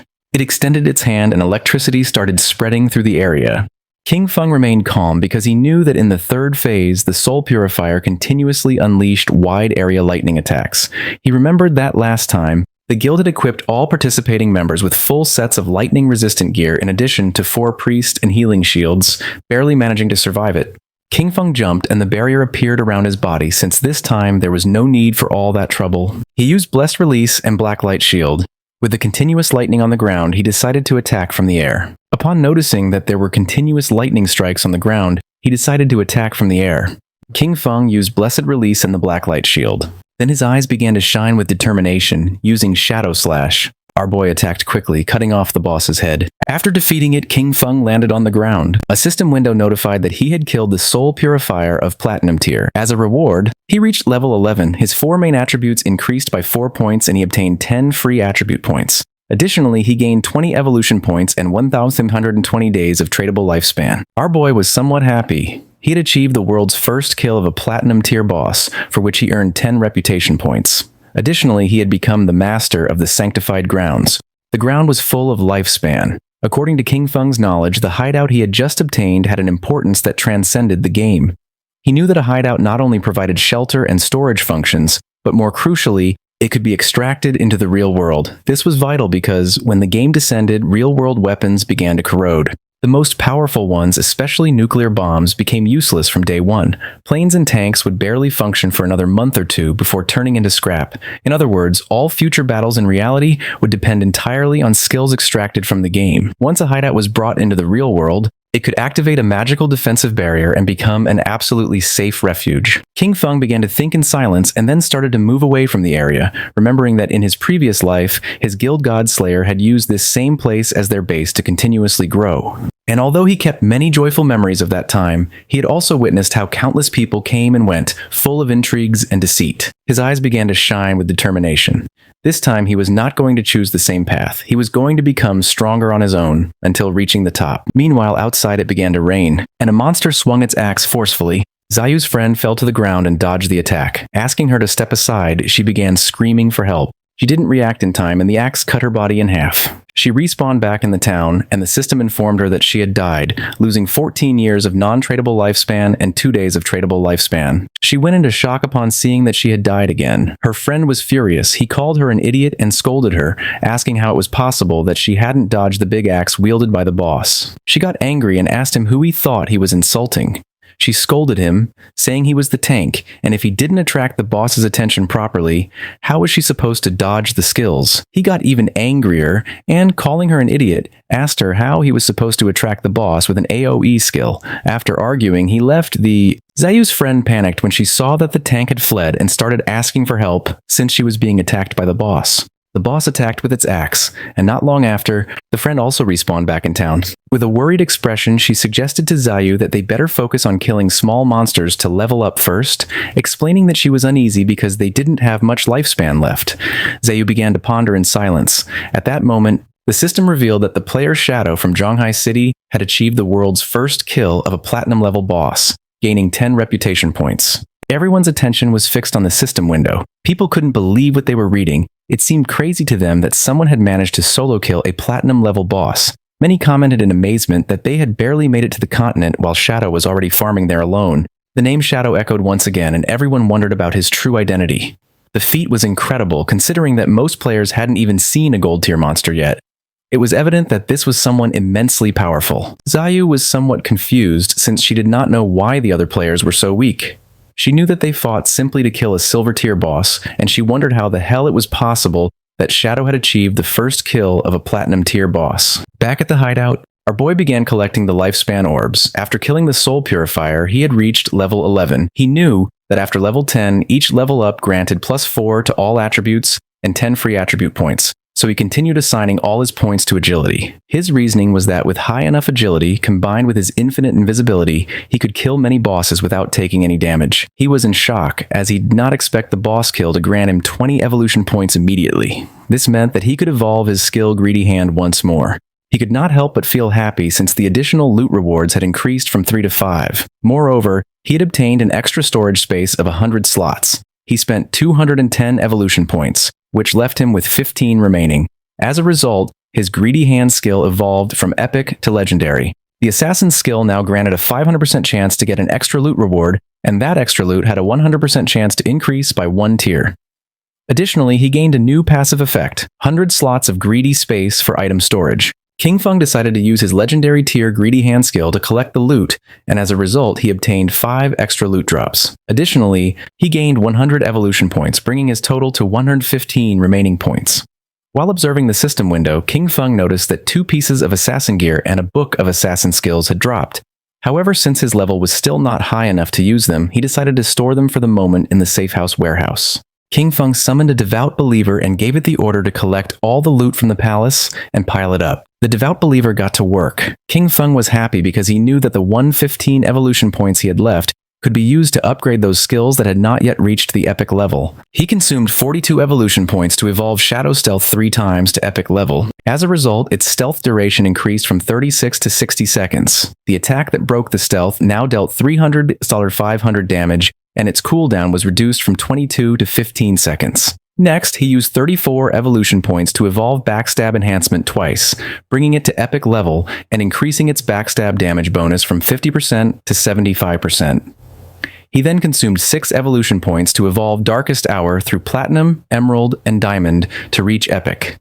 The ability now unleashed a burst of dark light that blinded all enemies within its expanded range of 50 meters. Its base duration increased to 16 seconds, though it would be shorter against targets with a higher spirit attribute. Finally, he spent 33 evolution points to evolve Blooming Curse 3 times to the legendary level. The skill could now be used on player corpses within 60 seconds of their death and gain new effects. It could simultaneously absorb 50% of the target's remaining non-tradable lifespan and also absorb scattered non-tradable lifespan light spheres.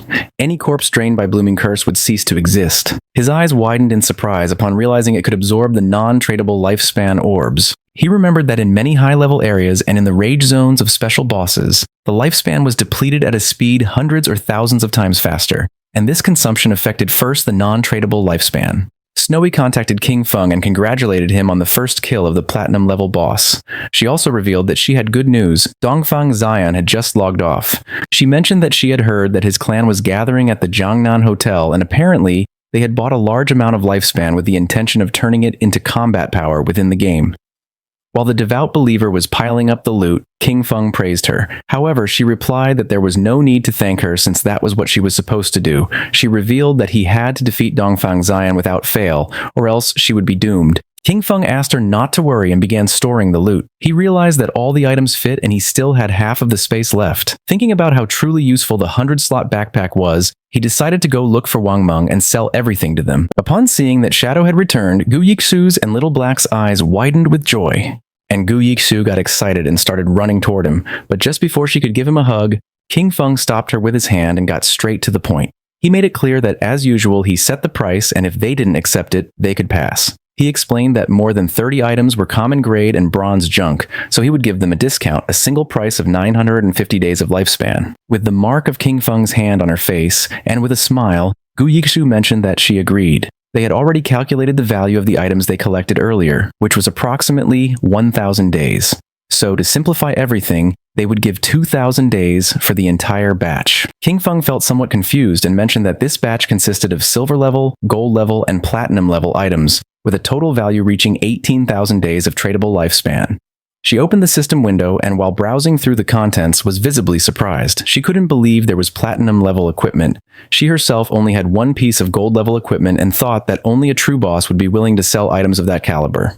Excitedly, she realized this would undoubtedly accelerate Zhonghai City's development and thanked Shadow profusely. Our boy said that there was no problem since they were helping each other. With a nervous gaze, Little Black asked Shadow how it was possible for him to have so many inventory slots and if by any chance he was Doryman. King Feng explained that their bags were probably already full, and as a friendly reminder, pointed out to her that under the statue in the center of the city ruins, there was a staircase leading to a teleportation portal back to the starting town. But King Feng began to walk away from them and made it clear that if they wanted to return, the first time would cost them 500 days of lifespan.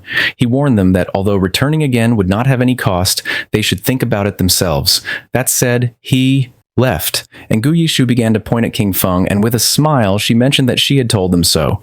She revealed that Shadow was a reborn player, because otherwise it would be impossible for him to know such hidden information. Seeing her attitude, Wang Meng felt somewhat confused and asked Captain Gu Yixu to please not behave that way, as she was scaring him a little. She began to blush and asked them what they would think if she tried to flirt with Shadow. Once King Feng moved away from the area, the system asked him if he wanted to consume tradable lifespan to extract a skill into the real world. He decided to activate the level synchronization and class advancement synchronization. The system informed that he had consumed 27,000 days of lifespan and that the level synchronization and class advancement synchronization were completed. King Feng felt excited as the next step was the extraction of skills. He remembered that he had previously extracted Shadow Meld, but it was only at level 1. This time, he not only planned to raise the level of Shadow Meld in reality, but also to extract even more skills. He consumed 1,146 days to improve Shadow Meld to level 10. Then he extracted a series of skills: Backstab Enhancement for 900 days, Greedy Hand for 1,000, Shadow Flash Slash for 3,200, Ghost Blur for 5,366, Blooming Curse for 16,099, and Blacklight Shield for 11,313. Once the synchronization of the extraction was completed, he had 7,480 days of tradable lifespan left. Finally, he invested 3,600 days in extracting the Boots of Concealment of Gold Grade and another 3,394 days in the Pendant of the Devout, also Gold Grade. Now the time had come to extract the equipment. He began navigating through the system window, realizing that the Pendant of the Devout not only reduced cooldown time, but more importantly, the silver tier follower it summoned was nearly invincible in the real world. After spending it all at once, he was left with only 486 days of tradable lifespan. But now his strength in reality was almost on par with what he had in the game. He began to disappear without a trace, knowing that he still needed to gain more lifespan. He had to make sure that by the next logout, he could achieve full synchronization. Several minutes later, with his body releasing shadow, King Feng woke up in the real world. He began to think silently. Now that Kai and Shishi knew his address, he considered that, for safety, it was best to leave this place for the moment. He knew that extracting the sanctuary of soul purification required more than 1,300 years of lifespan. So for now, he would have to find a temporary place to stay. With eyes shining with seriousness, King Feng decided to use Greedy Hand and absorbed everything that was in his room. Everything disappeared without a trace. He was happy since the storage space of Greedy Hand was really useful and all his things fit perfectly inside. Jumping up, he climbed onto the window then. He took out his phone and realized that Dongfeng Xian was at the Jiangnan Hotel, about 15 kilometers from that neighborhood. He began to look toward the ground and then, making himself invisible, he descended from his apartment to the ground. He calculated that at his current speed he could get there in 10 minutes. Our boy began to move quickly through the night toward the Jiangnan Hotel. Several minutes later, the night was. Later he arrived at the place. Inside there were several men having dinner, and one of them mentioned that, given the current situation, the various skills and the lifespan of the game could affect the real world. He considered this a great opportunity for his Dongfeng family and praised Xianer for having done a good job by initially establishing a faction within the game. With a smile, Xianer replied that it was all what he should do, with a cheerful look. The grandfather said that he was very pleased with Xianer's progress. He explained that this time they had bought a large amount of exchangeable lifespan, all in order to acquire equipment and skill books. The goal was for the main members of their family to reach level 10 as quickly as possible, thus gaining an initial advantage to then use it and expand the family's influence in the real world. With this dual development, their Dongfeng family would surely become a dominant power, and even the dream of establishing a millennial dynasty would cease to be just a dream. Xianer began staring silently at his grandfather, and then his eyes began to shine with malice. In his mind, he thought with contempt about that damn old relic, who, already having one foot in the grave, still clung to the position of clan leader, dreaming of immortality. His plan was to trap Shadow, force him to reveal his secrets, and then make him earn lifespan for him. Once he became number 1 on the ranking list, he would make sure they all died. The grandfather asked him how the plan to deal with Shadow was going. With a smile, Xianer asked his grandfather not to worry. He assured him that he had already found a trustworthy woman to discover Shadow's identity, and that they would know soon. The grandfather asked him to capture him alive and make Shadow work for the Dongfeng family, since that was the way they would bring enormous benefits to the clan. Meanwhile, King Feng had already killed the guards who were watching the entrance of the hotel. They decided to toast together for the resurgence of the Dongfeng family, and then chanted in unison, "Long live the Dongfeng family!" His eyes began to shine with seriousness, since he did not expect these noble families to have weapons. He knew that his skills, Ghostly Blur and Blacklight Shield, could not guarantee 100% evasion, and furthermore, he had not extracted any armor into the real world. He was aware that if a bullet hit him in the heart or head, it would mean instant death without a doubt. Considering that it was better to be cautious, he extended his hand and using his faithful pendant, summoned one of the followers. A devout faithful equipped with sharp claws for melee combat and green flames for ranged attacks. Our boy gave it the order to go in and leave no one alive. He knew that being a silver level boss, the devout faithful had strong resistance to damage, and that even against firearms, it could withstand it for quite some time. While everyone was distracted, the devout faithful opened the door. It started roaring, and upon seeing this, everyone panicked since they didn't know where this monster had come from.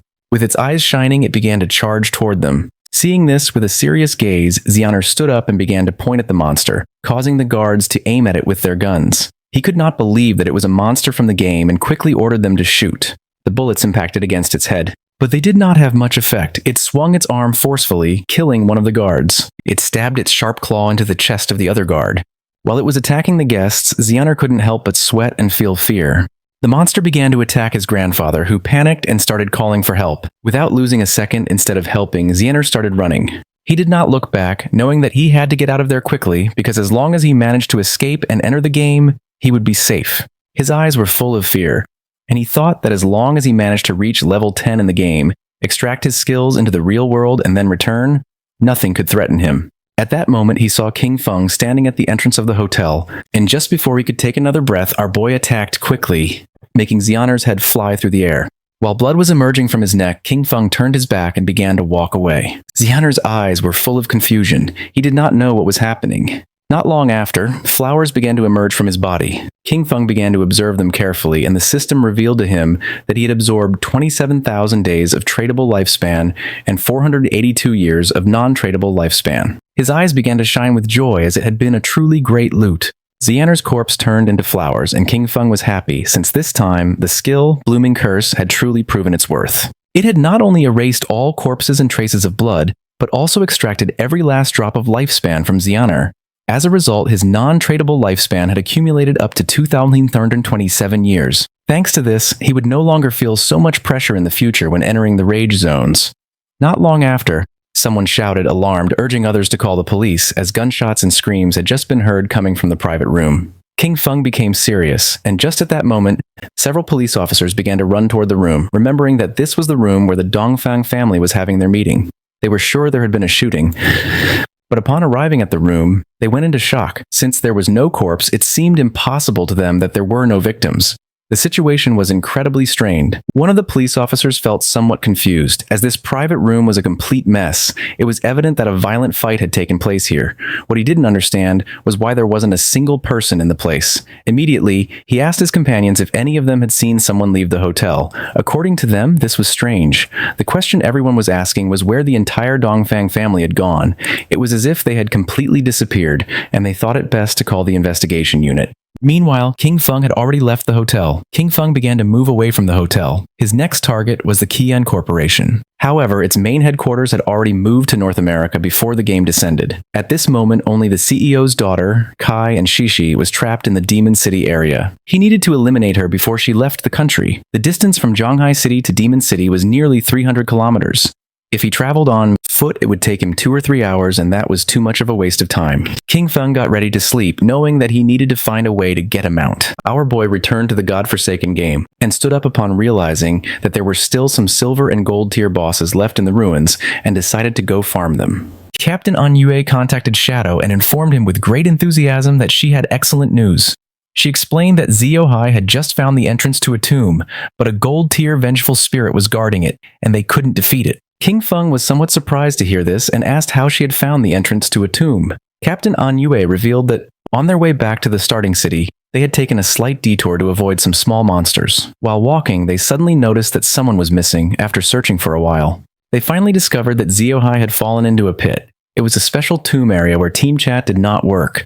By following him into the pit, they saw a level 12 gold boss that began chasing them. Luckily, they ran fast enough to escape. She informed him that they were now back in Shelltown and that if he wanted to go to the tomb, she could give him the coordinates. King Feng knew that a true lucky charm was indeed a lucky charm.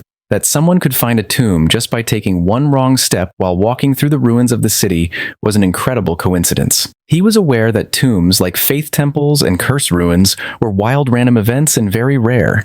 He asked the captain to give him the coordinates, and An Yue sent him the coordinates, revealing that the tomb was near the ruins of Shelltown. King Feng mentioned that if he obtained something he couldn't use, he would sell it to them without hesitation. He couldn't help but think about how truly clever she was. King Feng's attention was fixed on a well. He was somewhat confused to see this and wondered if this was really the access point. With such a large well, it seemed incredible to him that someone could simply fall in by accident while walking. Without a doubt, that girl, Ziohai, was truly unique. Without hesitating for even a second, King Feng jumped into the well, and a system window welcomed him, announcing his arrival at the Tomb of Resentment and notifying him that his long-range communication would be blocked. King Feng landed at the bottom and began to walk down the corridor. At that moment, a giant monster appeared before him, the Wailing Spirit, a level 12 gold-tier creature. King Feng began to observe the boss in silence. He had never encountered this Wailing Spirit in his previous life, but judging by its form, he deduced that it must have an extremely high attack power and a wide attack range, definitely being a type of physical damage. This explained why An Yue and the others had fled in panic. The equipment and skill books he had sold them did not increase their defense much. He estimated that Wang Meng, being a holy shield warrior with about 5,000 HP at this moment, would probably lose at least half of his health with a single hit from this boss. King Feng began to observe the boss in silence, aware that if it hit him with its axe, death would be inevitable. Combining the skill Blessed Release and instant Shadow Slash, King Feng attacked quickly, cutting off the monster's arms. He knew that this boss had very high defense, and the damage of instant Shadow Slash was only 80% of normal. But this didn't matter, since the creature wouldn't be able to withstand the subsequent damage from throat slitting of the skill Blessed Release. At that moment, the monster's arms started moving toward King Feng, making him pant. Not long after it exploded. But King Feng reacted in time and jumped away from the area. He was somewhat surprised it was a corpse explosion. He acknowledged that he had been careless by not dodging it, and fortunately his skill Ghostly Blur had activated. Otherwise, he would already be dead. The boss's corpse transformed into Lifespan. King Feng remembered that in his previous life, something similar had happened once. They had killed an unknown boss. A team member had approached excitedly to loot the corpse, but it exploded and annihilated him instantly. Some teams had even been annihilated by boss corpse explosions, although this mainly happened with platinum-level bosses and above. He did not expect a gold-level boss in this tomb to self-destruct in that way. Using Greedy Hand, he picked up the loot. A series of system notifications informed him that, for having killed the Resentful Ghost, a gold-level boss, he had gained 10 to 10 days of tradable lifespan and 20 evolution points.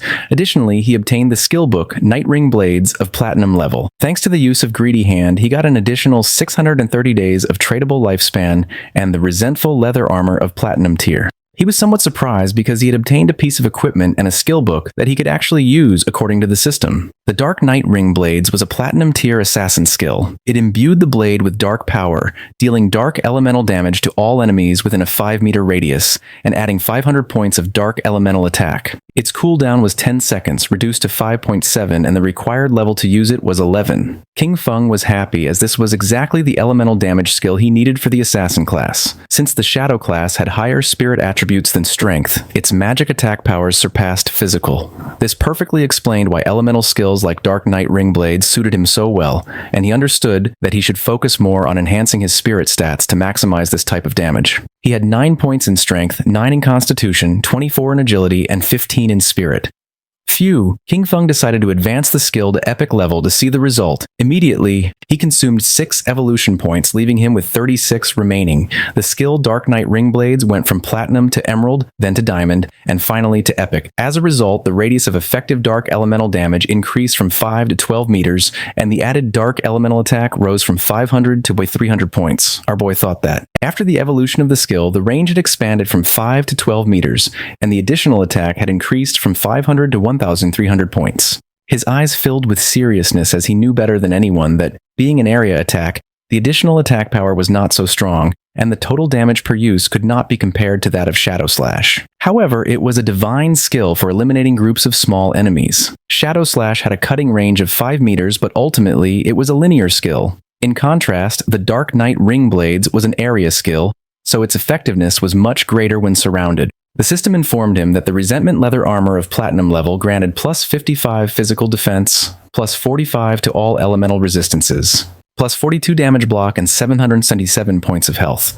The level requirement to equip it was 11. Additionally, it possessed the Resentment effect, which granted him 30 points of base attack power after being attacked. King Feng began advancing toward a giant door, knowing that the Resentment effect did not have much impact. However, the base defense, resistances, and block on this leather armor were very high, so he could replace the Golden Ghostfire leather armor level 5 he wore. In total, the rest of the loot added up to about 20 items, and selling them all would bring him more than 10,000 days of lifespan. Now that he could enter the tomb, he hoped to find good material inside it, and if he managed to get a mount, that would be best. At the same time, a goblin swung with force at Xiao Yu, cutting Xiao Yu and her friend in half. She and her party respawned back in the town.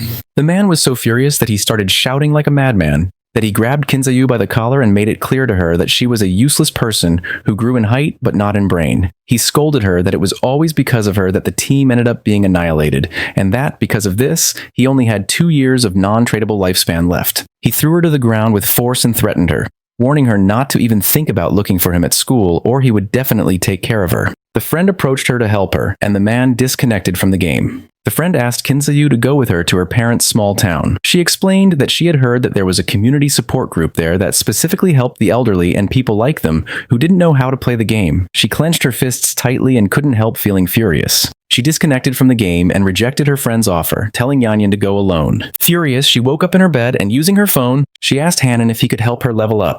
With a smile, Hanan did not refuse, but he set a condition. In exchange for raising her one level, she would have to accompany him for one night, as he wanted to see how the popular goddess of the school behaved in bed. She was furious and called him an ugly monster. She scolded him for thinking himself capable enough to try to take advantage of her and ordered him to leave. Then a smile spread across her face. She told Hanan that actually she had always liked him too, but that she hadn't accepted his confession earlier because her brother, King Feng, was controlling her. Now that she had cut ties with him, they could finally be together openly and without worries. He didn't fall into her trap. He called her an idiot and asked if she was trying to kill him with laughter. He pointed out that if she had already cut ties with her own brother, who knows what she could do to him next. Finally, he ordered her to get out. She started contacting everyone. First, she reached out to Sharp Young Master, inviting him to her house to keep her company, and by the way, help her level up. However, he recognized her immediately and mocked her, boasting that he was now a platinum-level talent and had plenty of women before ordering her to get lost. Then she tried her luck with Brother Ziohai, telling him that she was bored and waiting for him in Shelltown. The response was just as curt. He reminded her that everyone knew how she had deceived Zhang Wei and threatened to hit her with his new skill. She was sad and desperate. She cursed those men, thinking that not one could be trusted when it really mattered. In her desperation, she lamented that she only had 2.5 years of non-tradable lifespan left and didn't know what she was supposed to do. Her eyes were full of tears. She felt alone. She thought of King Feng and then remembered that he definitely would not ignore her. He must have a way to solve this, and she had to go back and find him to confirm it. Night. Several hours later, she arrived at King Feng's apartment. For a moment, she thought that once inside, she would find King Feng, apologize with some kind words, and that he would definitely forgive her. However, almost immediately, she rebelled against this idea. She had done nothing wrong. Why should she apologize? She prepared herself to knock on the door and decided that she could not think in that way. She convinced herself that lowering her head was only something temporary. First, she would pretend submission so he could help her level up, and she was sure he would accept because he was the person who had cared for her the most since childhood. A smile appeared on her face. Once she leveled up and no longer faced the crisis of lifespan scarcity, she would completely cut ties with him. This was the plan, and Kinzayu thought she was truly a genius. Satisfied, she knocked on the door, asking King Feng to open. She started knocking on the door, calling for King Feng to open it. She insisted, wondering aloud if he might be asleep, and then announced that she had returned. Her tone became increasingly pleading, begging him to please open the door. Furious, she kicked the door open, but went into shock upon seeing that there was no one inside. She wondered where King Feng was, only to discover with greater astonishment that the bed, table, clothes, everything had disappeared. She turned on her mobile phone and tried to call King Feng, but there was no answer. She didn't know where our boy had gone.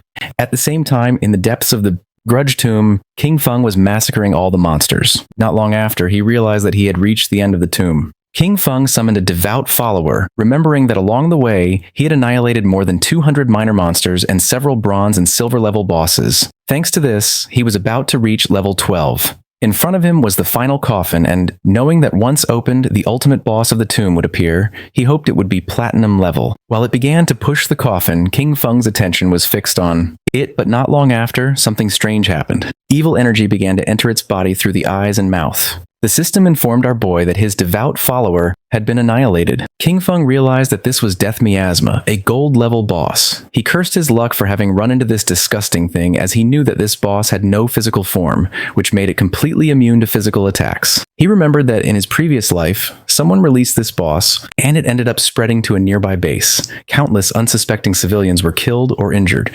Being possessed by this was practically a death sentence unless a teammate helped dispel it, or one belonged to one of the few classes that could use special invincibility-type skills to survive. The eyes of our boy began to shine with seriousness, and he decided to use the Dark Knight ring blades. Shadow began to spin around his body. Thanks to this, he was able to see the true body of it, which was hidden inside the miasma. Using the dagger, King Feng attacked the true body, and a system window appeared, informing him that he had killed the gold-tier boss, Death Miasma. King Feng knew that the strength of this boss was clearly above platinum level, even though it was classified as gold tier, and its drops were only of gold grade. Fortunately, the skill he had recently learned, Dark Knight Ring Blades, was one of magic damage. The corpse transformed into lifespan orbs, and using Greedy Hand, King Feng picked up the loot. He sighed. After all the effort it had taken to clear this tomb, he hoped that it would drop gold tier loot. King Feng obtained the rare item called Mount Bell. He was in shock upon seeing this. Our boy was happy since the boss had really dropped a mount. This showed him that Lin Leiu's famous Koi luck was not just a simple rumor, it was a completely real fact. According to the system description, the Mount Bell, Ghost Night Wolf, served to summon a level 11 Ghost Night Wolf. This creature could assist in battle and also be mounted, requiring the user to have a minimum level of 11 to use it. King Feng remembered that the Ghost Knight Wolf was one of the fastest mounts that could be obtained in the early stages of the game. The Ghost Knight Wolf was level 11 and its grade was gold. It possessed 148 strength, 155 constitution, 135 spirit, and an impressive 191 agility. The mount would gain experience alongside its owner, growing stronger over time. However, if its bell were traded, the creature's level would reset to its initial state. Its abilities were also noteworthy. Dash. When mounted, it increased movement speed by 245%. Nightwalk. At night, it allowed the mount to remain permanently in level 1 stealth. Attacking would break this effect, but added 120 reveal damage, and it took 60 seconds to re-enter stealth. Pounce. It allowed the mount to pounce on a single target 3 times in succession, with each hit dealing an additional 267 physical damage on a 12-second cooldown. Wolf Howl. It granted allied units a bonus of plus 35 attack, plus 35 physical defense, and plus 35 all-element resistance for 18 seconds with a 600-second cooldown. King Feng knew that it was not just a mount, but also a battle pet. The fact that it also included a stealth skill made it an immense gain. It was night and mounted on the Ghost Knight Wolf. King Feng emerged from the ruins and began heading to his next destination. His plan was clear: reach level 15 and accumulate enough lifespan to be able to extract them. Once he disconnected from the game, he would go directly to Magic City to eliminate Kai and Shishi, cutting off any future threat at its root. King Feng passed by Jianghai Coliseum and remembered that it covered an immense area and had 2 additional underground levels, forming a complex labyrinth. The place was full of monsters, which made it the perfect site for him to level up quickly. Taking small jumps, the Ghost Knight Wolf climbed on top of the Jianghai Coliseum wall, which was full of powerful monsters, who began to stare at our boy. The Ghost Knight Wolf made a jump. King Feng and his beast began to descend from the sky towards the monster. King Feng's eyes began to shine with determination. Using Shadow Instant Slash, our boy began to massacre the monsters. At the same time, somewhere else in the ruins, there was Yue who, using her sword, killed one of the monsters that was in the area. The monstrous corpse transformed into lifespan, and she felt relieved. Her teammate Monaelian, son of a department head in Zhanghai City, began to applaud while mentioning that, as expected from Captain Yue, her damage was insane. He remarked how powerful the hidden class dragon swordsman was, and stated that Yue was undoubtedly the woman he had set his sights on. She mentioned that this golden boss was only level 8, and even so, they had been fighting it for more than 10 minutes. Because of this, she really didn't understand how Shadow had managed to solo kill a platinum boss. Monalian praised her but dismissed Shadow's achievement, stating that he was simply a stealthy assassin who relied on stealth to slowly wear down the boss. According to him, someone with this playstyle would never truly become great. He felt happy since he knew that, luckily, Yue didn't have any influential backing. With his status as the son of an official, subduing her would be a piece of cake, and Yue asked if a mediocre archer like him wouldn't be even more suitable for the task of slowly wearing down a boss. Moss Manalian fell on his butt to the ground and explained that he was an upright person and wouldn't stoop to doing something like this. With a serious expression, he revealed that he had heard that Shadow had a terrible character and was a ruthless killer in the real world. He also mentioned that he knew a hunter from the Metropolitan Police who already possessed level 3 anti-stealth skills. He suggested finding a way to set him up, discover Shadow's identity in the real world, and afterwards, take control over him. He argued that someone like Shadow could only be trusted if he worked for his organization. Otherwise, incidents like those of Song Fei and John Lai would keep happening. He was tired of cleaning up Shadow's messes, and Ye and one man looked at each other and started laughing at Manilian. They asked him if he really hadn't understood it. They explained that the situation wasn't that Shadow begged them to clean up his messes, but quite the opposite. It was they who had to clean up what he left behind. Only in this way could they ensure their interests were aligned with his, thus allowing cooperation. They reminded him of Shadow's achievements, the first global kill of a golden boss and the first kill of a platinum boss, both solo. With a furious expression, Manilian made it clear that, to him, Shadow was nothing more than a fragile assassin. He rhetorically asked how they couldn't control him, as long as their anti-stealth level remained on par. Calling them a bunch of nobodies, he scolded them for daring to reprimand him. He then turned to Yue, declaring that she should watch closely because he would ruin Shadow's reputation and capture him. He stated that when this happened, she would be on her knees before him, apologizing and begging for his forgiveness. Wang Meng asked Yue what loot the boss had dropped. She replied that it had dropped a piece of gold-tier equipment for a priest, a silver-tier equipment, and a silver-tier skill book. She started touching her chin and remembered that Shadow usually sold them several pieces of gold and even platinum equipment. This made her wonder how many bosses he had actually killed, or if his talent was treasure hunting and all these items came from opening chests. With a serious look, Wang Meng revealed that he was a little worried. An Yue couldn't help but feel somewhat confused. Wang Meng revealed his concern, bringing up the case of the Jiangnan restaurant, the incident in which the entire Dongfang family was murdered during a gathering. Then he raised an unsettling hypothesis. If Shadow had been responsible for this, were they still supposed to clean up his messes? Long admitted that he still didn't understand Shadow's personality and expressed his fear that he might actually be a ruthless serial killer in real life. She knew about this case, the superiors were taking it very seriously, and everyone was speculating whether it was related to Shadow. With a confident smile, she explained that even if this case had really been the work of Shadow, she would still choose to cooperate with him. She stated that although the superiors refused to clean up his messes, she would personally support him. Wang Meng was somewhat confused, and when he asked the reason, she simply replied that the real question was, who wouldn't want to support Shadow? Their subordinate appeared and reported that in the area ahead they had found a place similar to an arena, but all the monsters inside were already dead. With a serious gaze, he revealed that there were bodies everywhere. He didn't know which party had been strong enough to clear all the monsters from the arena. An Yue felt happy and decided to go to the arena. Upon seeing her behavior, Wang Meng felt even more confused. They arrived at the Zhenghai Coliseum and saw a lot of lifespan lying on the ground. They were in shock, because they realized the incredible amount of loot. There must have been hundreds of minor creatures there, and this led them to wonder which party was so strong to have achieved such a feat. Captain An Yue was confident that Shadow had been here. With this in mind, she suggested they search the surroundings as they might run into him. Manhwa questioned why she was so sure it had been Shadow. Captain An Yue responded that the reason was simple.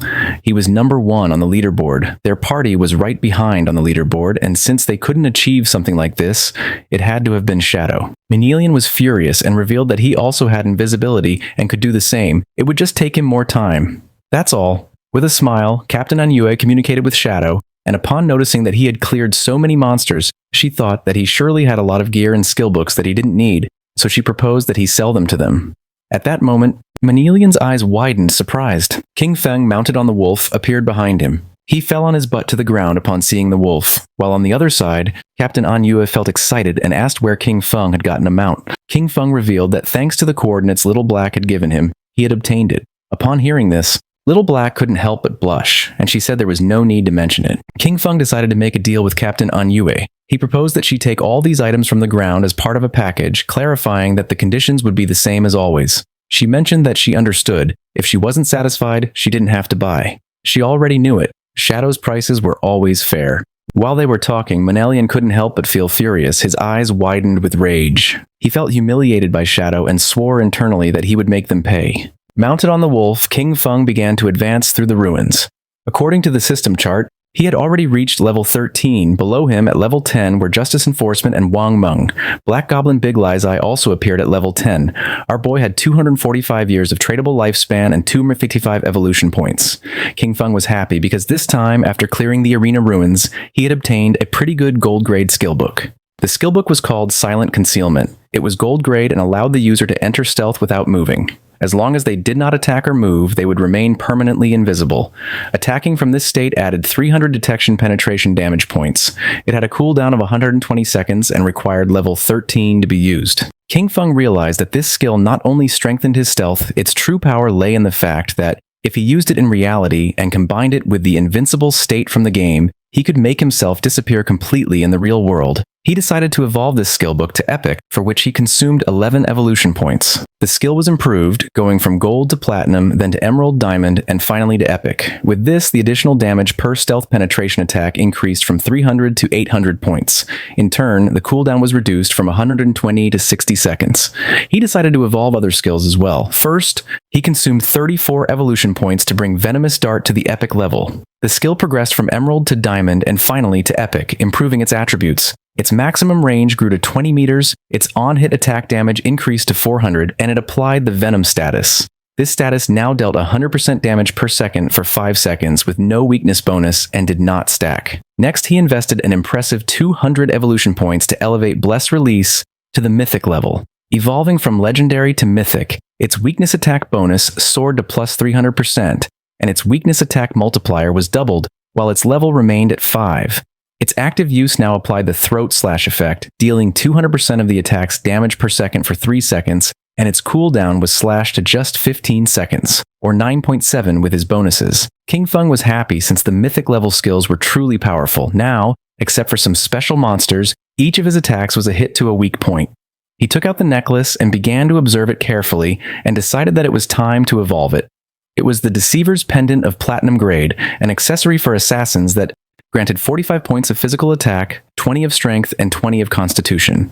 Its equipment requirement was to be level 13 and also had a unique effect that added 1 point to stealth level. By combining his skills and equipment, he realized that he now possessed a stealth level 4. He was convinced that at this stage, no one could detect him. In addition, there was the item Shadow Veil. Thanks to it, his evasion rate had directly reached an impressive 83%. It was the gold tier Shadow Veil, an assassin-type equipment. It granted 5 points of constitution, 5 of spirit, and the 32% evasion rate. At that moment, a small explosion occurred. Then King Feng decided to stop to find out what was happening, and when he turned around, something began to emerge. It was a giant boss who had chains on her arms and 2 sharp blades in her hands.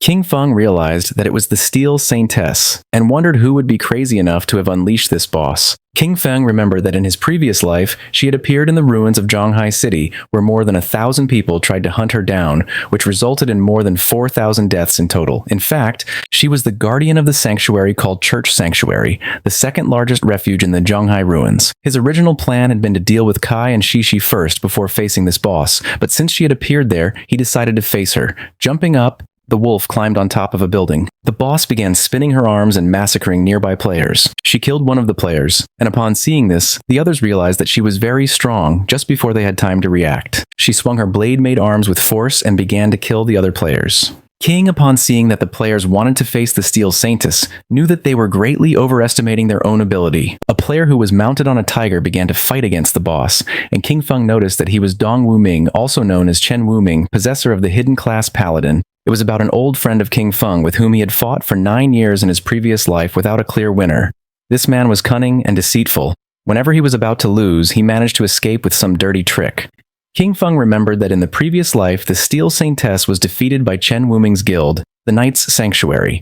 This gave rise to the saying West/God East Sanctuary, since each one controlled respectively the western and eastern regions of the Zhonghai City ruins. The Guild Knights Sanctuary, when recruiting its first members, made them sign a very harsh contract that guaranteed their safety, but with a tax rate on their lifespan of up to 50%. Most of the members became black slaves, basically forced to work for the higher-tier players of the guild. King Feng's eyes widened with joy. For him, this was simply perfect. He made the firm promise that this time Chen Wuming would not escape. The boss began to spin her arms forcefully in circles, and while she was distracted, King Feng, using invisibility, landed near her. His eyes began to shine with evil intent, and without wasting time, he used the Dark Knight ring blades, and in the blink of an eye killed the players who were nearby. Wrapped in a red aura, our boy began to spin quickly, killing all the players. Upon seeing this, Chen Wuming was in shock. Upon realizing it was Shadow, he asked why he was killing his people, stating that they had no grudge against him. King Feng appeared behind him, and with a murderous gaze, replied that it was because he didn't eat beef. Upon hearing this, Chen Wuming's eyes widened in fear. With a cold and arrogant expression, using instant Shadow Slash, King Feng killed Chen Wuming. Then he extended his hand and used the skill Blooming Curse. Not long after, the players respawned back in their town. Chen Wuming was furious since he didn't know what Shadow not eating beef had to do with them. His subordinate panicked since his lifespan had reached 0. Chen Wuming knew this must be the work of a skill from Shadow. He decided they would gather their people to counterattack, but first they would move to another place to level up and thus recover the lost lifespan. Among them was also Xiaohu. She couldn't help but cry while wondering why Shadow was attacking her directly. Her lifespan was about to run out completely. The system informed King Feng that his skill, the Blooming Curse, had absorbed from Xiaohu 4 days of tradable lifespan and 1 year of non-tradable lifespan. King Feng couldn't help but feel happy upon realizing that she was also in Chen Wuming's party. His eyes widened with excitement. She had just absorbed this small amount of lifespan, a clear sign that she was already desperate. Because of this, she had chosen to join the Knights Sanctuary Guild as a black slave. For him, this was something she well deserved. At that moment, the boss tried to attack Shadow, creating a smokescreen. Once the smoke cleared, it could be seen that he had dodged the attack using ghostly blur. He knew that in the first phase, this boss wasn't very difficult to deal with. The boss was somewhat confused. The chains that formed her arms began to tense. Not long after, her arms began to spin. She didn't know what was happening. King Feng's eyes began to shine with seriousness. He knew that she only limited herself to swinging her chainsaws repeatedly, performing some directed or area physical attacks. King Feng appeared above her and decided to use a combination of Blessed Release and Plague Blade. After an attack, Blessed Release applied the effect Throat Slash, which triggered a burst that caused massive damage. Plague Blade, in turn, would cause an explosion of toxin damage 3 seconds after impact. King Feng attacked quickly, causing several thousand points of damage to the boss. Then he used Throat Slash, causing a deep cut in her throat. In the blink of an eye, her HP bar had dropped to less than half. Her eyes began to shine with rage. King Feng remained calm, knowing that the reason she had become the Guardian lay in her terrifying second phase. After losing half of her health, the demon sealed within her would awaken. All damage received was then equally reflected back at the attacker. There was also a legend that claimed there was a portal inside the demon's belly. Anyone swallowed by it would be transported to an unknown place, rumored to be the bottom of a volcano. However, in his previous life, no one had achieved this. He suspected that some fools had simply confused this with mechanics from other games. A group of players was watching the battle. According to them, Shadow was ruthless. The Platinum tier boss had been summoned by the Knight's Sanctuary Guild, but Shadow suddenly appeared and annihilated them all. Well, right after that, he used a single skill that took away half of the boss's health in an instant, pushing it directly into its second phase. While they were talking, King Feng's attention, who was using invisibility, focused on them. His eyes began to shine with seriousness. He was aware that the Steel Saintess had a weakness in her second phase. When she launched an attack, the damage reflection effect disappeared momentarily. This meant that if he attacked right when she did, he could avoid receiving the reflected damage. However, the problem was his skills like Shadow Slash, Throat Cut, Plague Blade, and Poison Dart. Since they all inflicted damage over time, if he used any of them, he would still receive the reflected damage, and at his current level of development, this would kill him instantly.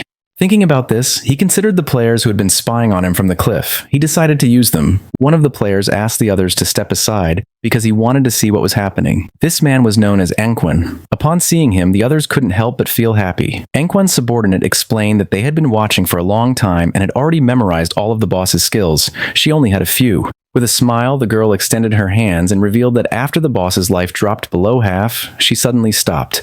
Her body had changed a bit, giving hints that she was gaining new skills, and just when the boss entered her second phase, Shadow also disappeared. Anquan couldn't believe that Shadow had been fighting this boss alone. His eyes began to shine with rage. He gave the order to his subordinate, Xiao Tzu, to activate Red Eye and check if Shadow was still there. She nodded her head and began to use her powers. A small rabbit manifested and ran near the boss without attracting her attention. Then she revealed that she couldn't find Shadow's location and thought he had probably left. Upon seeing that her level 3 anti-stealth could not find Shadow, Anquan realized that this meant he had definitely left, as he considered it impossible for him to have a level 4 invisibility. Anquan jumped and got down from the building, making Xiao Tzu feel somewhat confused. Anquan asked her to keep a close watch and alert him immediately if Shadow returned. She nodded her head. Anquan descended to the ground and drew his sword. His eyes began to shine with joy and a confident smile spread across his face. According to the other players, he was looking for death by trying to fight a Platinum tier boss alone. However, one of them recognized him. He had seen him in the starting town defeat a Gold tier boss without receiving a single scratch. It was revealed that his class was Soul Warrior, which granted him 100% dodge when rolling, and he was the famous player known as Safety First. It was also rumored that he had been a top-level global streamer in Souls-type games with ultra-fast reflexes. The boss's attention focused on him. She attacked using her sharp, blade-like arms. Luckily, Anquan reacted in time and slid across the ground, narrowly dodging the attack. The boss grew arms made of energy, and when she tried to crush Anquan, he rolled again, dodging the attack once more. When the boss tried to catch Anquan, he rolled again and moved away from her. His subordinates began to praise him, amazed by his incredible skill and the calmness with which he dodged. They highlighted his discipline in not letting himself be carried away by the greed of an extra hit, considering his performance simply brilliant. With a smile, one of them mentioned that he was truly amazing, perfectly dodging each attack from the boss. This seemed incredible. He even saw multiple slash effects flashing over the boss's body, which led him to wonder if the Soul Warrior class was really that powerful. With a curious expression, the black-haired woman explained that Anquan, by rolling, activated the special passive or counterattack mechanic of the Soul Warrior. Each dodge or roll counterattacked, dealing damage to the boss. Because of this, every time he dodged perfectly, he was actually hitting the boss, simultaneously draining her life. This was why the boss's HP decreased every time he rolled. With a smile, Xiao Tzu made it clear that the perfect dodge was only the foundation. What truly set Anquan apart was his devastating offense. His attacks struck with force and precision, turning defense into an unrelenting assault. His skill combo and timing made him not only untouchable, but also lethal. Defense kept him alive, but it was his offense that ended fights quickly. The boss was desperately trying to catch Anquan. Xiaotsu's eyes began to shine with confidence when she revealed that if the dodge successfully activated during the roll, Anquan's next attack would ignore 50% of the boss's defense. Anquan turned around and decided to face the boss, and blue energy began to emerge from his body. Upon seeing this, his subordinates realized that this striking effect meant that the blow would definitely deal 4-digit damage. Anquan's eyes began to shine with excitement. Just before the boss could react, he unleashed the powerful strike he had prepared. His movement was a graceful dance, a single blow split into 3 shadows, swift and fierce like shooting stars. With absolute mastery, he precisely swung his swords through the gaps in the boss, causing deep cuts. In the blink of an eye, her HP bar dropped to less than half. His subordinates began to applaud upon realizing that, before they noticed it, the boss only had 1/3 of her life left. Anquan turned his back on the boss and a confident smile spread across his face, but at that moment, someone attacked with powerful slashes, causing him more than 34,000 points of damage, killing him instantly. His subordinates couldn't help but panic. They couldn't understand why he had died since they were sure he had dodged all the attacks. They were even more puzzled because although their skills hit the boss, her health did not decrease with the blow, despite having seen it drop drastically moments before. Not far away stood our boy. He began to silently observe Anquan's lifespan orbs and thanked him. Anquan's constant showboating had caused the boss to use many of her moves. King Feng's eyes began to shine with joy as during this time, he had been constantly attacking, finally reducing the boss's life to 1/3. The flashy moves of the Soul Warrior had inflicted decent damage, but in the end, he had caused his own death. Due to the traits of his class, it was simply impossible for him to defeat the Steel Saintess. When he rolled, he couldn't attack, and when he attacked, he suffered reflected damage. This was a true curse. The boss began to turn around, and King Feng's attention fixed on her. He knew this wasn't good. With her health so low, the boss was trying to return to the church sanctuary. If she managed to get there, she would fully recover, making all previous efforts useless. King Feng began silently observing Anquan's subordinates, and then his eyes started shining with seriousness. He realized that the Soul Warrior's death had scared these people and doubted they would attack the boss again. However, if the boss didn't make a move, her damage reflection effect wouldn't disappear. It was time to get serious. Our boy landed in front of her, knowing that he couldn't allow her to return to the sanctuary. Upon seeing our boy, the other players were somewhat surprised. To them, Anquan was just a clown. Shadow was the real boss. It seemed terrifying to think that all the cuts the boss had suffered moments before had been his doing. Xiaotsu couldn't believe it. Her level 3 anti-invisibility hadn't detected Shadow's presence, which could only mean that Shadow's invisibility was level 4 or higher. The gaze of one of them fixed on the lifespan orbs of Anquan, and his mouth watered upon realizing that the loot of the Soul Warrior was still on the battlefield. He decided to find a way to recover it. With eyes shining with determination, our boy used his skill Blacklight Shield, making a golden shield appear around him. This skill created a 10-layer shield, each one capable of blocking 1 instance of damage. The boss's attention focused on King Feng and her arms transformed back into blades. She attacked, and King Feng realized that this was the moment he had been waiting for. Using Instant Shadow Slash, King Feng attacked with quick slashes. He began to stare at the boss. Now his black light shield had 7 layers left. He remembered that out of the 9 strikes of Instant Shadow Slash, the last 3 had hit the boss during her damage counterattack phase, right after her attack ended. If it hadn't been for the black light shield blocking those 3 hits, he would already be dead. The boss began to concentrate energy in her abdomen. And then she jumped and started to release purple flames. Our guy stepped back. Now he had no layers left of his blacklight shield. The boss began to stare at him with eyes shining with evil. King Feng realized that the damage from the flamethrower was coming too frequently. Despite having a dodge rate over 80%, this had instantly destroyed all 7 layers of the shield. If he had been just half a second slower, they would have killed him instantly. While he was distracted, one of the players tried to take Anquan's loot, but our guy noticed and threw a poison dart which stuck in his forehead. The player was eliminated. King Feng made it clear that he wasn't going to let anyone steal the loot from him. The system informed our boy that he had obtained 612 days of tradable lifespan and 67 years of non-tradable lifespan from Safety First. Additionally, Blossom Curse had absorbed 355 days of tradable lifespan and 20 years of non-tradable lifespan from Clean Hands and Feet. King Feng was somewhat surprised since Safety First had a really large amount of lifespan, which probably meant that he had never died. This seemed interesting to him, so he decided not to use Blossom Curse on him. The boss started roaring, but King Feng remained calm. He knew that he would have to rely on the Black Light Shield and the normal Shadow Slash to slowly wear her down. She attacked with force, but King Feng moved out of the range of the attack, causing her hand to hit the ground. Although the efficiency was low, it was relatively safe.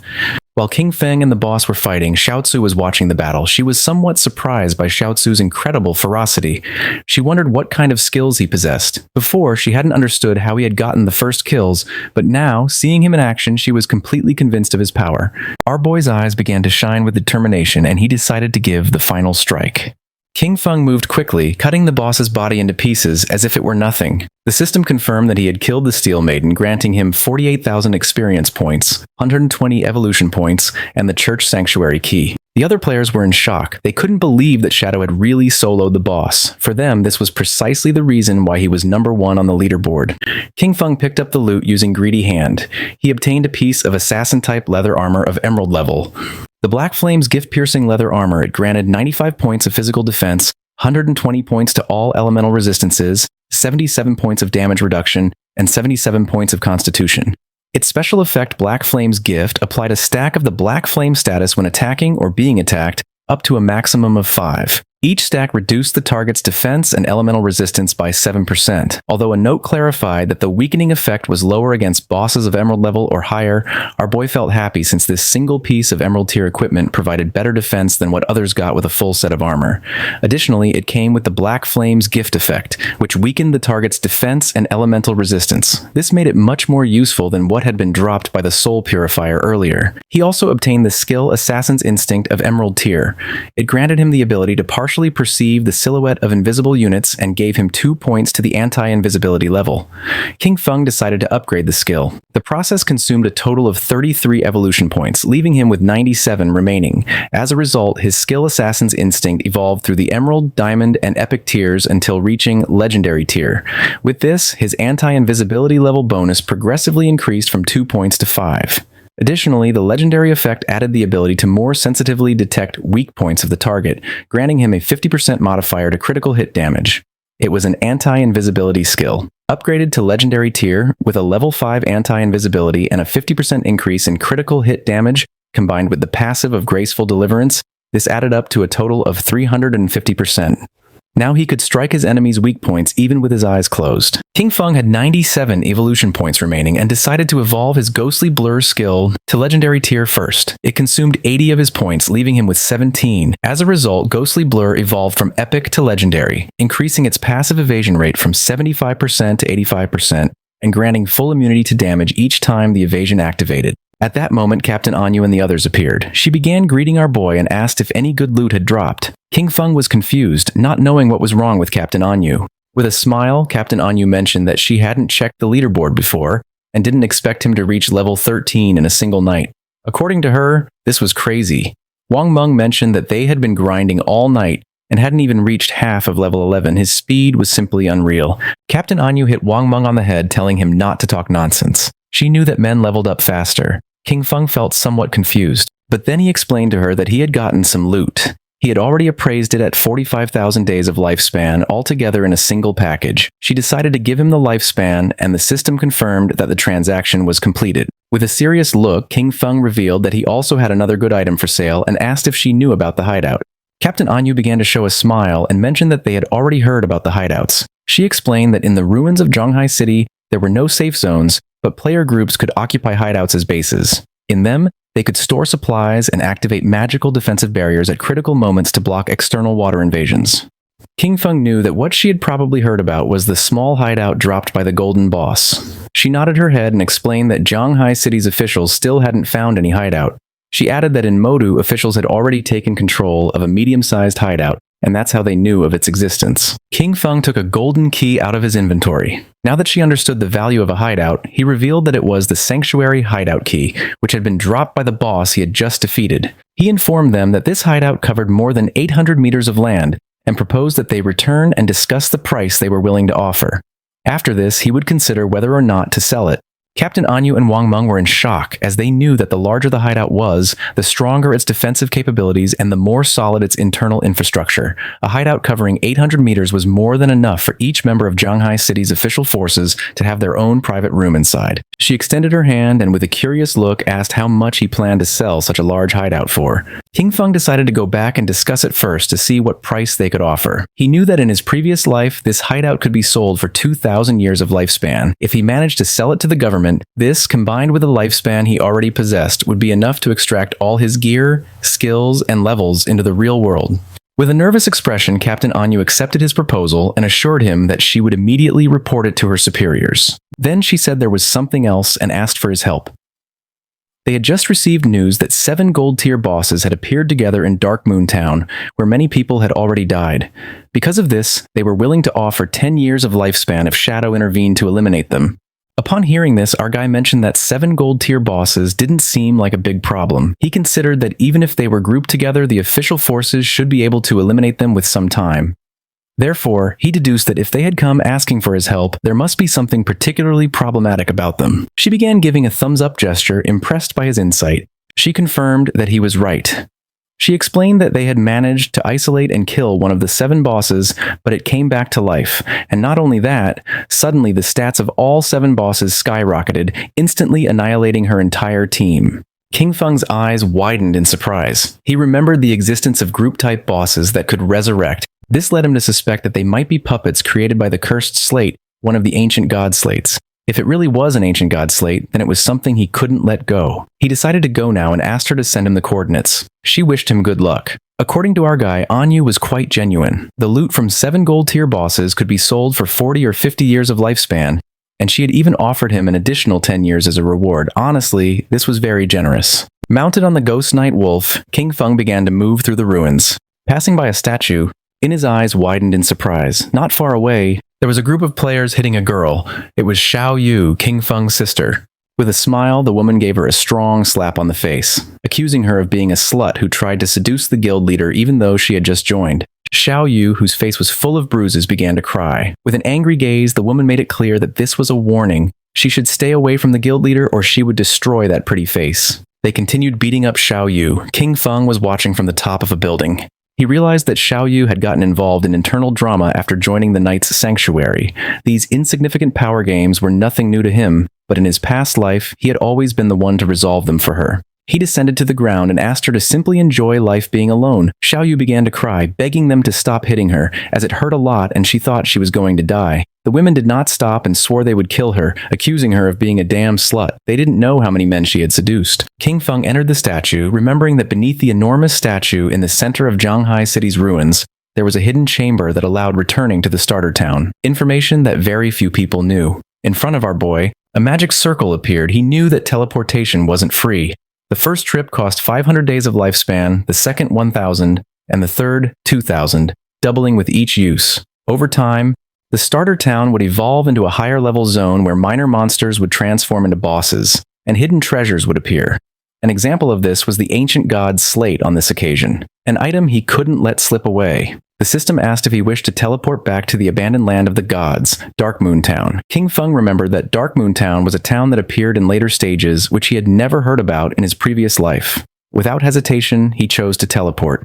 The system consumed 500 days of lifespan, and King Feng was teleported to Dark Moon Town. This town was full of elders chatting with each other. King Feng felt somewhat surprised, as he did not expect the place to be so lively, and wondered why most of the people were elders. Not far away, there were several players. One of them helped an elder woman to stand up. She felt relieved to have returned to the safe zone. The players reminded her that, as they promised, they had leveled her up to level 3.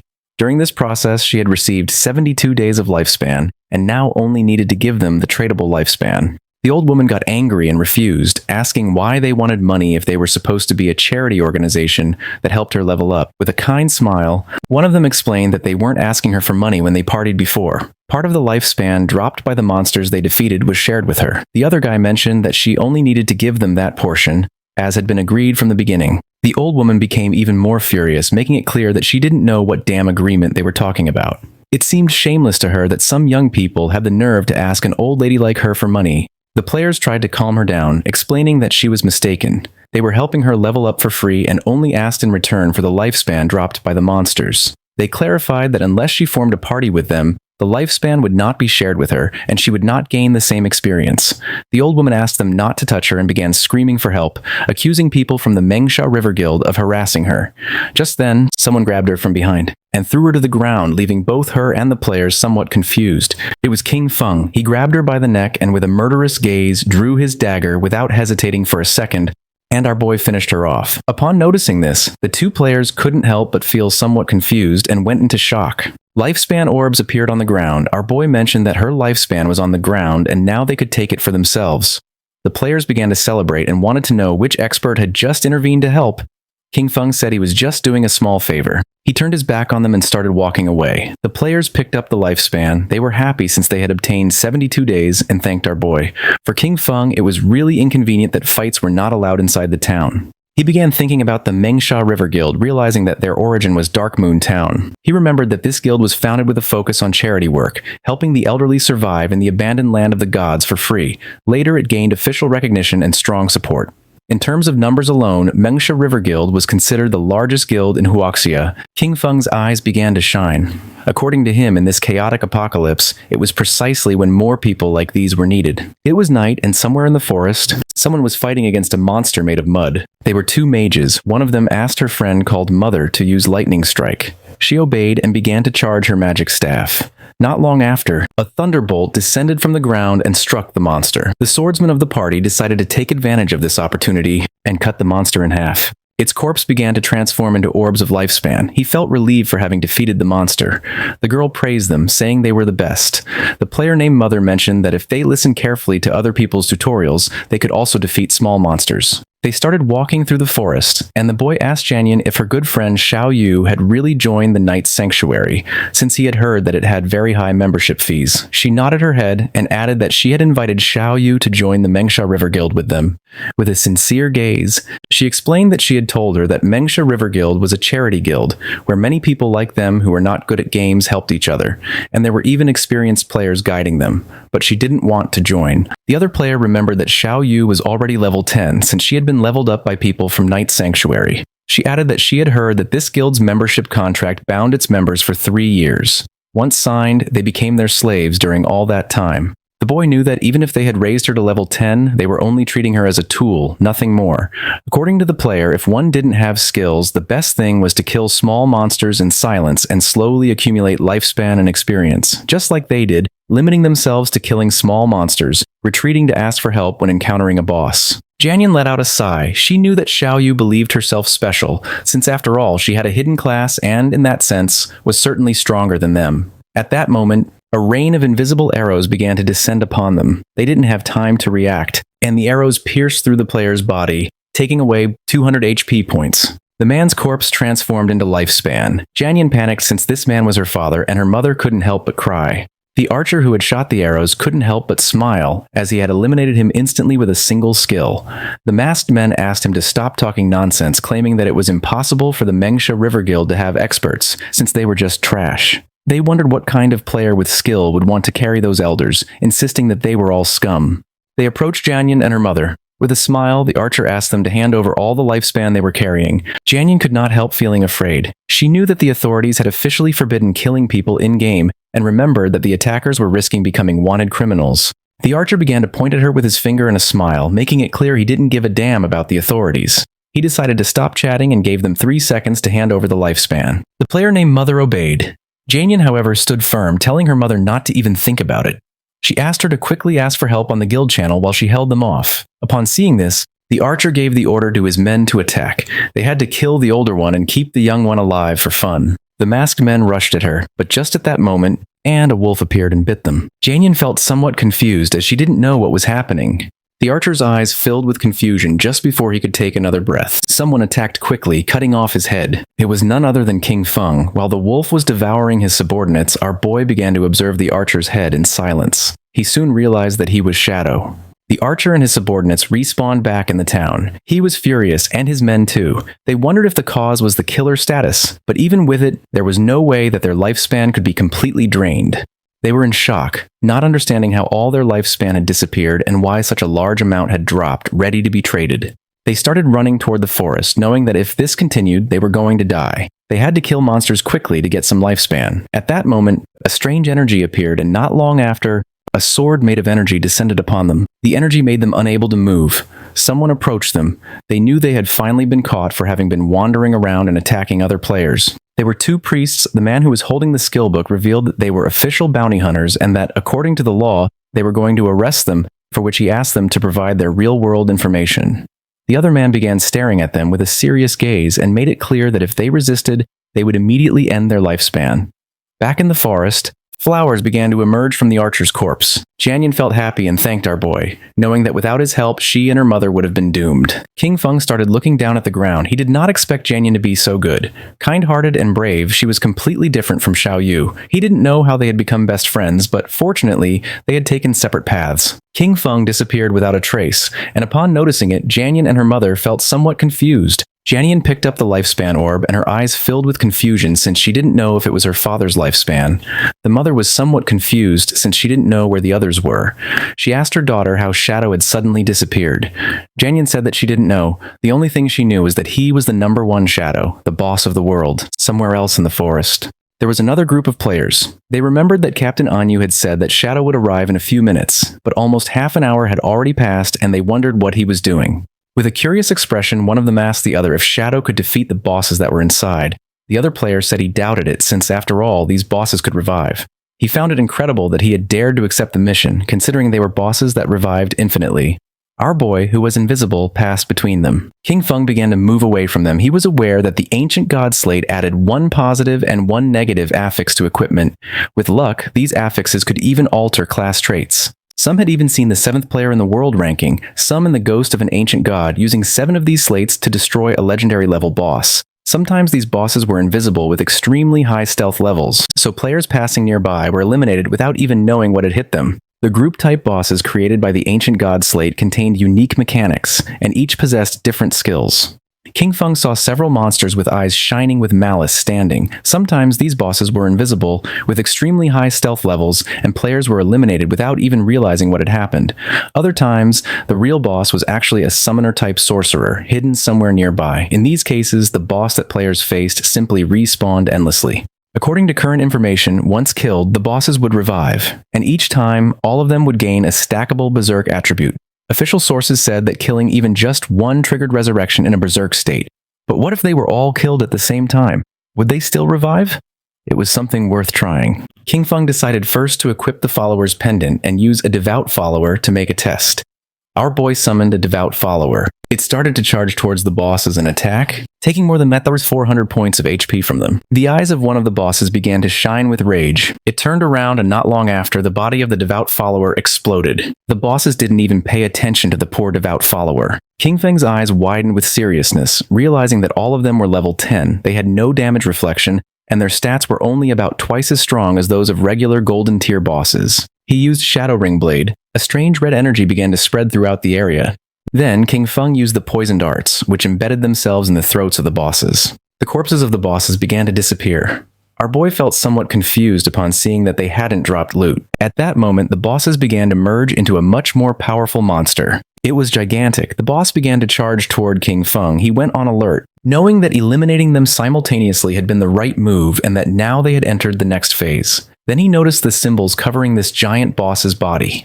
The boss attacked, but our guy dodged the attack. He immediately recognized the symbols on its body as ancient god's script by deciphering the individual words disaster, sky, ancient, Tuo, Wu, God Sea, and reorganizing them, he translated them to reveal the true name of the boss, Uthos, the calamity ancient god. As little by little the boss was getting closer, King Feng became confused because he didn't know how to proceed. Then he wondered if he should attack different parts of the boss in order of the characters. After all, it wasn't for nothing that he had invested a great amount of personnel and resources studying ancient god's script to overcome the ancient god ruin. Once King Feng slipped and attacked the symbol that the boss had on its leg, then attacked the symbol on the arm, and then the one on the chest. Poison began to emerge from the body of the boss. It opened its mouth and began to roar in agony.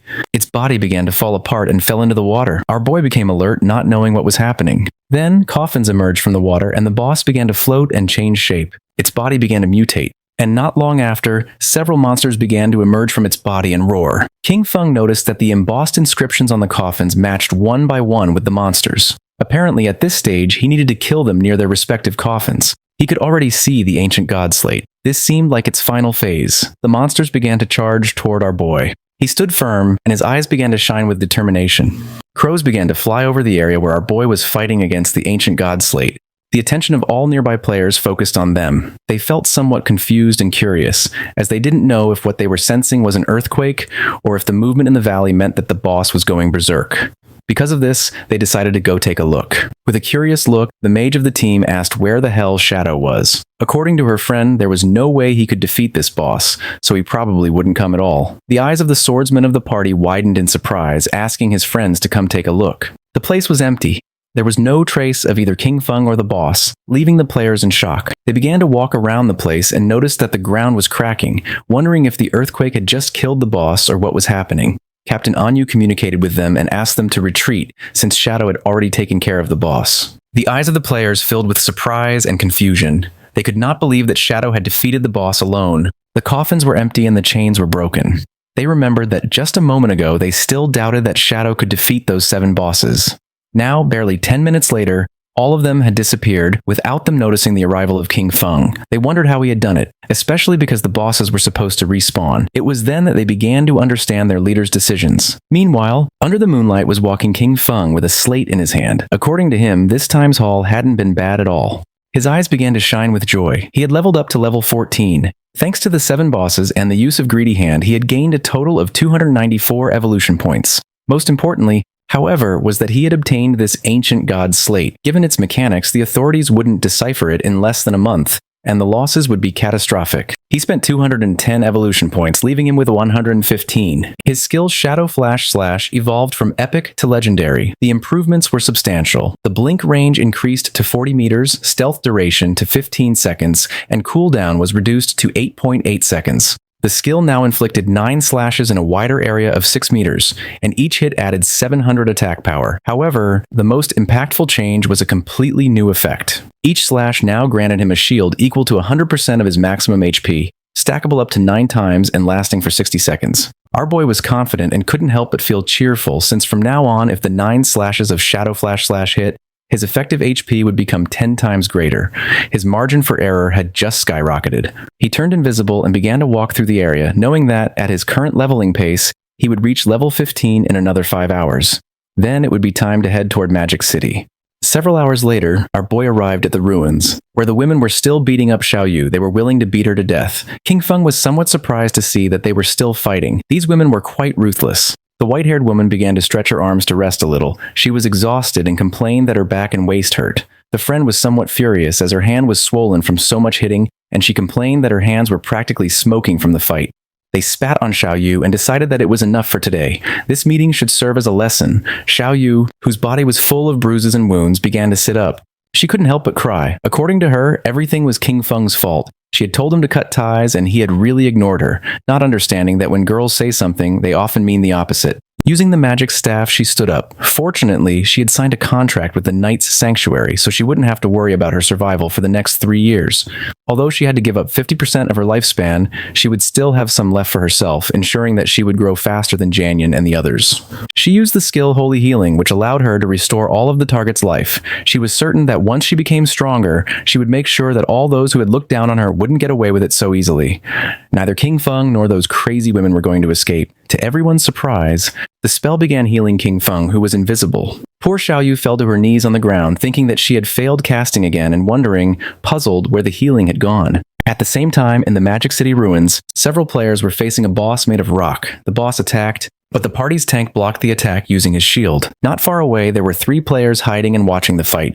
Among them was also Qiang Shishi. According to her, Daxia's men were really weak since they had sent 18 people for a single boss and were too afraid to fight. Her friend winked at her and asked her not to say that since they were working hard for their benefit, so they should be grateful to them.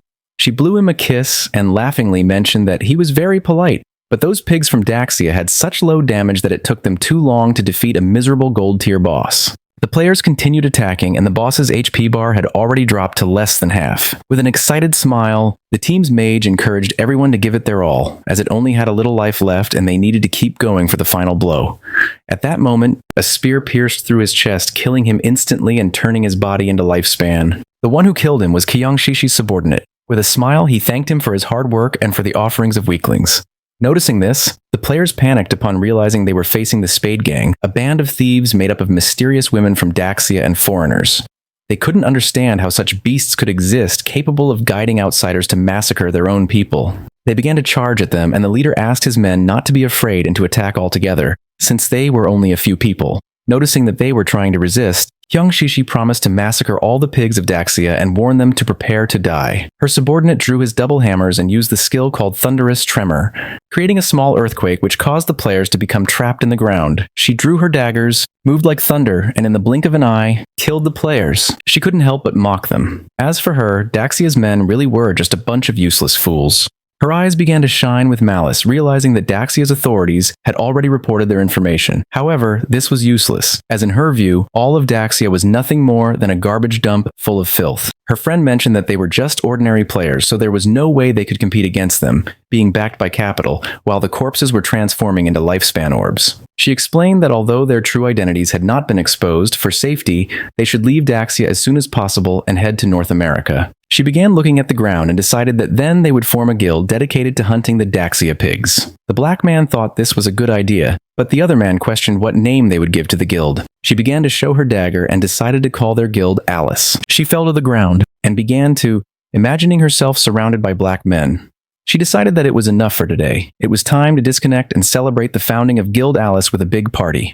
With a smile, Captain Anyu began to wave at our boy and proposed to discuss together the prices of the hideout, informing him that they had already arrived. King Feng asked how much, and she mentioned to me 500. According to our boy, this was too low. Captain Anyu admitted that she knew that 1,500 was too low, so she had fiercely debated and managed to get the big boss to raise the price to 2,000. King Feng agreed to make the deal at the statue in the center of the ruins. He knew that Anyu was smart, even though she tried to offer him a low price. A while later, our boy arrived at the statue and saw Anyu. She blushed and with a smile mentioned that she had too much lifespan on her, so the high command didn't feel safe and had organized a military escort for her.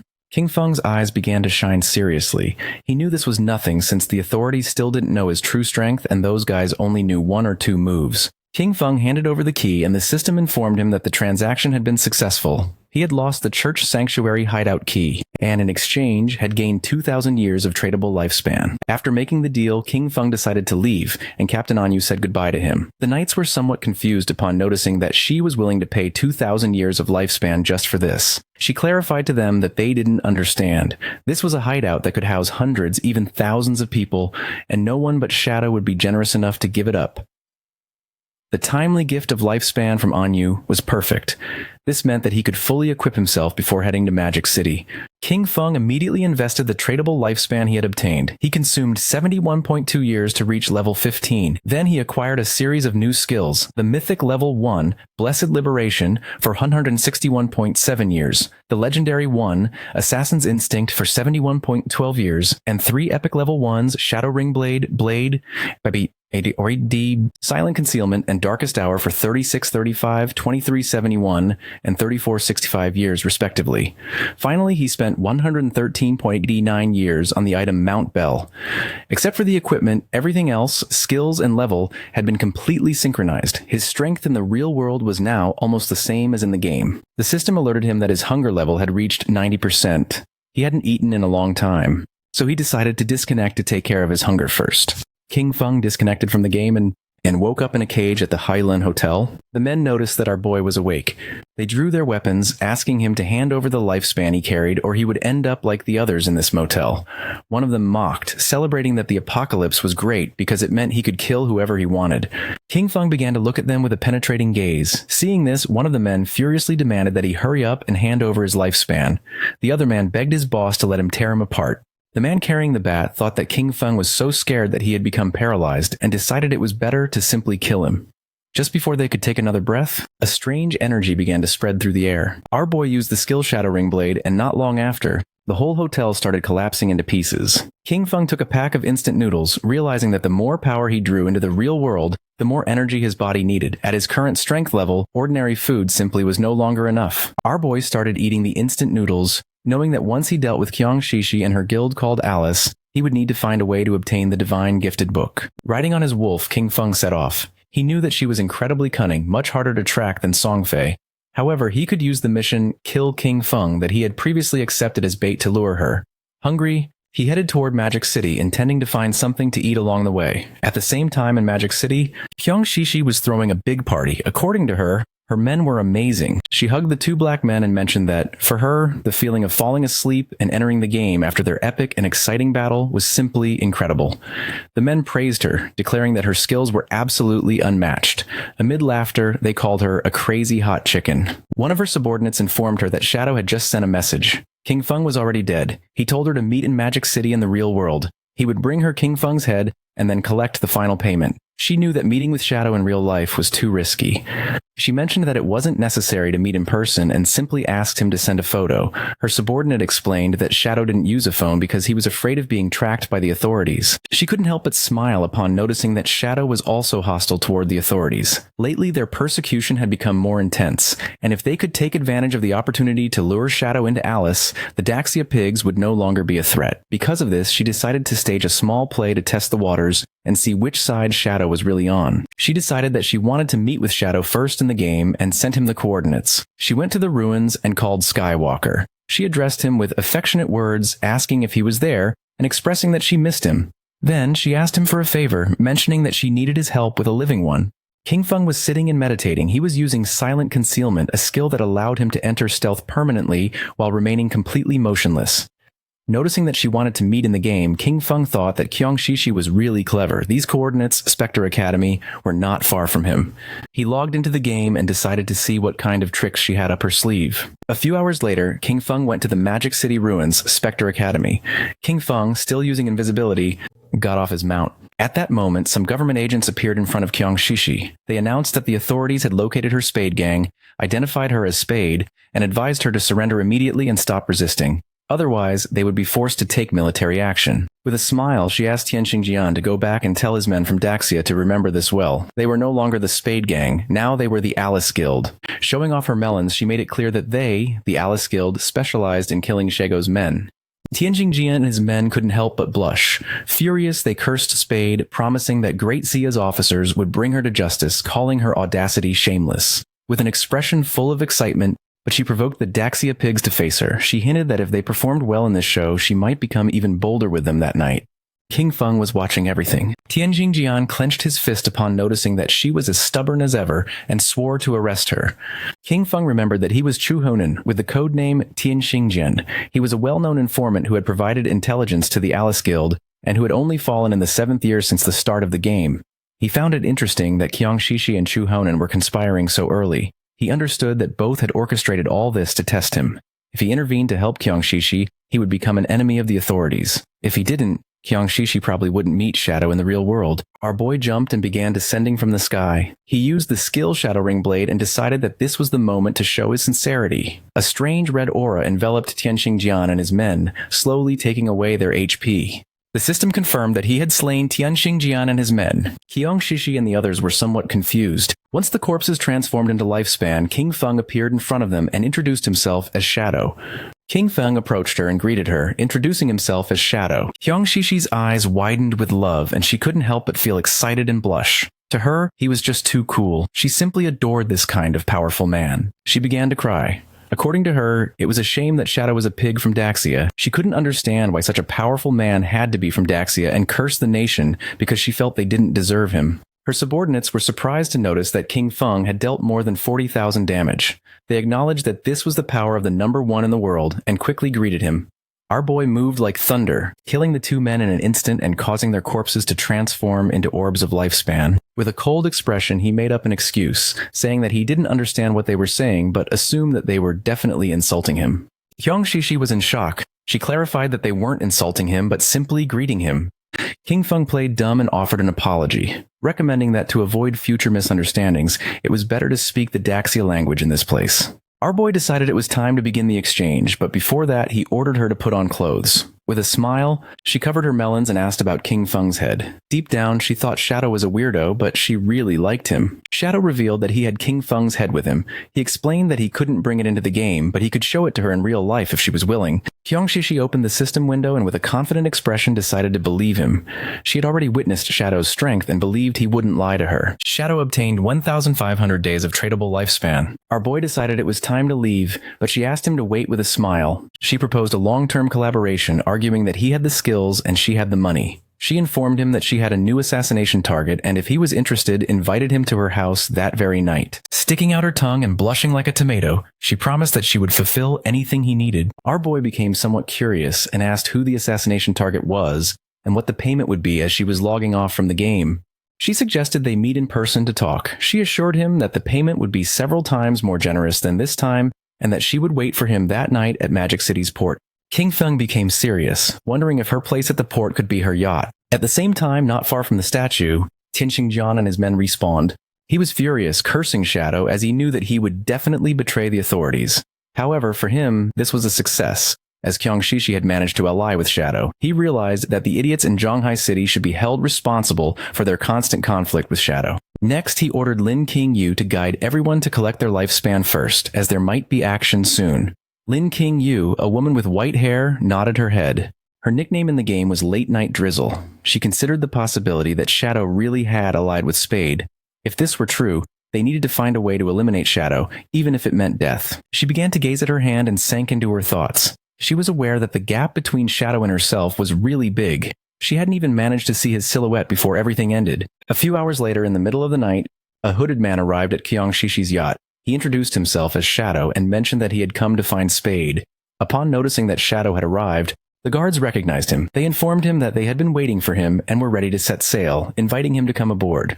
Shadow remained silent. It was nighttime, and the yacht was sailing in the middle of the sea, far from the cities. While Shadow was distracted, Shishi appeared with a glass of wine. She wore an elegant red dress and offered him a glass, commenting that they were finally meeting. She didn't expect him to be so mysterious, even in real life. Shadow got straight to the point and asked her who she wanted to kill. She approached Shadow and with a mischievous smile told him there was no fun in getting straight to the point. She suggested that with such a beautiful night and such pleasant company, they should leave boring matters for later. Instead, she invited him to have a drink and toast to the lovely evening they were spending together. Shadow took the glass of wine and without hesitating for even a second, took a sip. Shishi couldn't help but feel cheerful, and not long after, Shadow sat on the sofa. Shishi sat next to him and grabbed his arm, smiling as she questioned whether he was already feeling the effects, revealing that the drink contained her special secret recipe.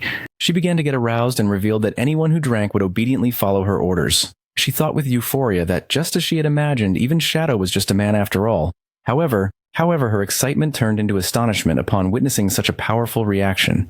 Drooling, she sat in front of Shadow and asked him not to be nervous, to relax and enjoy. She explained her plan. When they both reached the highest wave, she would lift his hood so she could clearly see his face, as she was sure he must be incredibly handsome. However, for now, she wanted to keep the mystery. She began having fun with Shadow, completely amazed that Daxia had such a magnificent man. This made her understand why he was Shadow.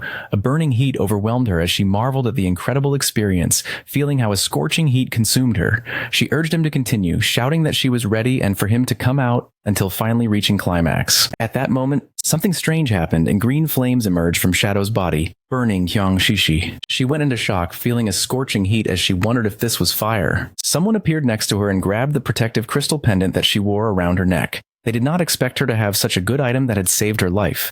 It was the protective crystal pendant of Gold Tier, a universal accessory whose unique effect granted the wearer a shield layer of damage immunity every 300 seconds. It was none other than King Feng, with his body emitting a suffocating aura and a penetrating gaze. He began to stare at her. Shishi was in shock. She wondered why he was here since she remembered that Shadow had killed him. Our boy decided to reveal the truth. There was only one reason: he was Shadow. She moved away from the supposed Shadow who was sitting on the couch, and her eyes widened in fear. The hooded man was none other than a devout follower that our boy had summoned so that it would pretend to be him. It was very happy since it had had a lot of fun with Shishi. The formerly arrogant Shishi now knelt before King Feng, banging her head against the ground. She begged him to spare her life, admitting that she was wrong. She offered him all of her lifespan and pledged to be his slave, telling him he could do with her whatever he wanted. King Feng asked about the 5 foreigners who were with her. With her eyes full of tears, she began to bark like a little dog, asking her daddy if he would let her go in exchange for the information. Just before she could finish the sentence, King Feng broke her neck, and while she writhed in pain, he grabbed her phone, realizing that the 5 guys were not on the yacht. King Feng obtained 659 years of tradable lifespan. He wanted to catch them all at once, which was a shame. He decided that the first thing would be to use Kang Shishi's phone to call the authorities. Not far from Kang Shishi's luxurious yacht, police boats began speeding toward it. A large-scale murder case had been reported on the yacht, where one of the victims was the heiress of the president of Chien Group. According to the informant, the skills used by the killer closely matched those of Shadow from the game, making their identity almost certain. The investigation team was immediately dispatched to the crime scene. On the boats was also Kuhanen. He knew that Shadow lacked all law. He considered that such a gratuitous murder was a direct provocation against the laws of his country. Once on the boat, he would use search skills on the corpses, and as soon as Shadow's location was confirmed, they would open fire with full force to ensure that the target was eliminated. He would definitely avenge his Shushi. The police boats surrounded the yacht in a matter of seconds. They began to investigate Kang Shishi's corpse. The preliminary autopsy showed that the cause of death was a fracture of the cervical spine. Unidentified DNA samples were found in her mouth, along with burn marks. Kuhanen cursed Shadow, for he not only killed, but also insulted the dead. He touched her corpse and used the skill called Last Words of the Deceased. By touching the body, the skill allowed him to obtain the location of the killer for 5 minutes. He, Kuhanen, swore that he would make sure that the culprit was brought to justice. His eyes widened in surprise. He went on alert. He drew his pistol and warned his men to be careful, since Shadow was right there. He began to order an all-out attack towards 6 o'clock. Just before he could turn around, a powerful venom dart pierced his head, leaving the others in shock. His corpse fell next to Kang Shishi's. Lin King-yu did not lose her composure, with an expression full of determination. She summoned a group shield and began shooting, accusing Shadow of having killed the investigator and asking him if, with that, he was trying to become an enemy of the authorities. King Feng asked them not to be nervous. He explained that the reason he had killed Kuhanen was because he was a traitor who leaked official information to Kang Shishi in exchange for benefits. As for the evidence, he indicated that it should be on his phone. They were free to investigate thoroughly. One of the police officers turned on Kuhanen's phone and informed Captain Lin that, indeed, they had found communication records between Captain Ku and Kang Shishi on their phones. It was then revealed that Kang Shishi was the player known in the game as Black Ace. Captain Lin King-yu did not believe it and decided to see it for herself. She grabbed the phone, but the officer panicked, asking her to wait a moment. She felt confused and wondered what this was that she wasn't allowed to see. Her eyes widened in surprise when she saw a photograph of Kuhanen and Kang Shishi kissing. She couldn't help but blush like a tomato when she opened the photo gallery and saw all the private photographs of Kuhanen and Kang Shishi. The police officer got nervous, saying that he had already warned her. She realized that Shadow's words were all true. She finally understood the last time Shadow had killed them in the game. It had only been a show for Kang Shishi to see. Shadow had gained Kang Shishi's trust in order to later find her and take care of her in real life. Afterwards, he informed the authorities, luring and killing Kuhanen. With one move, he had helped the officers solve 2 big problems. The police officer asked her why she kept staring at the photos so intently. She realized how terrifying Shadow was. She understood that if he were hostile to the authorities, the consequences would be unimaginable. She remembered that just a few moments ago she had shot him, although he probably wouldn't care or hold a grudge. She was worried that this could cause problems between him and the authorities. With a grateful expression, she thanked him for his help and apologized for having shot him earlier, without hesitating for even a second. She shot herself in her own leg, causing the police officers to panic, but she asked them not to worry, with eyes full of tears. She told Shadow that she had returned the favor and asked him to please continue cooperating with the authorities. One of the police officers decided to help her stand up and told her there was no need to be so cautious. She mentioned that they didn't know Shadow's personality and that, in any case, it was better to be safe than sorry. King Feng was using his invisibility skill and observing everything. He recognized Late Night Drizzle, whose real name was Lin King-yu. She had shot herself to avoid becoming his enemy. This was what one would expect from the future leading figure of Magic City's official forces at the same time. In the game, not far from the ruins, several monsters appeared. The player carrying the shield began fighting them and asked Xiaoyu to heal him. She raised her friendly staff and activated a healing skill, but she was so clumsy that she healed one of the monsters instead of her own ally. The monster bit the player, and he, in shock upon seeing that she had healed the wrong target again, called her as useless as always. Her skill began to heal the monster. While the other devoured her friend, not long after, both were eliminated. Both respawned again, and with tears in her eyes. Xiaoyu wondered how it had happened since she hadn't seen anyone. She concluded it must have been Shadow and questioned whether the reason he always attacked her was because he had discovered that she wanted to avenge Brother Song Fei. He gave her a hard blow to the head, calling her an idiot and asking why Shadow would waste time attacking her. He explained that they had been annihilated by the Platinum Boss, Headless Assassin, Cielu, and questioned whether she had even noticed the system notifications. Xiaoyu now had a bump on her head with a furious expression. The man revealed that the boss had been provoked by her misdirected healing skill. Then he swore that if the guild leader assigned her to his group again, he would kill himself on the spot. At that moment, the boss descended near them, causing the man to panic. While a strange aura was emerging from its body, the man turned his back on Xiao Yu and began to flee from the place, realizing that the boss had followed them. Xiao Yu's eyes widened in fear, realizing this was not good. It was night, and somewhere in the city there was a mansion. Someone threw a plate with fruits to the floor. It was a red-haired woman who was on a call. She was furious. She declared the officers on the other side of the line useless. This was a golden opportunity to kill Shadow, and they were simply giving up. She didn't care about their excuses. Shadow had massacred her entire Dongfang clan, and their blood could not be spilled in vain.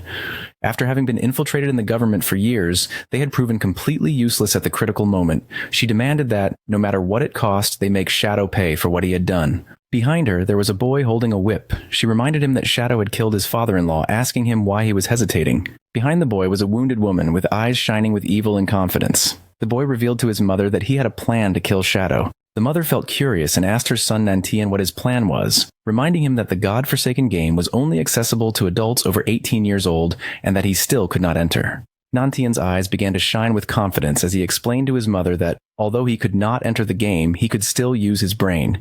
Since Shadow liked killing people, his plan was to send some people to provoke him and lure him into his father's fireworks factory. They would prepare everything in advance, and when Shadow appeared to kill them, they would detonate the entire factory. In this way, tens of thousands of fireworks would become his funeral pyre, allowing the whole world to witness his death, and even if the plan failed, there would be no way for Shadow to trace it back to them. A smile spread across the mother's face, realizing that they hadn't done a bad job creating him. Then, turning to Chu, she snapped that even her son was more useful than him. Chu did not object and mentioned that the matter should be kept secret. The official stance toward Shadow still focused on winning him over, and besides, his older and second brothers would not support them doing this. Upon hearing this, the mother hung up the call and decided she would take care of it herself. She approached her son, began observing the tied-up woman, and asked her son why he kept refusing to hand over his lifespan. Nantian apologized, started touching his cheek, and while blushing admitted that he had lost control for a moment and had accidentally killed her. At the same time in the God-forsaken game, more precisely in the ruins of Magic City, the boss that had chased Xiao Yu and her friend attacked quickly and just before they could escape from the place. It moved like thunder, cutting them into pieces, killing them instantly. Xiao Yu was in shock. She couldn't believe how fast this boss was. Not long after, their bodies transformed into orbs of lifespan. The players who were nearby reacted immediately, pointing out how the players had suddenly died. They realized that someone invisible had killed them instantly and came to the conclusion that it had to be Shadow, just before they could take another breath. The boss attacked again, killing them and turning their bodies into orbs of lifespan. Noticing this, the remaining players began to flee from the place, thinking that Shadow had gone crazy and was massacring innocents everywhere. At the same time, King Feng was standing over the sea, whistling and enjoying the views. He was far from town and thought this was a good place to extract the hideout. The system asked our boy if he wished to consume 1315.2 years of lifespan to extract the soul-cleansing land hideout into reality. This hideout was an underground structure and King Feng had to mark the location on the map.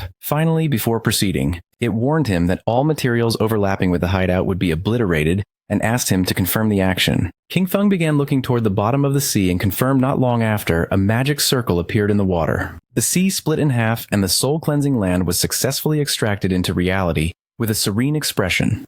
King Feng decided that now was the time to go search for the divine book. Our boy logged into the game and Wang Meng informed him that someone had reported him for killing players indiscriminately. However, Wang Meng knew it wasn't him since he hadn't been online. Upon investigating, he discovered it was a platinum tier boss attacking players named Headless Assassin Xiaoliu. Her stealth level was extremely high, no one could see her. Because of this, Wang Meng asked if he could take care of the situation. In the ruins of Magic City, the boss was massacring all the players in the area, leaving only lifespan orbs. Anquan, who was hiding behind the rubble, couldn't help but feel fear, wondering what kind of divine boss she was, since not even his level 3 anti-stealth could detect her. Last time, the Iron Sanus had been overshadowed by Shadow, and he was very upset with a confident smile. He revealed that the only problem was that he couldn't see the boss. Otherwise, he could have contained her by himself. He claimed that even if Shadow appeared, he would be powerless against this headless assassin, Xiaoluo. Jianyan panicked and asked Anquan to lower his voice so as not to attract the boss. Then she suggested heading first to higher ground since the view would be better from there. Anquan began to move stealthily, but in the process he stepped on a banana peel lying on the ground. Poor Anquan slipped and fell to the ground, not knowing who had thrown that banana peel, but just before he could finish speaking, the boss moved like thunder, cutting Jianyan and the subordinate in half. The bodies of Jianyan and the others transformed into orbs of lifespan. Anquan was the only one who had not been eliminated thanks to slipping on the banana peel. He was in shock upon noticing that the boss had killed all his subordinates without losing a second. He grabbed an orb of lifespan, and when he turned around, he saw the boss. She raised her arm and prepared to eliminate Anquan. Far from feeling fear, he challenged her, shouting that he wasn't afraid of her. While the boss was preparing the attack, Anquan rolled, only to panic upon realizing that he had rolled too early without losing a second.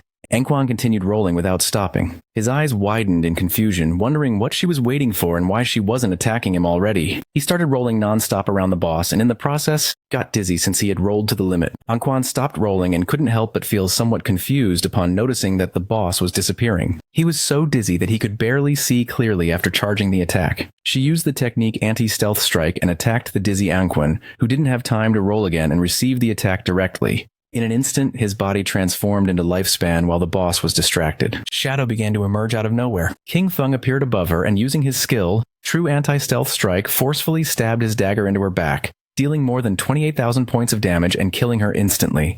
He was so fast that she didn't even have time to turn around or feel his presence. He couldn't help but feel somewhat surprised upon noticing that this boss's name was Xiaoluwu. A few minutes before King Feng appeared, all the members of the guild who were in the city ruins began to point at poor Xiaoyu, blaming her for having miscast a spell that activated the headless boss. They claimed that the boss had noticed her and followed her to the respawn point. Xiaoyu's eyes were full of tears and sadness. She explained that it hadn't been her intention. Two of the players were furious and told the guild leader that their teams wouldn't dare accept someone like her, as they would die without even knowing how it happened.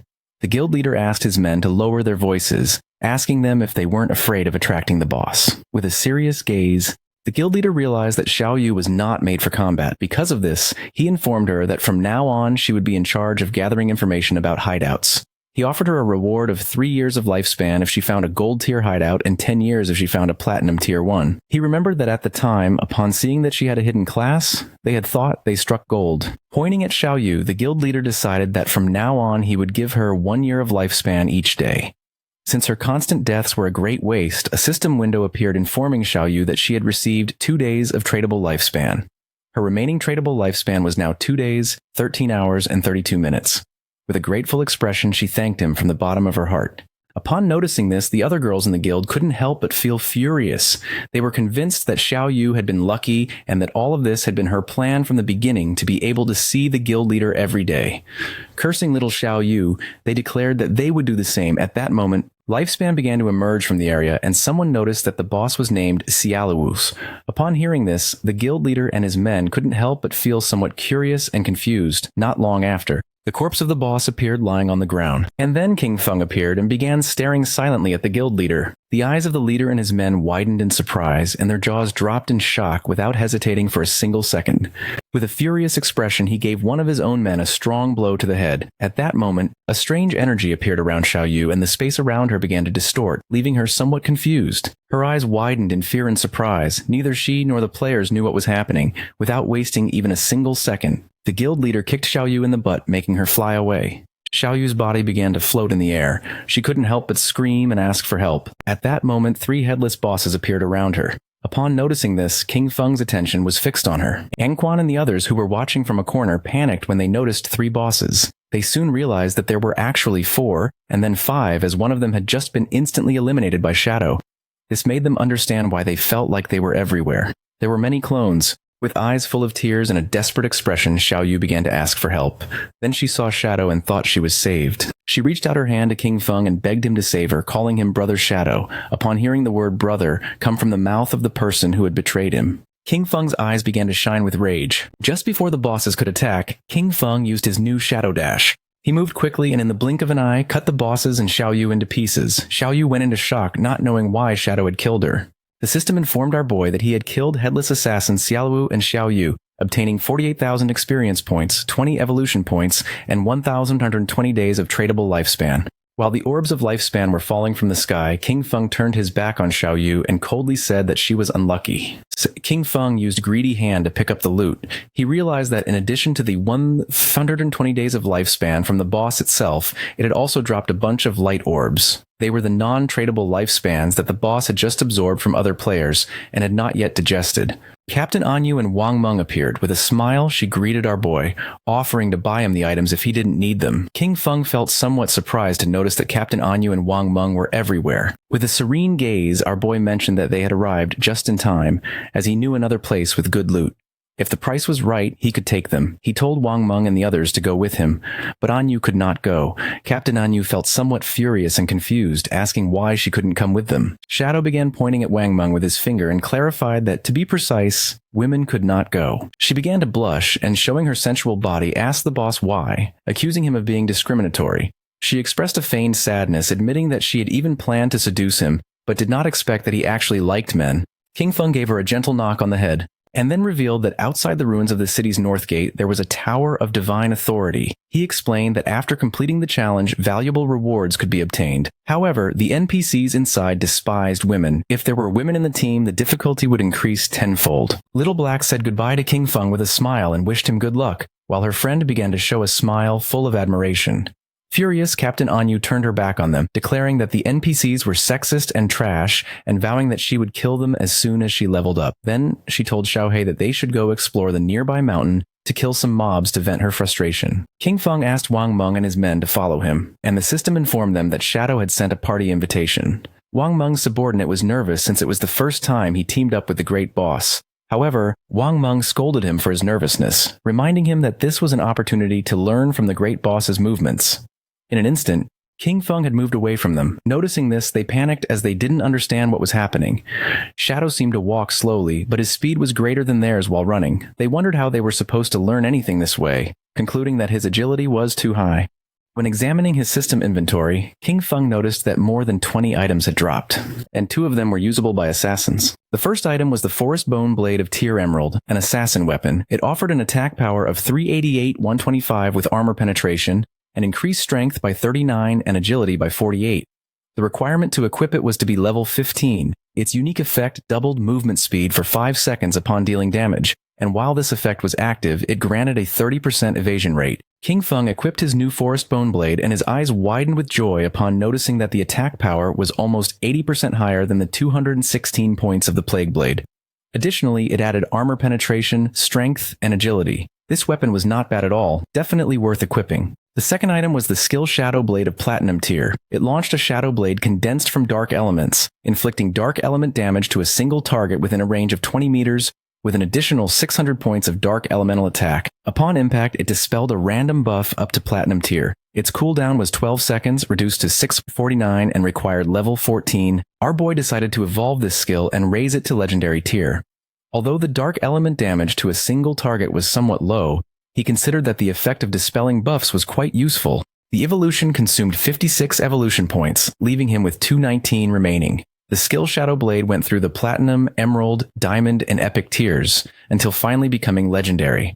This increased its added dark elemental attack to 500 points and allowed it to dispel a random buff of up to legendary level. Its cooldown was reduced to 7 seconds, 3.78 effective. Finally, the skill obtained a new legendary effect.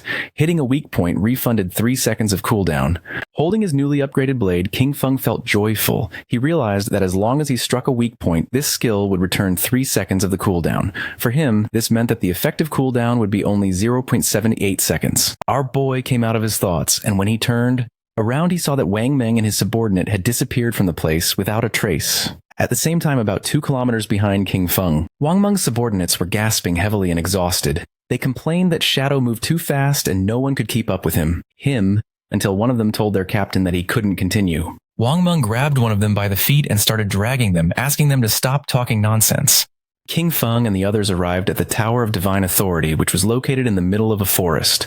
It was so tall that you couldn't see the top from the ground. Our boy informed Wang Meng and his men that this was the place. Once inside, an NPC would present them with a challenge. He warned them that this NPC was really despicable because the better their performance, the more expensive his items would become. With a serene expression, he advised them to only use 1% of their strength. He told them to do their best since they only needed to defeat a gold tier boss when our boy turned around. He saw Wang Meng and his men lying on the ground and trembling from exhaustion. No one could keep up with King Feng. With his face covered in sweat and gasping heavily, Wang Meng gave a thumbs up and told our guy not to worry, as he guaranteed the success of the mission. While King Feng was walking toward the door of the Tower of Divine Authority, he asked them to make sure to use team chat at all times so that the NPC could not hear them. He explained that once they overcame the challenge, they would be able to buy great items from the NPC and assured them that they would not be disappointed. King Feng and the others opened the door of the tower. Wang Meng and his men couldn't help but feel surprised when a hooded NPC who was floating appeared before them.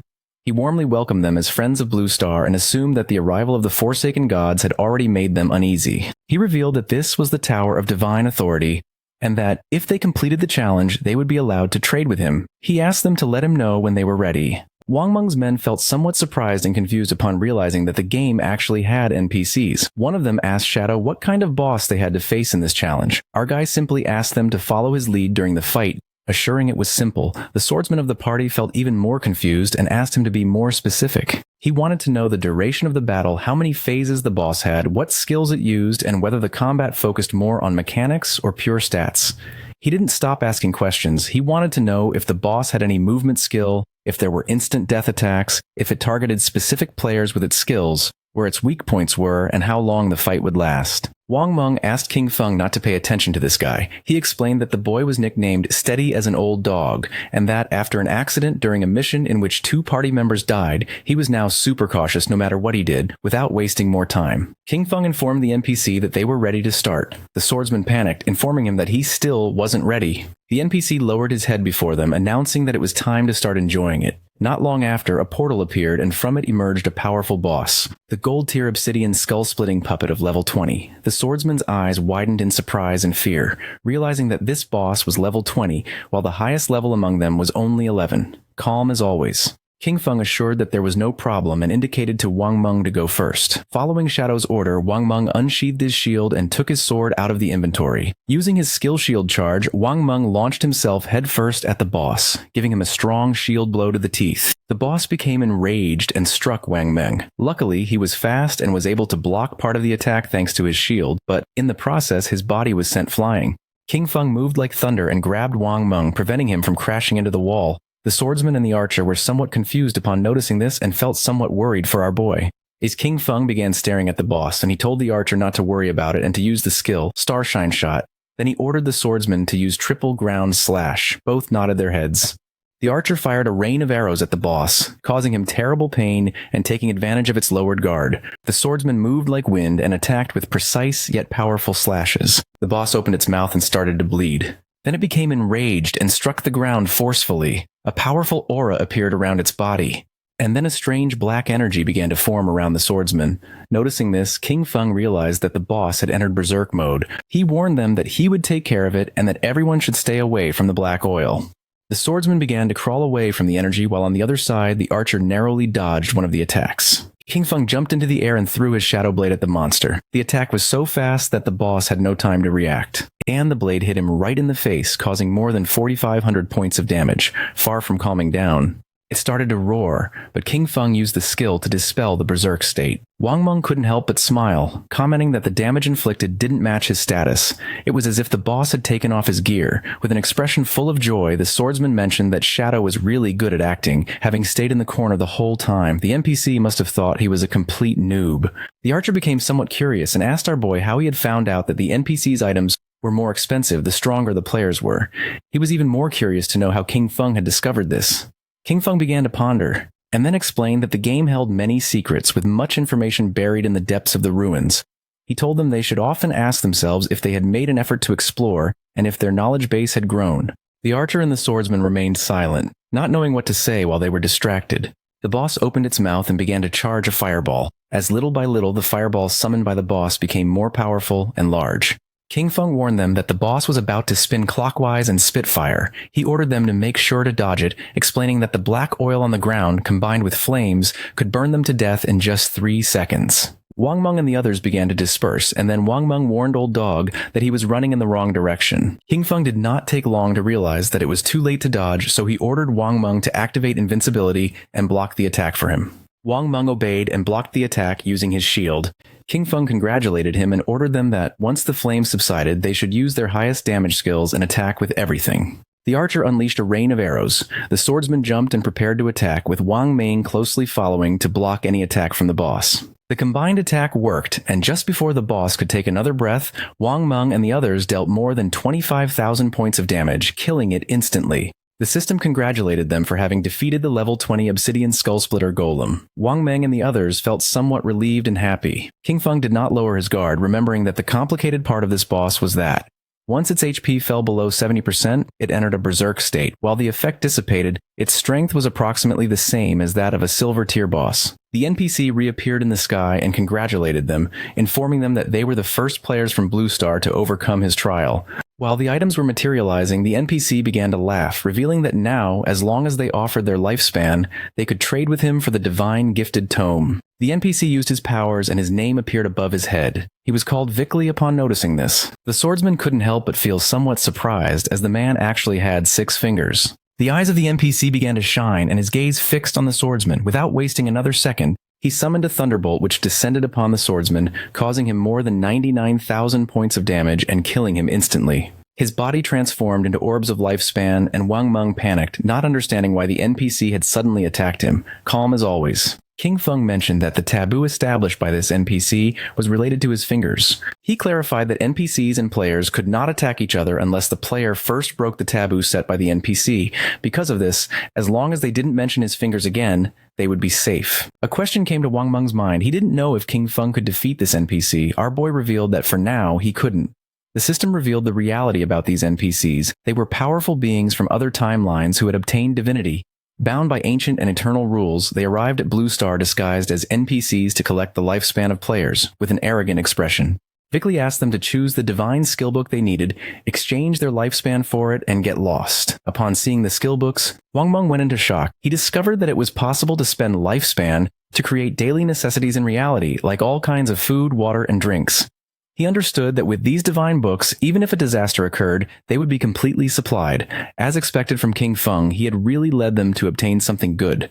Wang Meng and the archer were surprised. They were certain that King Feng never let them down. Their astonishment grew even more when the archer discovered the existence of the divine book, mechanical made, and instantly wanted to buy it. King Feng spent 9,000 days of tradable lifespan, and in return obtained the complete set of the 9 Zhanghai City divine books.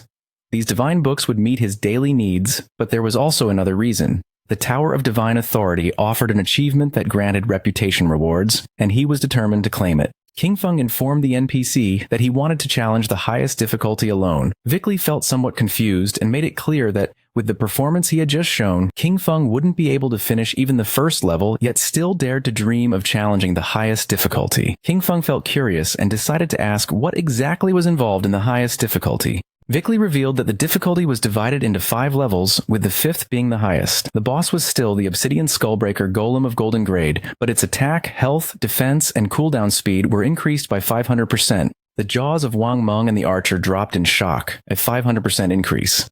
It had already taken them great effort to dodge its skills, so they doubted that Shadow could manage it. Moreover, with 5 times more health and defense, they wondered how long it would take to defeat it, knowing there was no room for a single mistake during combat. Vickley began staring at King Feng. He warned him that if he died during the challenge, the lifespan he dropped would belong to him, and asked if he was sure he wanted to accept it. King Feng ignored the warnings and nodded his head, making clear that he wanted to accept it.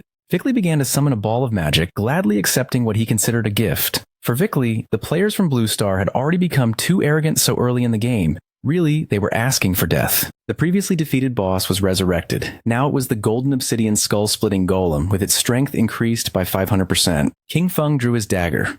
He knew that Vickley could empower his summoned creatures and that 500% was not the limit. In fact, he remembered that when he defeated him in the past, Vickley had increased his summons up to 2,000%. This represented the perfect opportunity to test his new weapon. King Feng shot a poisonous dart at the boss, which activated the effect of Black Flame's gift, reducing the target's defense and all its elemental resistances by 7%. Then, the special effect of the Emerald Bone Blade was activated, increasing our boy's speed by 100% for 5 seconds. The boss launched flames and just before they could get close, King Feng disappeared without a trace. While it was distracted trying to understand what had just happened, King Feng appeared behind it, landed on its head and stabbed his dagger into its skull, activating the special effect of Emerald Bone Feather. The powerful monster began to roar in agony. King Feng disappeared again, and his speed increased by 100% for 5 seconds. Upon witnessing King Feng's incredible speed, the power of the monster began to roar in agony. King Feng disappeared again, and his speed increased by 100% for 5 seconds. Wang Meng and the archer were in shock. At first they believed he had become invisible again, thinking that the cooldown of his skill was too short. Soon they understood that it was not any skill. Shadow's speed was so extreme that it created the illusion of simply vanishing. King Feng decided to use Blessed Liberation, which would make his next attack cause the throat slash effect, using Shadow Dash. Our boy moved like thunder, causing more than 100,000 points of damage to the boss. The attack activated Black Flame's gift, which reduced its defense and all its elemental resistances by 64%. Despite having used his most powerful skills, the monster's HP had barely dropped. King Feng was happy because he knew this was due to the buff granted by the Ancient God's Stone Tablet. Without this item increasing the stacking limit of Black Flame's gift, each hit from Shadow Dash would have only inflicted, at most, about 18,000 points of damage. Wang Meng was in shock upon noticing that a single strike had taken away a third of the boss's health, and wondered what skill King Feng had used. It was the first time that the archer clearly saw King Feng's attack. It seemed like an instant shadow slash to him, but the version he knew of this skill only had 3 strikes. Meanwhile, Vickley was watching the battle in silence, wondering how someone could be so strong if the game in Blue Star had just begun, and what level of talent he possessed. The eyes of our boy were shining with joy. It was time to activate Throat Slash, a skill that inflicted 200% of the damage of the last attack per second. Blood began to emerge from the boss's body. It began to roar in agony as its HP bar dropped. In a matter of seconds, the monster lost its life, and its body transformed into orbs of lifespan. The system congratulated our boy for completing the achievement, Challenge of the 5th level difficulty of the Divine Authority Tower, granting him a total of 15 reputation points for surpassing all levels. Additionally, for being the first time in the world that someone cleared the tower solo, he received an extra 75 reputation points. Finally, an official global announcement echoed. Player King Feng had cleared the maximum difficulty challenge of the Divine Authority Tower for the first time in history. Far from being surprised, the players were confused. They didn't know what the Divine Authority Tower was, since in the ruins of the cities where they were, they had never seen a building resembling a tower. Once again, they realized that Shadow was ahead of everyone. Vickley was upset. For him, this was a scam. He cursed the cunning of the people from Blue Star, regretting not having charged 10,000 or even 100,000 days of lifespan for each Divine Authority book. Vickley summoned a powerful and bright ball of magic and shouted at them to get out. He never wanted to see them again. Wang Meng and the archer covered their eyes to avoid going blind, as they believed they were lost and that the NPC was about to unleash a powerful attack. Vickley's attack descended upon them. While Wang Meng and the archer were covering their heads, our boy stood still, calm as always. King Feng and the others were teleported outside of the tower. Both felt somewhat confused since they didn't know what had happened. They immediately panicked, only to realize that they hadn't died. They had simply been teleported out of the Tower of Divine Authority. King Feng reminded them that they had no reason to worry, since, as he had told them, the NPCs could not attack them now that he had gotten what they wanted. King Feng decided it was time to finish and mentioned that he was going to log off to eat. Wang Meng thanked King Feng for having guided them and asked him to take them with him if another opportunity like this came up. Our boy nodded and the archer said goodbye to him. King Feng woke up in reality in his hideout. The system extracted the 9 divine gift books, a process that consumed 90 days of his tradable lifespan. Our boy decided to consume 106 years of lifespan to buy luxury furniture, daily necessities, cooking ingredients, and a multi-purpose mechanical maid. A maid with dog ears appeared in front of him. After introducing herself, she informed him that she could help take care of everything in the house and that she was there to serve him in anything he needed. Lying down on the luxury sofa, our boy gave the order to immediately begin a complete cleaning of the hideout. The maid began to clean the floor and decided that afterwards she would prepare a sumptuous feast. At the same time, in the real world, more precisely in Jianghai City, the authorities were investigating several murder cases. The officer who was investigating the case informed his superior that this was the 3rd female corpse discovered in the week. Just like the 2 previous victims, all her limbs had been severed and her eyes extracted, which made it very likely that the killer was the same person. The superior asked if investigators had found any clues. The officer reported that the killer knew well about investigators. The timing of abandoning bodies was just outside of their skill's effective duration. Upon hearing this, the superior gave them the order to ask Lin Yu how much time was left for the researcher's professional advancement. They could not delay any longer. They had to catch this killer. The police officer who was next to him nodded his head.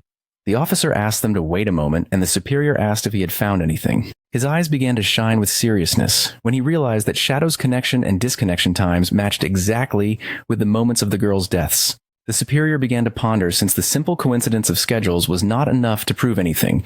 The officer mentioned that, despite this, he believed they could start the investigation from this angle.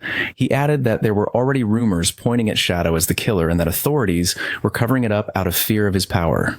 The superior waved his hand. He reminded Jauma that even though Shadow had embarrassed him in front of Anu, he could not allow his personal feelings to interfere with the work. He assured him that the technology department would support him 24/7 to solve the case as soon as possible and bring justice to the victims. That said, the superior began talking with another police officer. Meanwhile, Jiaoma started to gaze at the ground and his eyes filled with rage. King Feng logged into the game and began contemplating the castle in silence, which was located in the ruins of Demon City. He remembered that this place was the Academy of Evil Spirits, a platinum-tier hideout. Although it wasn't very hidden, it was said that its protective barrier was the strongest in all Huaxia. The system informed him that he had consumed 2.74 years of tradable lifespan to create the guild Shadow. His plan was simple: take over this hideout and register it under the name of the guild in order to obtain a sanctuary in the Magic City ruins. King Feng jumped. The sanctuaries could teleport between each other, which would make traveling back and forth between Magic City and Zhanghai much easier from now on. Using invisibility, King Feng entered the hideout and began walking through the place silently. Several minutes later, he realized that despite having reached the third underground level, the deepest one, he had not encountered a single monster. This indicated to him that someone, or perhaps a group of rather strong people, had already been there. At that moment, someone shouted that she had nowhere left to run. King Feng became curious, and when he peeked around the corner, he saw several men surrounding a woman with eyes full of fear. She asked them not to come any closer. They were on a bridge and had her cornered, with a river of lava behind her. With a smile, one of them told her not to worry, as they wouldn't kill her. For now, he explained that Madame Dongfang wanted them to take her so that her son could show her some love. He demanded that she reveal her location in the real world, warning that otherwise they would kill her repeatedly until her lifespan ran out. Furthermore, he made it clear that suicide wouldn't help her, since members of their guild, Shura Hall, were waiting for her at the respawn point. With a smile, the orange-haired man suggested making a deal. He reminded her that she had killed Madame Dongfang twice in the game, estimating that because of this, she must have taken at least 30 years off Madame Dongfang's lifespan. The woman remained silent, lost in her thoughts. He advised her to give them those 30 years of lifespan, and then play with the three of them for a while, promising that in return, they would let her go. With eyes full of tears from fear, she asked what exactly it was that they wanted to do. They began to smile, and then one of them pulled down his pants, causing the poor woman to panic with a mischievous smile. The man with orange hair revealed that this was how they played. The woman began to ponder in silence, then looked away and while blushing, asked them to promise to let her go after playing. With a cheerful smile, the orange-haired man promised her and invited her to start with him. The bald man said he would go next. With her body trembling, the woman began to approach them. And then her eyes began to shine with determination. Drawing her poisonous dart, she lunged at the man, but at that moment, the man with the blindfolded eyes used the skill Golden Cauldron Earthquake and descended upon her, crushing her body against the ground.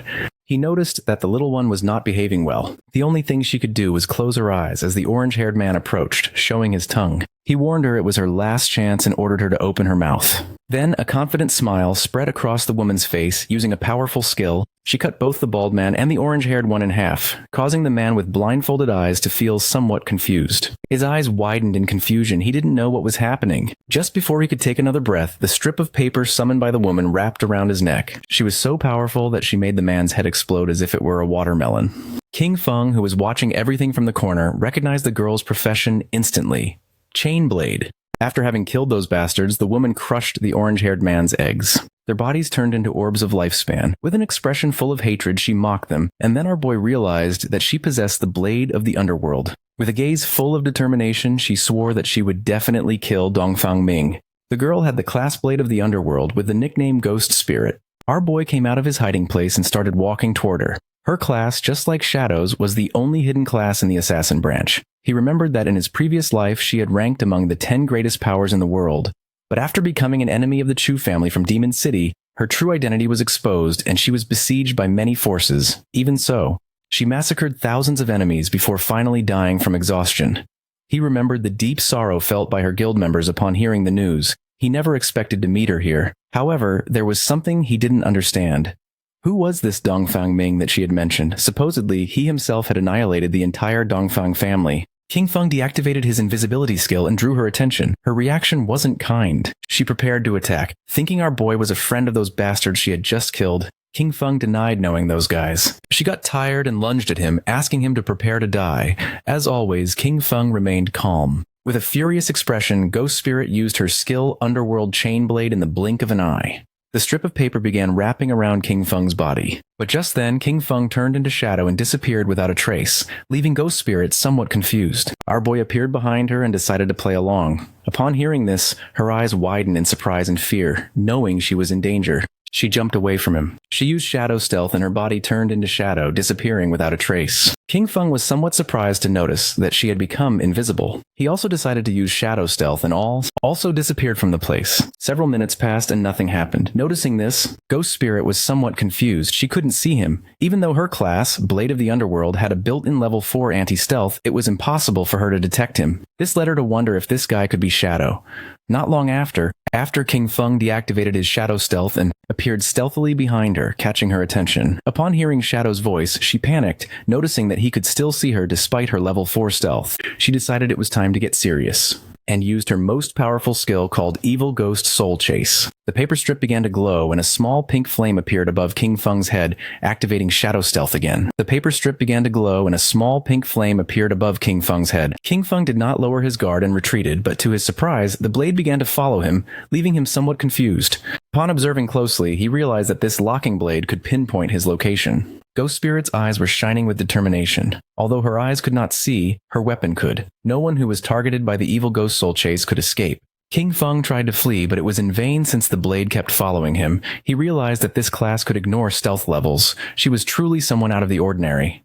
King Feng was cunning and began moving in circles around Ghost Spirit, and by the time she noticed his plan, it was already too late.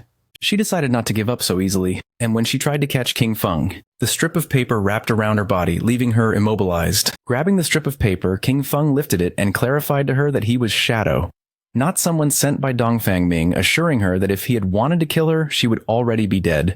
With no other option, Ghost Spirit decided to believe our boy, asking him to let her down. King Feng got straight to the point and asked if the Dongfang Yue mentioned was from the Dongfang family of Zhanghai City, even while hanging upside down. She nodded, clarifying that, however, she had married into the Chu family, so her relationship with the Dongfang family was no longer as close. Our boy understood that a fish had escaped from the net. Apparently, Dongfang Yue was not present when he annihilated the Dongfang family. Ghost Spirit's eyes widened in surprise upon realizing that it was he who had annihilated the Dongfang family. She felt excited and joyful, as this meant that Dongfang Yue and Shadow were also enemies. She asked him to put her down immediately, declaring that the enemy of her enemy is her friend and that they could cooperate. King Feng released the strip of paper, causing her to fall to the ground. He decided that cooperation could wait. First, he asked why she wanted to kill Dongfang Yue. Ghost Spirit clenched her teeth tightly and revealed that she wanted to avenge the murder of her family. She decided to tell the dark and sad story before the arrival of the godforsaken game. Dongfang Yue had killed her mother in a traffic accident while driving drunk. However, she got away with it because the Chu family found someone else to take the blame for her. Her father, unable to accept it, found evidence to convict Dongfang Ming, but the next day his body was pulled from the river. The official conclusion was suicide. When she went to Dongfang Yue's house demanding an explanation, guards from the Chu family beat her nearly to death. Sunk in despair and about to end everything, it was at that moment when the godforsaken game arrived. The first thing she did upon entering the game was kill Dongfang Yue. However, in order to kill her permanently, it was necessary to completely drain her lifespan. After reviving again, she hired countless people to hunt Ghost Spirit down, leading up to what he had just witnessed. King Feng listened silently as she told him this story without interrupting once. Tears began streaming from Ghost Spirit's eyes as she begged Shadow, "Please help me kill Dongfang Yue." Coldly and without beating around the bush, King Feng refused. Ghost Spirit did not give up, and with tears of sadness in her eyes, she begged him again to help her kill Dongfang Yue. Our boy began to stare at her. She was not a person who gave up so easily. With a sad expression, she assured him that she would not ask for his help for free. She offered everything she had, promising to work for him and give him all the lifespans she earned. Her equipment and her skills, all this in exchange for his help to kill Dongfang Yue, declaring that she would even become his slave voluntarily. King Feng began to observe her in silence, and his eyes filled with surprise. With an arrogant gaze, he told her that he would not help her kill her, since that was her revenge and could only be settled by her own hands. King Feng was not a villain and told her that he would help until then. However, how far she could go would depend on her own destiny. Ghost Spirit was in shock and her eyes widened with confusion. She didn't know how he was going to help her. King Feng was honest and with a serene gaze asked her to join his guild, become one of his people, and he would help her complete her revenge. A system window appeared, informing her that Shadow had invited her to join the guild Shadow. She began to ponder silently, and then her eyes started to shine with joy upon realizing that the guild of Shadow consisted only of him, wondering if joining was all she had to do. Without wasting any more time, she agreed to join our boys' guild, and a system window confirmed her decision. King Feng accepted the friend request from Ghost Spirit. He felt happy to know that she had accepted and told her that now she only needed to do one thing. Class advancement. Our boy turned his back on her and told her that she would have to find out for herself what class advancement was and how to do it, and that she should come find him when she had achieved it. The eyes of Ghost Spirit, who was kneeling on the ground, began to shine with determination. King Feng made it clear that if she couldn't even accomplish this, then she should give up on her revenge. Using his skill Shadow Stealth, King Feng left the place. He recognized that the potential of the class Blade of the Underworld was unlimited and that, with just a little guidance, she could definitely advance much further in the future. He arrived at the depths of the Evil Spirit Academy. In front of him was a level 15 boss, a woman with several spiritual heads, the Aberrant Witch, Dostana of Platinum Grade. Upon close observation, it didn't take him long to realize that she was the guardian of the Evil Spirit Academy. In the blink of an eye, King Feng jumped and used his skill, Dark Knight Ringblade, against the boss, causing 26,000 points of damage and activating Weak Point Strike. He descended to the ground, remembering that in the first phase, only one of the 4 heads of the boss would activate, and she was immune to physical damage. Because of this, he could only use his elemental skills, which inflicted slightly less damage. He summoned his Shadow Blade, and his eyes began to shine with confidence, as he had the pale white Bone Blade, which increased his movement speed, and his skill, Shadow Blade, also reset its cooldown when hitting a target.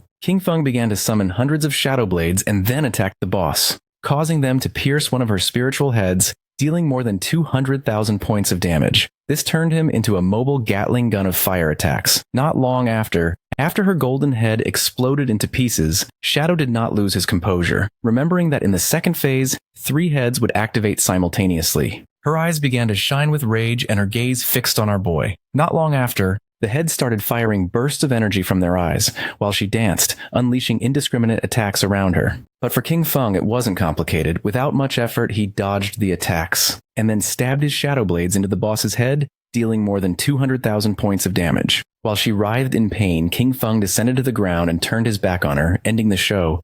He threw his last Shadow Blade, causing the boss's body to explode, creating a great explosion. The system notified that he had killed Aberrant Witch Dostana, gaining 50,000 XP and obtaining the Evil Spirit Academy's hideout key of Platinum Tier. His eyes widened in surprise when the system revealed that he could now advance his class. King Feng decided to advance his class, and a shadow began to surround his body. His class shadow advanced from Tier 1 to Tier 2, and with this, his attribute bonuses increased. Strength from 9 to 27, Constitution from 9 to 27, Agility from 24 to 72, and Spirit from 15 to 45.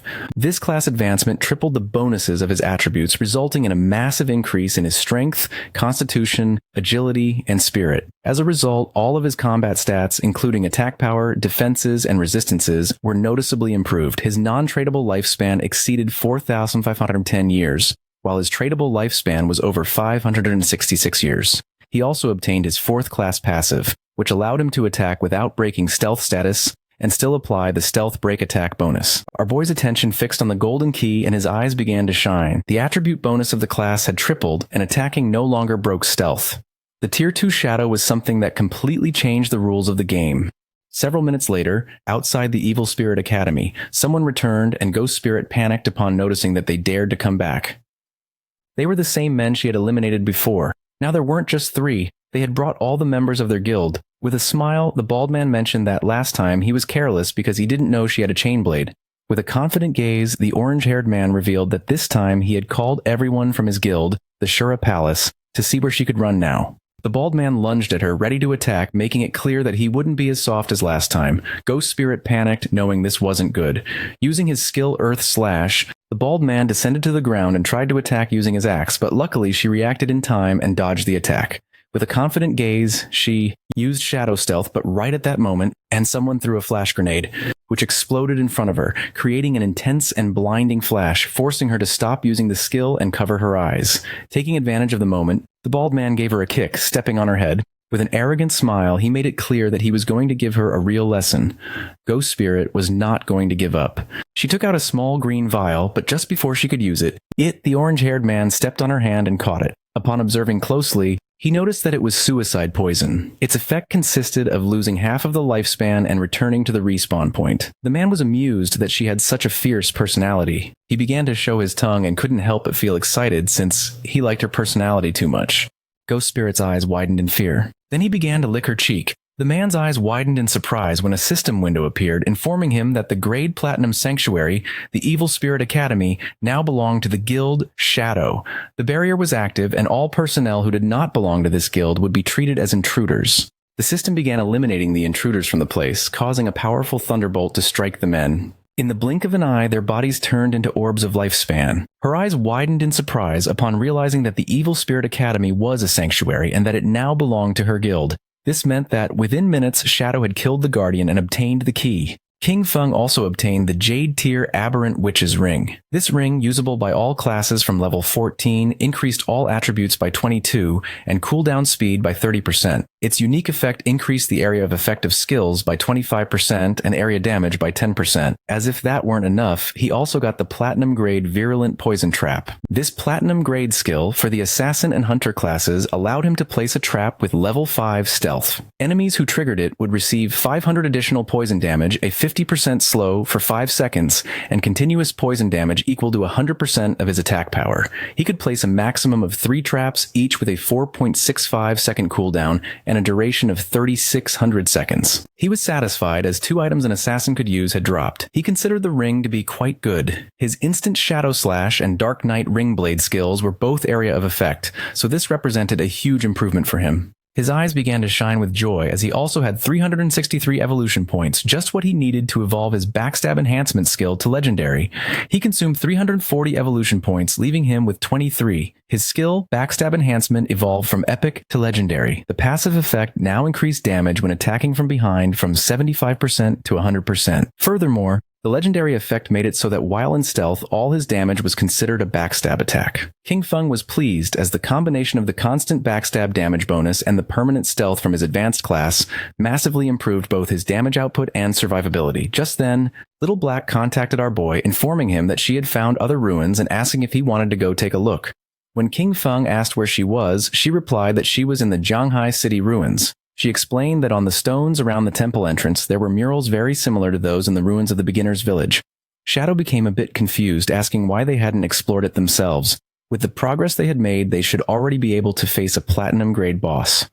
She was honest, admitting that they had wanted to, but after clearing all the enemies to the end, a teleportation orb appeared. When they touched it, nothing happened. A system message indicated that only a fated person could enter, so she wondered if her boss might be that person. King Feng decided to go take a look. He told her to wait for him and to prepare her lifespan, as he would bring her the new equipment he had obtained.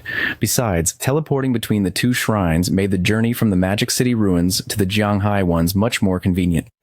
Little Black also reported that the officials on the Jianghai side didn't have enough lifespan, so he could sell it directly to the ones in Magic City at the same time. She was on the outskirts of the Jianghai City ruins. She was riding a white llama which was eating grass. Not long after, King Feng appeared behind her, asking where the ruins were. Suddenly hearing our boy's voice, she and the llama were startled, and Little Black asked him not to scare her like that. He had done it on purpose, but he lied and promised to be more careful next time. Peeking her head over the cliff, she revealed that the entrance to the ruins was at the bottom. When our boy asked how they had discovered it, she replied that it was a long story. Little Black turned to the llama and explained that she had gotten a mount in this place, a little sheep. While playing with it, a silver-grade boss suddenly appeared. Scaring them, panicked, she fell off the cliff, but luckily got caught in a tree at the bottom, and that's how she saw the cave. Very carefully, she made her way down to the bottom of the cliff, warning him to be careful not to slip. She explained that after respawning, she had called Captain Ann and Uncle Wang Meng to explore it together. Taking a leap, King Feng also descended, commenting that it was just like her to find a place like this. Little Black praised Shadow's good moves, mentioning that Wang Meng had tried to jump the same way, but slipped and died from the fall. They entered the cave. Along the way, she mentioned that there was a labyrinth ahead, but they had already cleared it of monsters and explored the entire path. Our boy advised her that from now on, she should try not to die if she could help it. He warned her not to let her non-tradable lifespan reach 0, as it would be very dangerous. With a confident smile, she promised that she understood. She mentioned that she knew about a skill that drained other people's lifespan, but they had precautions in place as they could replenish their non-tradable lifespan. King Feng was somewhat surprised, asking if they really had a reliable way to replenish it, holding up a finger. After a few years of her, she revealed that inside the city ruins, they would lure monsters that had absorbed non-tradable lifespan to a secluded location. After eliminating them, they would save all the non-tradable lifespan that dropped, so when they needed it, they would simply go to that place to replenish their own. King Feng grew curious, commenting that it was a good method and asking if a newbie had come up with the idea. Little Black was in shock as King Feng had guessed correctly. Our boy remembered that, in his past life, it was a newbie who had devised this method and that, over time, everyone ended up using it. Not long after they came across a teleportation orb, Little Black brought her hand to the orb, and the system informed her that she was not the fated person, and the mechanism would not activate. She asked Shadow to try, explaining that everyone assumed this temple might be connected to the one in the beginner's town. King Feng grew curious and began to observe the orb in silence. He decided to reach for it, and at that moment, the orb began to glow as an intense energy started to emerge from it. Little Black covered her eyes in confusion, not knowing what was happening. To her surprise, realizing our boy disappeared without a trace, realizing that both her boss and the orb were gone. She confirmed what she had suspected. He really was the fated person. Meanwhile, King Feng found himself in the cave of the Ice Tide, where his remote communications were blocked. King Feng didn't let his guard down and activated his invisibility skill. The system assigned him a new mission, protect the Ice Tide Crystal. His attention was fixed on the Ice Tide Crystal. He recognized it instantly. He remembered that this object would erupt with an icy tide if it was hit by any attack. Looking close to, he noticed that monsters would emerge from the caves and would do whatever it took to attack the crystal. He understood that if he let them succeed, he would be dead. King Feng took the virulent poison trap from his inventory. To him, dying itself didn't matter. What was crucial was that the mission could fail. If that happened, he would never be able to return to this place or get the reward. He knew better than anyone that his only option was to evolve the virulent poison trap. After consuming the necessary evolution points, leaving him with 17, the skill went from platinum to epic. As a result, the trap's stealth increased from level 5 to 8. Enemies who triggered it would now receive 1200 additional poison damage and an 8-second slow. The slow's potency remained at 50% and the damage per second was equivalent to 100% of his attack power. Additionally, the maximum number of traps he could place increased from 3 to 9, while the maximum duration remained 3,600 seconds. King Feng placed 3 traps right at the entrances of the caves, and the system informed him that the effect of the Aberrant Witch's Ring was activated, increasing the skill's area of effect by 25%. King Feng knew the upgraded traps perfectly covered the entire passage. It was guaranteed that any monster passing through would trigger them. Just then they started to arrive. Monsters with glowing eyes began to stare intently at our boy. As a horde of them emerged from the caves and rushed towards King Feng, but just as they emerged, they triggered the trap. Thorny vines erupted from the traps, coiling around the monsters and dealing them over 100,000 points of damage. Dust rose from the ground, but King Feng remained calm. Just then, an arrow came flying. Noticing this, his eyes widened with seriousness. Just before the arrow could hit, King Feng summoned a shield, blocking the attack in the nick of time. His attention was fixed on a mob carrying a bow, realizing there were ranged ones too. Outside the Magic City ruins, a mage, Dongfang Yue, met with the orange-haired man and asked if his guild was giving up on hunting Ghost Spirit, also known as Geeling. Now that she was a member of the Shadow Guild, the man nodded, confirming they couldn't do it and that she would have to find someone else. She gripped her magic staff tightly, questioning why he considered Shadow a greater threat than her. She reminded him, calling him a peasant, not to forget that she possessed all of his personal information and that killing him in the real world would be a piece of cake.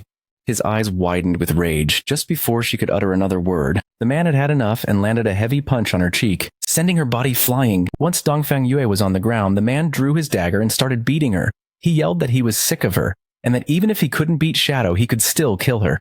He furiously berated her for calling him a peasant again and again, yelling, "Die!" repeatedly with each blow. In the blink of an eye, she died and her body began to transform into orbs of lifespan. She woke up in the real world at the Chu family residence, her golden-cased phone in hand. She was furious. She couldn't help but clench her fist tightly, indignant that those peasants from the Shura Palace had dared to kill her. Dongfang Yue. Immediately, she demanded her husband send people to catch them all. Her husband was somewhat confused and asked if she meant the Shura Palace, the group she had hired to capture Ghost Spirit. With a furious expression, she explained that Ghost Spirit had now joined Shadow, and that those people didn't dare to continue for fear of his retaliation. Her husband explained that they would deal with those peasants after eliminating Shadow. He informed her that he had already arranged for men from the Black Dragon Hall of Magic City to go after him, assuring her that the plan was already in motion and that she could soon avenge her family. Her eyes widened with rage, a fury directed at both Shadow and those peasants, her mind filled with excitement. And with a confident expression, she swore she would avenge the Dongfang family and slaughter each and every one of them. In the cave of the Ice Tide, King Feng threw his short blade, which embedded itself in the eye of the bow-wielding monster, killing it instantly. To him, it didn't matter that they were ranged mobs, as his Shadow Blade skill reset its cooldown upon hitting a weak point, making it a simple matter of 1 slash per kill. The Ice Tide crystal was full of cracks and about to shatter when the system announced that the guard mission was complete and that he should claim his reward. This took him by surprise, wondering if it was already over. The Ice Tide crystal shattered into pieces, and then a golden chest appeared. King Feng's attention was fixed on it as he realized it was an epic treasure chest. He extended his hand towards the chest. Last time, an epic chest had given him graceful release. Now he would see what this one contained. The chest opened and a powerful golden light began to emerge from it. Then a woman started to manifest. She was an NPC. King Feng was somewhat surprised, as it was the same NPC who had been next to the epic chest last time, with her eyes closed. She began to speak in a strange language, one that King Feng recognized as the language of the old gods. She communicated to him that he had passed the 2 trials and that he was the chosen one. To our boy, this was strange. He obviously couldn't comprehend the language, and yet he understood its meaning perfectly, wondering if it was because of his eye of judgment. As her body was transforming, she revealed that the old gods had already perished, and that he was the heir to the mantle of judgment. The NPC's body began to change. The only thing Shadow could do was watch in silent amazement. Little by little, the NPC's body began to change. The third eye on her forehead opened as a powerful aura emerged from her body, and she informed King Feng that her name was Asathis, that she would follow him and witness him become the true god of judgment. Then she asked him to accept the gift she had prepared for him. It was the Asathis's summoning bell, a bell created by the Herald of Judgment, Asathis, using the power of order itself. It would allow him to summon her once at level 25, again at 35, and one last time at level 50. Each summon would grant him the opportunity to challenge a special ruin, and if he successfully completed all 3 challenges, Asathis could reside in his hideout and provide a skill upgrade function. Our boy grabbed the summoning bell, his eyes beginning to shine with joy. He understood that the last temple had been level 5 and this one was level 15. He was surprised to think that Little Black had stumbled upon both, recognizing that her luck was truly out of this world. Asathis asked King Feng to select a skill, informing him that he had 1 free opportunity to upgrade it to his current level.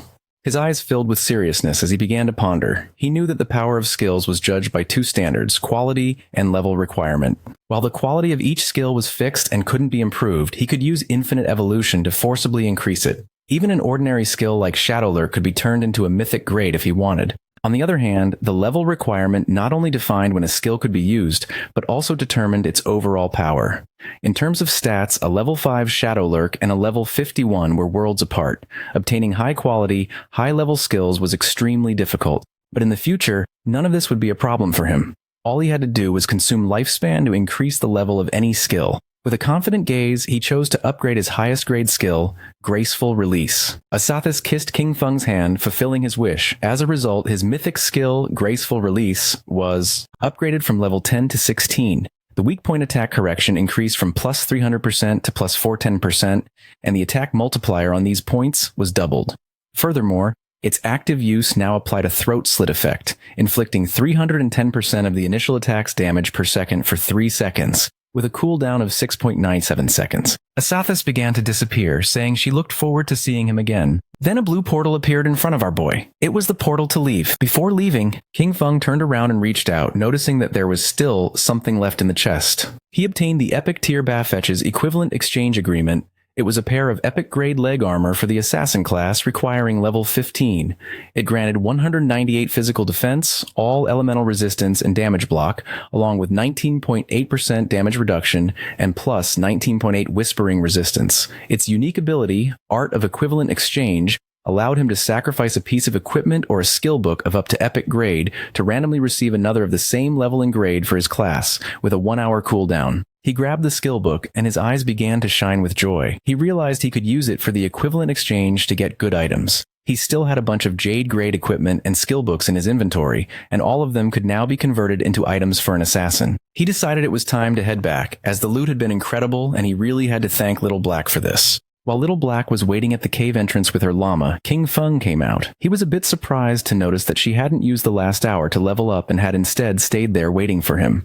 Noticing that King Feng was back, Little Black was glad as she had been keeping watch at the exit in case someone tried to ambush him. As a reward, King Feng gave her a skill book he had found in the ruins. Little Black was in shock, as this was for the level 13 Platinum Magic Shield skill. She thanked her boss, aware that this would greatly improve her survivability. Riding the small llama, Little Black said goodbye to him and left.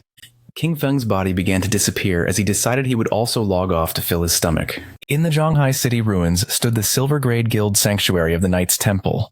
A smile spread across the guild leader's face as he announced that this was a great day, for the Knights Templar Guild finally had a home of its own. Everyone grew excited as the leader mentioned that, although this home wasn't large, it was a wonderful start. With this, they would no longer have to worry about being slaughtered by a suddenly appearing boss and would have a safe haven to rest when they were tired of leveling up. For all of this, there was one person to thank. Xiao Yu. She was the one who found the place first, and the leader asked them to welcome her to the stage with the warmest of applause. Everyone began to praise Xiao Yu, making her feel happy. She stood on the platform and first thanked her master, who had tirelessly taught her. Then her friends, for extending a helping hand in her times of difficulty. She also thanked the people who hated her, as their mockery and contempt had motivated her to become even stronger. Hearing this, the women couldn't help but feel proud of Xiao Yu, with tears in her eyes. She finally thanked her father and mother. She wished they hadn't died so they could see the excellent person she had become. She would definitely make them very proud. The leader cut Xiao Yu's speech short, asking her to tell everyone what kind of difficulties and obstacles she overcame to find this hideout. Xiao Yu was honest and revealed that a while ago she'd had a dream.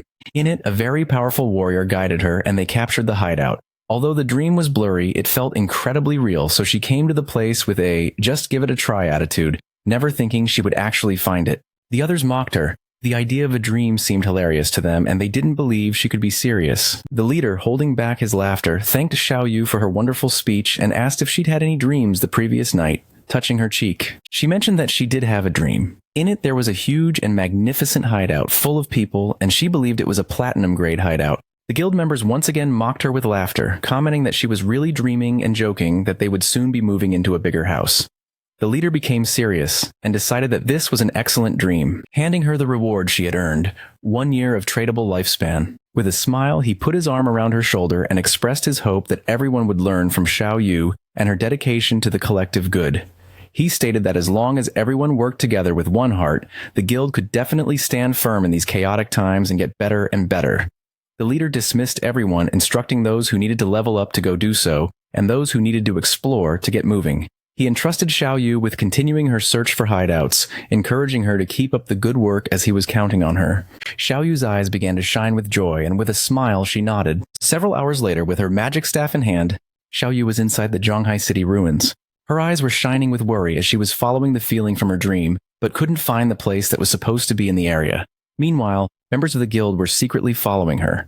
They realized she had gone straight to this area after the meeting and wondered if she was really looking for the platinum grade hideout from her dream. Seeing her enter the building, they decided to follow. Xiao Yu went into a building and began to cross through a tunnel. The place scared her. It was like in her dream, but at the same time, very different. Besides, she had the feeling that someone was following her. Closing her eyes, she let out a sigh and filled herself with determination, reminding herself that she was a life priest, a hidden class, and that nothing could hurt her. But when she opened her eyes, a monster with eyes emerging from its mouth was in front of her. The sight made poor Xiao Yu only able to scream in terror.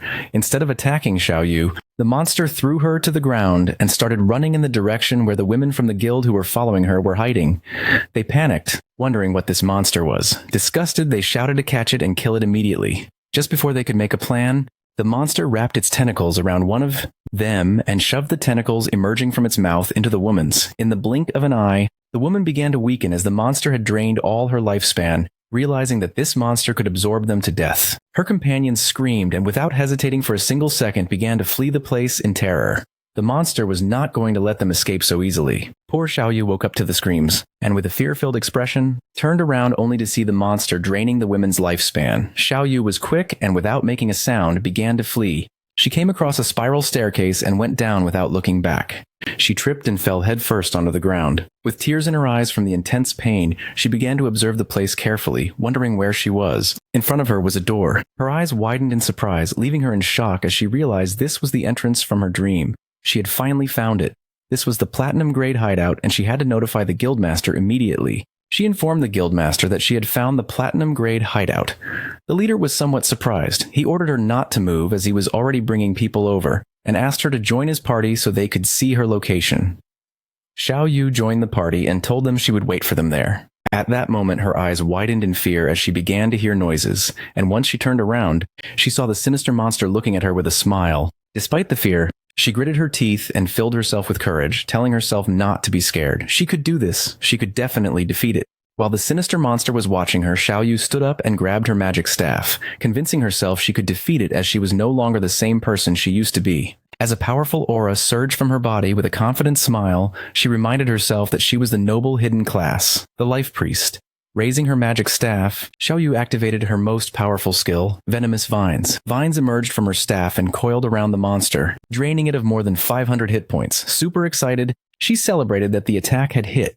Now its poison would consume it while she prepared her next move. She aimed her magic staff at the monster and used Corrupting Poison Mist, causing a poisonous mist to start damaging the boss, continuously draining its life. This was a corrupting toxin much more vicious than any ordinary poison.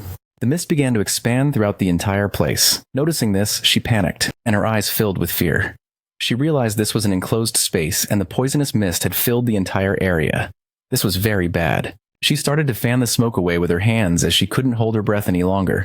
Xiao Yu couldn't hold her breath anymore, but at that moment she remembered that, as a life priest, she had an antidote spell. Raising her magic staff, she used the antidote, causing the poisonous mist to slowly begin to disappear.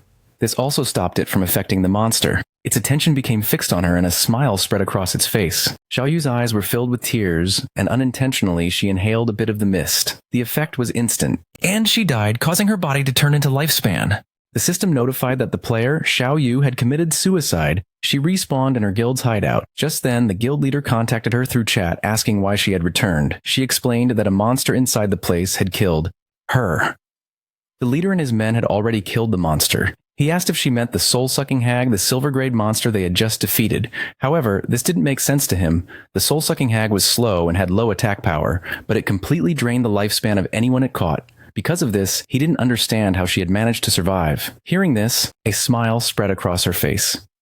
She explained to the guildmaster that she had committed suicide in a moment of desperation, as she knew she would surely die if the monster caught her. The leader, surprised, exclaimed that she was incredible and had found the only way to survive. When the leader praised her, exclaiming that she was a true genius, she thanked him for the compliment and informed the guildmaster that she was on her way. She grew excited as she realized that apparently the 3 bitches who had been following her were dead for good. This is what happens when you mess with her. Qin Xiao Yu. A while later, Xiao Yu arrived at the hideout's door and explained to the guildmaster that the platinum-grade hideout was right behind this door.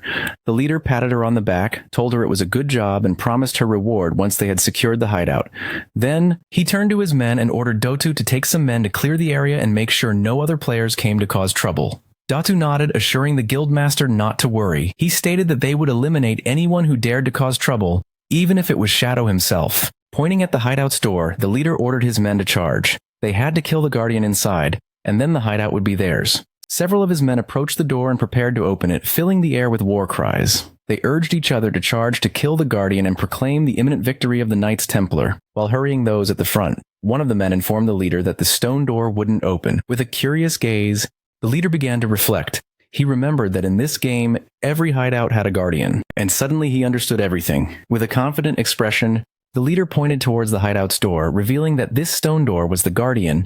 Using his axe, one of the men struck the stone door. The attack dealt a few times. 320 hit points to the door as damage numbers appeared. This confirmed it was true. The stone door really was the guardian. Everyone praised the guildmaster's brilliance. With a smile, the guild leader told them that this platinum hideout was practically a gift and ordered his men to take it down. They accepted the order in unison. His men began to charge the door and, in the blink of an eye, created a large curtain of dust. At the same time, several system windows informed King Feng that his hideout, the Land of Purified Souls, was under attack. The durability of the entrance's stone door was at 99.3% and taking continuous damage, while the magic defense barrier remained at 100%. The system revealed that standard teleportation to his hideout had been blocked, offering him the option to use war teleport and indicating that this was the only use available for the day. King Feng's eyes filled with seriousness and confusion, as someone had found the entrance to the Land of Purified Souls and was attacking the hideout. Riding his wolf, King Feng headed towards his hideout. He figured that with the invaders' attack power, it would probably take them a year to break down the door. Because of this, he would simply ride his wolf over to take a look. A while later, King Feng arrived on the outskirts of the land of purified souls. His eyes lit up as something caught his attention. Two men were chasing a woman, ordering her to stop and threatening to slaughter her if she kept running. A man carrying a spiked mace appeared in front of her, asking where she thought she was going. Just before she could take another breath, the man struck her hard, sending her body flying. With a smile, the purple-haired man extended his hand and used his skill, Sacred Chains. 4 swords made of energy descended from the sky, piercing the woman's hands and knees and causing her to scream in pain. One of the men reminded her that he had already warned her that this area had been claimed by their guild, the Knights Templar, and asked if she really thought she could force her way in. With a serious gaze, she explained that she was just passing through and that this wasn't forcing her way in. It was obvious they were just looking for an excuse to rob her. Our boy recognized the woman. It was Yang Xiaoye, his colleague from the company. He remembered she was a rather nice girl who had even given him a heads up before. Hearing that the guild reserved the area, he deduced that the ones attacking the land of purified souls were, then, from the Knights Templar Guild. The purple-haired man stated that if they said she was forcing her way in, then she was. With a smile, he reminded the others that according to the usual rules, he would go first. The other man, laughing, said that then he would be ahead of him. At that moment, someone moved like thunder. Cutting off the heads of the 3 men, it was none other than King Feng. Our boy started to stare at her intently and his eyes began to glow. Yang Xiaoye was in shock, wondering if it was Shadow. But no, she realized that wasn't right. Those eyes, they were King Feng's. With a snap of his fingers, our boy activated one of his skills. This ability, the Blooming Curse, caused brilliant red spider lilies to erupt from the corpses of the men he had just defeated, draining their remaining lifespan. He stood amidst the glowing red energy, his expression calm and serious. Nearby, his old friend Yang Xiaoye watched in shock. Seeing his eyes, she felt a sense of familiarity and wondered aloud if he could be King Feng. The orbs of lifespan from the fallen men were drawn into a vortex of blue energy and disappeared. Yang Xiaoye noted that everything was gone. She contemplated what she had just seen. She thought how much Shadow's eyes resembled King Feng's, but she quickly dismissed the idea as a coincidence. She reasoned that if King Feng was the powerful player Shadow, he would never let his sister, Xiao Yu, join a guild like the Knights Templar, where members were treated like slaves. The story then shifted to Shadow's hideout outside the land of purified souls. A group of players, led by the Knights Templar Guild leader, spotted Shadow's arrival and erupted into a fanatical welcome, cheering for Big Brother Shadow. The leader explained that his men had been trying to rob someone, and thanked Shadow for showing up and teaching them a lesson. He said that since Shadow saved them from the headless assassin, his entire guild had become devoted fans of him. The leader continued to flatter Shadow, claiming his guild now followed his positive values and strove to be a sunshine guild. After the praise, he finally asked why Shadow had come to visit. Shadow ignored the flattery and got straight to the point, asking if it was true they were attacking a hideout. The guild leader, looking surprised and nervous, stammered as he asked Shadow how he knew. Then he hesitantly questioned if Shadow was also interested in the hideout they were attacking. With his eyes glowing, Shadow made a calm declaration, stating that the hideout was his. The guild leader was so shocked he practically turned to stone, unable to process what he had heard. His subordinates were equally stunned, their mouths open in disbelief. The leader, sweating, tried to argue, pointing out that he heard Shadow's hideout was in Magic City, and a player could only own one. One of his men leaned in and whispered a crucial piece of information. If a player creates a guild, the guild itself can also own a hideout. Shadow confirmed this, stating coolly that he had hideouts in both Magic City and Zhanghai City. The terrible realization dawned on the group. They had been trying to invade the personal territory of Shadow, the most powerful player in the world. A wave of terror washed over them as they looked up, feeling as if the sky itself was collapsing. Meanwhile, Xiaoyu was in utter disbelief. With tears in her eyes, she couldn't understand how the hideout could belong to Shadow, when he had never appeared in the dream that supposedly led her to it. The Knights Templar Guild leader, now faced with the hideout's owner, immediately began to grovel. He bowed deeply before King Feng, frantically explaining they had no idea the place belonged to him and begged to know how they could make amends.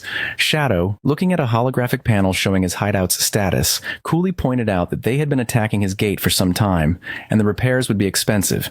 With a cold look, Shadow stated his price, 500 years of lifespan. The guild leader screamed in shock at the astronomical figure. The stress caused him to faint dramatically as his subordinates cried out his name. One of the men cradled his unconscious leader and pleaded with King Feng, asking if he could reduce the price. Looming over them, King Feng coldly asked if the man knew the cost of repairing such a gate. When the subordinate admitted he didn't, King Feng told him to shut his mouth. A moment later, the guild leader woke up with a dazed expression. He muttered to himself about the outrageous cost, wondering what he had done to deserve this. Suddenly, his despair turned to rage. He lunged at Xiaoyu, grabbing her by the front of her robe. He furiously blamed her for the entire situation, shouting that she was trying to destroy him and their entire Knights Templar Guild.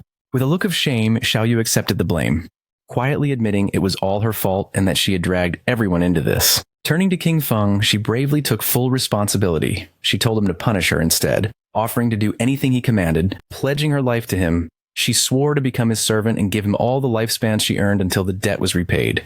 Facing King Feng, Xiaoyu continued her plea, offering herself for any punishment he saw fit, beating, cursing, or abuse, as long as he spared her guild. The Knights Templar Guild leader and his men looked on, moved by her self-sacrifice. Ignoring her completely, King Feng's glowing eyes fixed on the guild leader. He spoke a single name, Chen Wuming. The leader, whose real name was Chen Wuming, was struck with pure terror. He stammered in disbelief, shocked that King Feng somehow knew his true identity. King Feng then posed a cold question to Chen Wuming, asking if he truly believed Xiaoyu was worth the 500 years of lifespan. At this, a twisted, manic grin spread across Chen Wuming's face. In a shocking turn, he launched himself at Xiaoyu, unleashing a furious punch and screaming at her to die. As his fists sent her flying, he angrily accused her of causing them to invade King Feng's hideout and then having the nerve to play the hero. He revealed his jealous motive, screaming that she was just trying to get close to King Feng and become his servant, something she didn't deserve. With Xiaoyu lying unconscious, Chen Wuming got on his knees and resumed begging. He lamented that his plan to get close to King Feng had failed and pleaded for mercy, explaining his guild was small and could not afford 500 years of lifespan. He promised to do anything else King Feng asked. King Feng relented, offering a new deal. He told them to pay 100 years of lifespan up front. The remaining 400 years could be paid off by bringing him every member of their guild who had the killer status. Each person they brought would count as 1 year off their debt. Chen Wuming was overjoyed by this. He explained it would be an easy task since his guild had over 2,000 members, and this would also let him clear his own killer status. He immediately transferred the payment, and a system notification confirmed King Feng had received 100 years of lifespan. Asking King Feng to wait, Chen Wuming began to rally his men with the killer status to gather immediately. While the guild members assembled, King Feng decided to use his new lifespan. A system window appeared, asking if he wanted to spend 7 days of lifespan to repair his damaged hideout. He calmly accepted, and another notification confirmed the transaction was complete and the hideout had been fully repaired. Once Chen Wuming's guild members with the killer status were gathered, Shadow unleashed a devastating attack, a swirling vortex of dark energy that sliced through all 400 of them at once. A system notification confirmed the kills, and the ground became littered with glowing orbs of lifespan. Killing so many players with the killer status also reduced Shadow's own, lowering its level from 4 to 3. Chen Wuming, the Knights Templar Guild leader, clapped enthusiastically. Praising Shadow's efficiency, he callously remarked that the men who died were just troublemakers who had violated guild rules and deserved the lessons Shadow had taught them. Shadow then turned to the leader with a new proposition, telling him that his guild would now be responsible for guarding this hideout. Shadow explained this would be a perfect way to keep the guild's unruly members in line. He ordered them to guard the place in shifts, warning Chen Wuming he would be held personally responsible for any future attacks. Though he agreed, the leader cursed Shadow internally, realizing he was being forced to use his men as security guards. Just then, a new system notification appeared. His other hideout, the Evil Spirit Academy, was under attack. With its defensive barrier taking damage, he was prompted to use his single daily war teleport. Annoyed, King Feng decided to use the teleport to deal with this new threat. As he was enveloped in blue light, he wondered aloud who would be foolish enough to provoke him, especially since everyone knew the Evil Spirit Academy was his. Seeing Shadow disappear, Chen Wuming ordered his guild to pack up and leave. When a subordinate reminded him of King Feng's orders, the leader pointed to Xiaoyu, who was just beginning to stir. He cruelly declared that she would be the one to guard the hideout. He mocked her, saying this was exactly what she wanted. He ordered her not to move and to report any trouble, threatening to drain her lifespan if she failed. The scene shifted to the Evil Spirit Academy, a massive Gothic cathedral in the Magic City ruins. A group of men from the Magic City Black Dragon Hall were relentlessly attacking the main doors, trying to break the magical barrier. King Feng teleported directly into the fray, landing inside. Standing atop the high walls, he looked down at the attackers, puzzled. He had no memory of dealing with the Magic City Black Dragon Hall and wondered why they had made an enemy of him. Down below, the leader of the Magic City Black Dragon Hall rallied his men for a final strike. He commanded them to give him their power, and together they channeled a massive ball of dark energy. Unleashing the combined attack, the leader shouted, "Black Flame, Magic Dragon Break," sending a colossal blast crashing into the hideout's defensive barrier. The barrier cracked severely, its durability dropping to just 13%. The attackers celebrated, believing the gate was about to shatter. They cheered, excited about the hundreds of years of lifespan they were about to claim. Watch the video. Watching from above, King Feng realized these men were merely hired pawns. He considered who could hold a grudge against him and still be alive, quickly concluding it must be Dongfang Yue. Suddenly, the attackers were startled by a strange sound. Looking up, they saw a massive ethereal dragon descending from the sky. A wave of energy washed over them, and they were paralyzed with fear, their eyes swirling in a hypnotic daze, unable to move.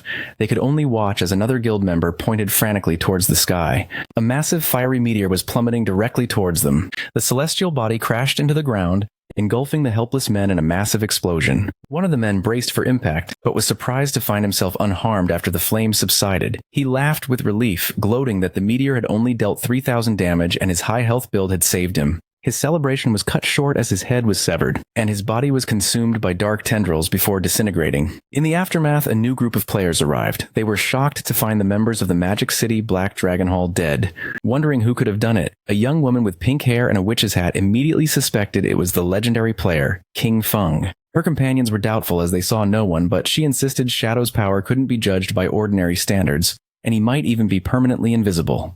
From his unseen vantage point, King Feng observed them, recognizing them as members of the Skydome Guild.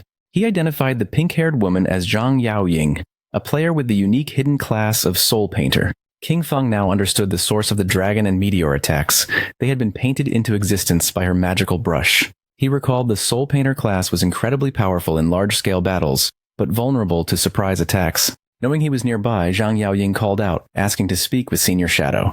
To the shock of her and her companions, King Feng's voice answered out of thin air, asking what she wanted. Flushing slightly, she explained she needed to enter his hideout to find something for her class advancement, promising she would pay him well. Shadow pieced everything together. In his past life, the Skydome Guild had controlled this hideout, and now he understood why. Zhang Yaoying must have discovered it during this quest. He mused that his actions had once again altered history. He fondly remembered watching her and her grandfather's popular gaming streams. Her grandfather, Old Man Zhang, founded the Skydome Guild, which became one of the top guilds in the nation.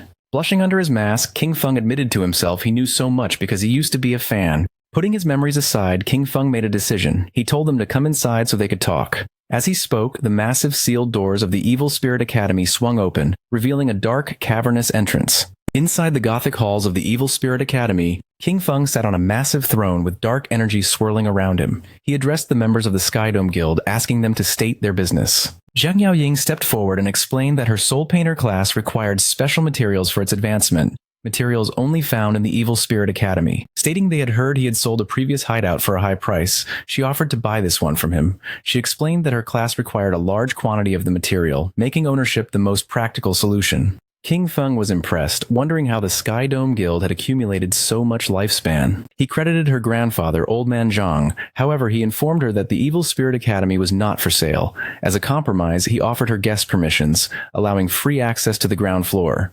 Unsatisfied, Zhang Yaoying countered, asking to rent the space instead. She proposed a price of 500 years of lifespan for a 3-year lease on the first floor. King Feng considered her proposal. He realized that since he had already offered her free access for her quest, her insistence on paying such a high price meant the Skydome Guild's true goal was not just to gather materials, but to formally establish a relationship with him. As if reading his thoughts, Zhang Yaoying offered another term to sweeten the deal. With a devious grin, she promised that if he agreed, her guild would take care of the Magic City Black Dragon Hall, the group that had just attacked his hideout, and wipe them out completely. King Feng was taken aback by her audacity, asking if she could really make a decision that would lead to war without first consulting her grandfather. Zhang Yaoying laughed, surprised he knew her grandfather. She confidently assured him that Old Man Zhang always listened to her, and that crushing a small guild like the Black Dragon Hall would be easy. Admiring her decisive nature, King Feng agreed to the deal and tossed the rental contract to her. A system notification confirmed the transaction, informing Shadow he had received 500 years of lifespan. He told them they could use the first floor as they wished and not to worry about the defensive barrier, as the lava in the lower levels would automatically repair any damage.